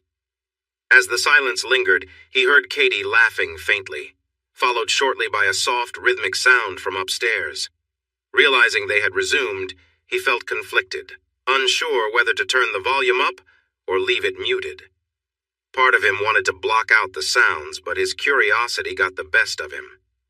Sitting alone in the quiet downstairs, Greg felt drawn toward the staircase, almost unconsciously finding himself near the entryway, where the sounds from upstairs grew clearer. Each step closer allowed him to hear her voice and laughter more distinctly, their energy filling the quiet house. As he climbed a few more steps, he could hear snippets of conversation and laughter, the liveliness radiating from the room above. Pausing midway, he looked up toward the bedroom door, feeling a mixture of surprise and resignation. The sounds of joy and familiarity resonated, filling the space around him, and he realized this moment would likely stay with him for a long time. He turned back down the stairs, taking in the strange feeling of being so near yet distant, processing it all as best as he could. It was a strange and overwhelming feeling to see Katie, the woman I loved, so connected to someone else. Conflicted was probably the best word to describe my emotions caught between disbelief and fascination. What really struck me was Katie's energy and intensity. She moved with a force and confidence I hadn't seen before, clearly immersed in the moment. Jake, her partner, seemed equally engaged, matching her pace with a focused determination. Their movements were powerful, almost like a performance, and the connection between them felt like something beyond just physical effort. It was captivating to see this different side of her, one she'd never shared with me. I stayed rooted in place, not out of attraction or excitement, but out of curiosity. I wasn't reacting in any physical way. I wasn't feeling aroused. It was more like watching skilled dancers or athletes who'd reached some peak of performance. Katie was giving her all, and it left me astonished at her strength and intensity. She seemed to be in her element, her focus and commitment palpable, like she was embracing a part of herself fully. As I watched, I noticed the way she seemed so alive, unreserved. It felt both humbling and surprising, seeing her express herself in a way I hadn't known. I realized she was exploring something new, finding a depth within herself. It was a powerful sight, one I hadn't expected, and I found myself deeply reflective, seeing her this way. I turned back downstairs, feeling a complex mixture of emotions, awareness, curiosity, and a profound sense of change within our relationship. Watching from the stairs, I felt like I was seeing a different world, one I had never known Katie was part of. Her energy and laughter filled the room, and it was clear that she was fully in her element, enjoying herself without holding back. I couldn't believe what I was witnessing, and in a way it was almost surreal, like watching a high-level performance. After a few moments, I decided it was time to head back downstairs and leave them to their moment. I returned to my seat, turned the TV volume back up, and tried to focus on the game, though I could still faintly hear sounds from upstairs. My mind drifted to when I first started dating Katie. Back then, I had been so eager to impress her, to show her that I could be everything she needed. But sitting there, I realized just how much I hadn't understood. Katie had been part of a world I hadn't known about, one that probably explained a lot about the recent choices she'd made. I could understand better now why, after reconnecting with her past, it might have been hard for her to resist. Understanding didn't make it hurt any less, but at least I could see things a little more clearly. I thought to myself about setting new boundaries. The past had been complicated enough, and I knew that letting things go on like this too often wouldn't be something I could handle regularly. Maybe a once-a-month plan might work. I was pulled from my thoughts by Katie's happy cries. I couldn't keep track of how many times she had enjoyed herself. It was hard to count, just like she said. I watched the rest of the game, no longer muted. I didn't need to hear Katie celebrate again. I knew she would before the night ended. Later, as the game finished, I heard the front door open and close. I guessed that was Jake coming in. I decided to go upstairs to see Katie. As I climbed the stairs, I paused at the same spot I had before and peeked into our bedroom. Katie was still resting on the bed, looking very tired. She was lying on her back, and it was clear she had been through a lot. I stepped into the doorway of our bedroom. Katie appeared drained and covered in sweat, as if she had been caught in the rain. I walked over to the bed and looked down at her. She opened her eyes and smiled at me. "You really should take a long shower," I said. "I need a few minutes before I can get up, but I'll shower soon and make the bed." "How are you, Greg? Are we okay?" she asked. "We're okay, Katie. You might need some time to recover, though." This made her laugh and smile. "No, my poor self will need some rest." "Did you have a good time, Katie? It sounded like it from downstairs," I asked. "Yes, I did, thank you. Could you hear us from downstairs? You left the bedroom door open. I liked it that way. I wanted you to know what was happening. Well, it sounded like you enjoyed your evening." "You're not upset or anything?" she asked, looking a bit worried. "No, I'm fine. We can talk about it later if you want. Come on, let me help you get in the shower." I extended my hand to her. She took my hand and I led her to the bathroom and started the shower for her. As she stepped in, she turned to me. "Can you join me in a few minutes, Greg? I would love a hug," she said. "All right, let me go lock up and turn off everything downstairs, and I'll join you soon." After I finished downstairs, I went back upstairs and changed before getting into the shower with Katie. She was just finishing washing herself. I stood behind her, letting the water rinse off the soap. Even after a long night, she looked amazing. I'm sure I will always appreciate seeing Katie, even as we grow older. I hugged her from behind and took the soapy sponge to help wash her. "Hey, you can't just wash my favorite parts. If you're going to wash me, do the whole thing." So I cleaned her tummy, her thighs, her arms, her back, and down her legs. "There, you're all soapy now. Turn around to rinse off." She faced me, looking up with her bright gray eyes. Then she leaned in and hugged me tightly, resting her head on my shoulder. We stood there quietly for a few minutes. I then lifted her chin and kissed her gently. "How much did you hear, Greg? Every time you made a sound, you were pretty loud. Is that all? I could hear you and Jake moving around. Did you stay in the game room?" "Mostly, yes." She looked at me expectantly. "I might have stepped out for a moment to hear better." "When was that?" "Maybe after about an hour. You didn't come up the stairs, did you?" I started to think Katie had caught a glimpse and wanted me to tell her. I might have for a little while. "What did you see?" "You were on top with him." "How did it make you feel, seeing me with Jake?" "It was strange. I had mixed feelings. Like jealousy or hurt." "No, more like being a bit impressed, I guess. He has a big presence and you seemed happy with it. I also felt some respect." "I understand the first feeling. He is really impressive. But what do you mean by respect?" "Just by how well you were handling things. It reminded me of watching really skilled athletes." Katie laughed softly at that. "I'm not sure how to reply. That wasn't what I expected to hear from you." "What were you expecting? Just say it." I was worried you might be upset or jealous. No, I didn't feel angry or jealous at all. Did you feel excited at all? Did you enjoy watching us? Not in the way you might think. I didn't feel that way. I was more amazed to see how well you two were together. That didn't bother you, seeing how happy I was? Not while I was watching. But I did feel a bit down when I went back downstairs. I felt unsure if I could ever make you as happy as what I just saw. Sweetheart, don't think that. Do you know how many ways Jake is not as good as you? In every way except one. That's all he has. You have so much more. Remember that, Greg? Okay, I promise I will. Tell me, Katie, did you see me on the stairs? Katie giggled playfully. Yes. Did it make you happy to know I was watching you? Yes, very much. I hoped you would. Really, you wanted me to watch? Yes, it gave me a big thrill. I thought you might want to join in next time. I don't know. I'll have to think about it. Good. Take your time. By the way, Katie, did you spray me on purpose? Maybe. You cheeky one. I started to tickle Katie, and she giggled and squirmed. We ended up hugging and sharing sweet kisses. Long, gentle kisses, the best kind. Now I'm back where I started this story.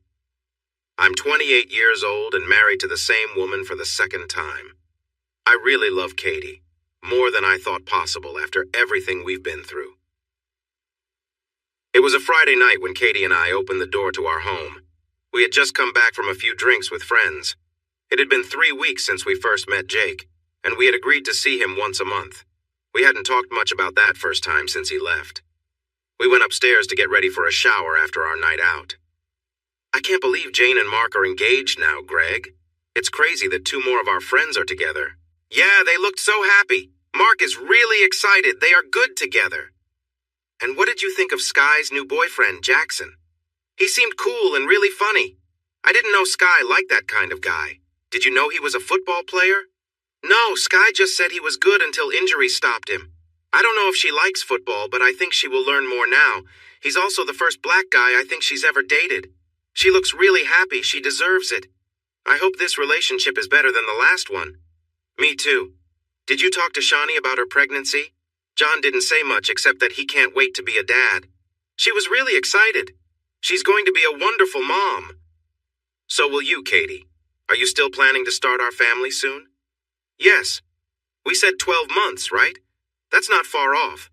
The more I think about it, the more I want a baby. I gave Katie a kiss and a hug as we headed into the shower. We started to wash ourselves, sharing soft touches. We haven't talked about next Friday yet. Are you still okay with having Jake over again? Yes, it's what we agreed to once a month. Are you still comfortable with that? Yes, that's more than enough for me. Can I ask you something, though, Greg? Sure, Katie. Anything you want. Except for a divorce. I'm not going to agree to that, you know. Don't joke about it, Greg. Katie playfully hit my chest and gave me a pout. All right. What did you want to ask me? Well, this is a bit hard for me to bring up. Just say it, Katie. You know we can talk about anything. I know, but I'm not sure you feel the same way about this. Katie, just say what's on your mind already. Remember when I asked you if seeing me with Jake excited you, if you enjoyed watching us? Yeah, I remember. Well, you said you weren't really interested in that. You didn't want to watch us. I was surprised at that moment, Katie. It was the first time I had seen you with someone else. I wasn't really thinking about it like that. Does that mean you could feel that way about it? I see where this is going, Katie. You want to talk about me being involved next time. You liked the idea of me watching, didn't you? Yes, I did. I find it thrilling, kind of like when I do something daring in public. Maybe Dr. Forsyth was right about me. You think? You like being the center of attention. You know people are looking at you and imagining things when you walk by. I notice how you flirt a little when we're out. You enjoy the spotlight, don't you? Okay, maybe just a little. So, what's your question, Katie? Are you asking if I want to watch next Friday? No, I'm asking if you would enjoy it, if you would feel something watching me. You want me to? Well, to take care of myself while watching you with Jake? Katie looked at me with that playful smile. She started to touch me as she asked, Yes, I want to see you do that while I'm with him. That's a big request, Katie. You're asking me to be in the same room with you two. I still haven't even met Jake, and now you want me to sit back while you're with him? It sounds different when you say it like that, Greg. Katie giggled, still playfully touching me. So, will you? Is that something you would do for me? Honestly, I'm not sure. That might be a bit much for me right now. How about we find a middle ground? What did you have in mind? Well, I think I should meet Jake eventually. So maybe this Friday I can meet him, and then you and he can have your time together. You don't want to watch? I didn't say that. I could come and go while you two are together. Greg and Katie shared a quiet moment, enjoying the warm water in the shower as they embraced, finding comfort in each other's closeness. I do want you to feel like you're part of it, Greg, Katie said softly. It means a lot to me. Greg looked at her thoughtfully. All right, he replied gently. I'll join you sometimes, maybe watch a little from the doorway. They both smiled, feeling reassured in the connection they had. Later, after getting out of the shower, they settled into bed for a calm evening, grateful for the openness they had shared. It was Friday night, and Jake would be arriving soon. Greg and Katie had decided that they would all meet in the games room so Greg and Jake could have a quick introduction. Katie had already explained to Jake that she wanted Greg to be comfortable, and Jake had agreed.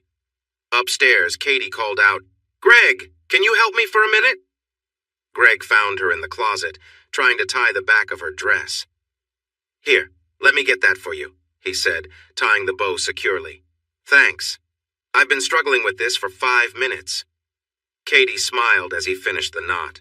She looked lovely in a light apricot-colored dress, one of her favorite summer dresses. Greg teased, "Not sure why you're bothering. You know it won't stay on for long." Katie laughed. "Still, I like feeling nice." "Well, you look great," he said, giving her an encouraging smile. Katie turned to him, grateful. "Thank you, Greg. Are you all set for tonight? No second thoughts?" Greg nodded, feeling a mix of anticipation and a little nervousness. "I'm ready. Meeting him might be a bit awkward, though." Katie shrugged, smiling lightly. "I think we'll all be fine. He's easygoing." They both laughed, easing the moment, and headed downstairs together, each of them feeling supported and ready to take things one step at a time. In front of his brother, their girlfriends and friends, he liked to show off. "What about you? Did you not show off your good looks too?" "Not like that. He did leave the bedroom door slightly open sometimes. He would also leave it open when he went to the bathroom after, and I would be lying on the bed waiting for him. Sometimes people could see in or walk by the room. So now we know where your bold behavior comes from. My little Katie was quite the troublemaker in high school. I was a bit cheeky. Lucky you like that about me." I gave Katie a gentle kiss and smiled back at her. "Are you going to be a little mischievous tonight?" "Very mischievous. Just how you like." I returned downstairs just in time to catch the end of the pre-game show when the doorbell rang. I heard Katie come down the stairs and answer the door. "Greg, this is Jake. Jake, meet the man I love, my husband Greg." Jake stood with Katie just inside the doorway to the game room. He was tall, probably around 6'3", slim and fit with blue eyes and short curly blonde hair. I got up from the couch to greet him and we shook hands as Katie introduced us. "Hi, Jake. Nice to finally meet you." "Same here, Greg. Katie has told me so much about you over the years. It feels a bit strange to meet you for the first time. I feel like I know you already." "I hope she only mentioned the good things about me." I winked at Katie. "Yeah, she never said anything bad about you that I can remember." "Good. Well, this isn't awkward." And we all shared a small laugh about it. "Why don't you two go upstairs and enjoy yourselves? Katie said you might want to join us in your own way. Just wanted to say I'm fine with that. This is your house and your wife. Feel free to join us whenever you want." I nodded in agreement. "Come on, Jake, let's leave Greg to his football and head upstairs." Katie looked back at me and whispered, "See you soon." I settled back on the couch and focused on the start of the game, thinking about when I might join them. I figured I'd let them get started, maybe let Katie enjoy herself a bit before I went up. I grabbed a beer from the bar fridge and got comfy for the next 20 minutes. Before long, I heard Katie enjoying herself upstairs. I shook my head, knowing it was just the beginning. I kept watching the game. My team was already trailing and then made a mistake with the ball. I figured I might not watch the whole game anyway, so if they were losing, I would have a good reason to head upstairs. Soon after, I heard Katie again, clearly having another moment of pleasure. As if on cue, the other team scored immediately after. This was hard to watch. Greg took a deep breath, finished his drink, and made his way upstairs, feeling a mixture of nerves and curiosity. As he reached the top, he saw Katie looking directly at him, her expression inviting. She raised her hand and motioned him closer, a playful smile on her face. Greg walked up to the doorway, leaning against the frame as he met Katie's gaze. She gave him an encouraging nod, her eyes shining with warmth and trust. Greg felt himself relax as he stood there, simply observing the moment and feeling more connected to Katie in a way he hadn't expected. Katie, sensing his support, gave him a small smile. "Come closer, Greg," she said softly, reaching a hand toward him. Greg stepped forward, feeling comfortable in the shared moment, appreciative of Katie's openness. She continued to hold his gaze, her expression gentle and reassuring. "Greg, come sit with us," Jake suggested, his tone casual and inclusive. Katie looked at Greg, her eyes encouraging him. He nodded, grateful for the invitation and the ease with which they all shared the space. The moment felt surprisingly natural, and Greg felt a sense of calm acceptance as they shared a comfortable and supportive silence, each one feeling the importance of the trust between them. Greg felt a little hesitant but smiled at Katie's warm invitation. She patted the bed beside her, inviting him closer, and he walked over, standing by her side. Katie, relaxed and at ease, reached up and gently took his hand, letting him know that he was part of this moment too.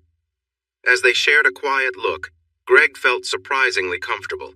The three of them had found a calm understanding, and he felt included rather than out of place. He brushed a strand of hair from Katie's face, and she looked up at him with a grateful smile, her eyes showing appreciation for his presence. "Come here," she whispered, pulling him gently onto the bed. Greg leaned in, and they shared a gentle kiss. The moment was filled with trust, connection, and a sense of companionship that made Greg feel closer to Katie than ever. They sat together quietly for a while, each person at ease and aware of the supportive energy in the room. For Greg, it was an unexpected but comforting experience, a true moment of togetherness and acceptance, reinforcing the trust and openness they had built over time. The evening turned into one of warmth, shared companionship, and a renewed bond that Greg knew would remain with him. Greg and Jake shared a few lighthearted words, each trying to keep things relaxed. Jake, noticing the tension, joked, "No need to feel odd, man. We're all just here because Katie's incredible." Greg chuckled. "Right? She really does have a way of making things fun." Katie, amused by their banter, paused and looked up with a playful smile. "Can you two stop chatting? Just enjoy the moment." Jake laughed. All right. Focus on the moment, got it." He exchanged a friendly glance with Greg, both of them appreciating Katie's warm energy. As the three of them shared a few more laughs and lighthearted moments, Katie looked between them, grateful for the easy atmosphere. She gave Greg's hand a gentle squeeze, signaling her appreciation for his support. Jake, too, gave a nod of respect, and they continued in quiet companionship, each person grateful for the trust and ease they felt together. It was a night of simple connection and mutual understanding, reminding Greg how meaningful openness and trust could be. Greg watched Katie's expression, captivated by the emotions reflected in her face. She held his hand tightly, her fingers pressing into his, and he could sense the intensity of her feelings in that moment. As she came down from the peak of her emotions, she looked up into his eyes, sharing a quiet, understanding look. In that small exchange, there was a sense of connection and openness that needed no words.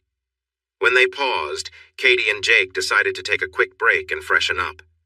Greg used the time to go back downstairs, grabbing a drink and checking on the football game to gather his thoughts. As he sat alone, Greg reflected on how unexpected and surreal the evening had been. He couldn't have imagined, even a month ago, that he would find himself in this situation, one that felt so unique, yet strangely grounded in trust and understanding. The phrase Jake had used earlier echoed in his mind. Strange times, definitely. For Greg, the night was an eye-opener, a reminder of how much life could surprise him and how sharing in these moments, however unusual, had brought them all to a place of acceptance and mutual respect. As I turned to leave the bedroom, Katie, still standing beside the bed and about to head to the shower, called out, "You're coming back, right?" "Yes, maybe," I replied. "Go get cleaned up first. I'll probably pop back in later." Katie laughed. "I'm holding you to that. Don't forget I owe you that conversation we didn't finish." "All right, I'll be back. Now hurry and take that shower before you get anything on the carpet," I teased, glad that the lightheartedness made everything feel so normal and easy. It was surprising how quickly things had settled into a comfortable rhythm. I went downstairs, grabbed another drink, and checked the game score. It was halftime, and my team had come back strong in the second quarter.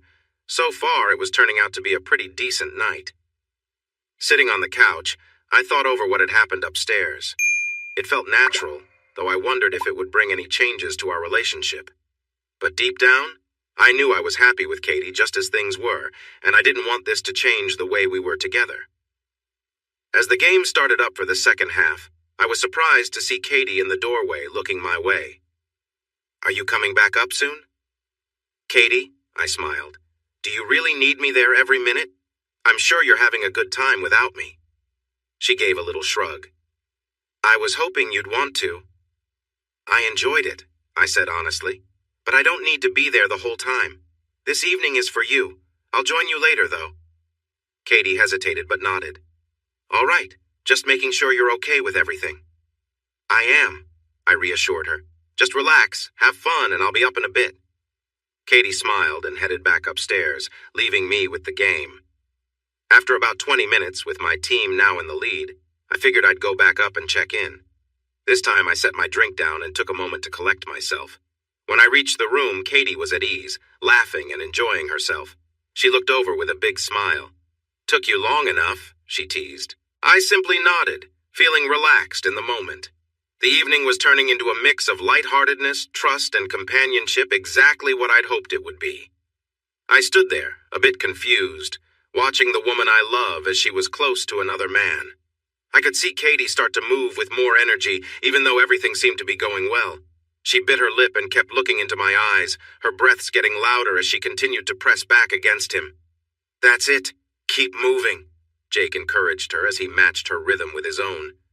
"I want to hear you enjoy this," he added, pushing for her to show more excitement. Katie started to close her eyes, clearly feeling the moment. Her body shook, and she let out soft sounds of pleasure as she buried her face into the bed. Then she looked back up at me, her focus still on my eyes. "Kiss me, please," she said, reaching out. I moved closer, kneeling at the edge of the bed. I held her face in my hands and kissed her. It was a difficult kiss, with Katie still responding to Jake's movements, but we shared a moment together. Even amidst the situation, the kiss was passionate. We tried to connect, but soon Jake's pace changed, making Katie break the kiss to lean down and moan. Just moments after her last big moment, she found herself feeling that way again.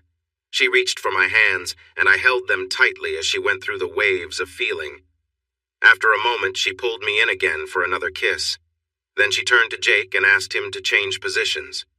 He moved her gently while pushing inside her again. From where I was, I could see how everything worked together, and it felt strange to witness. Katie turned her head slightly to look at me, holding out her hand again. I leaned in for another kiss, whispering to her softly during the moment.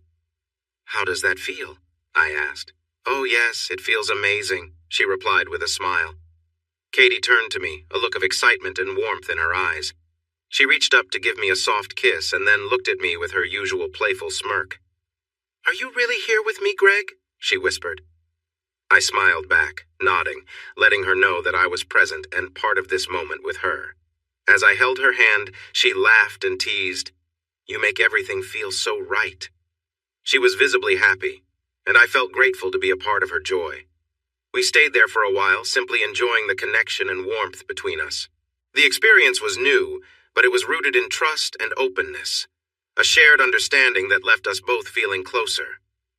I knew then that no matter how different this evening had been, it had brought us a deeper bond and mutual respect.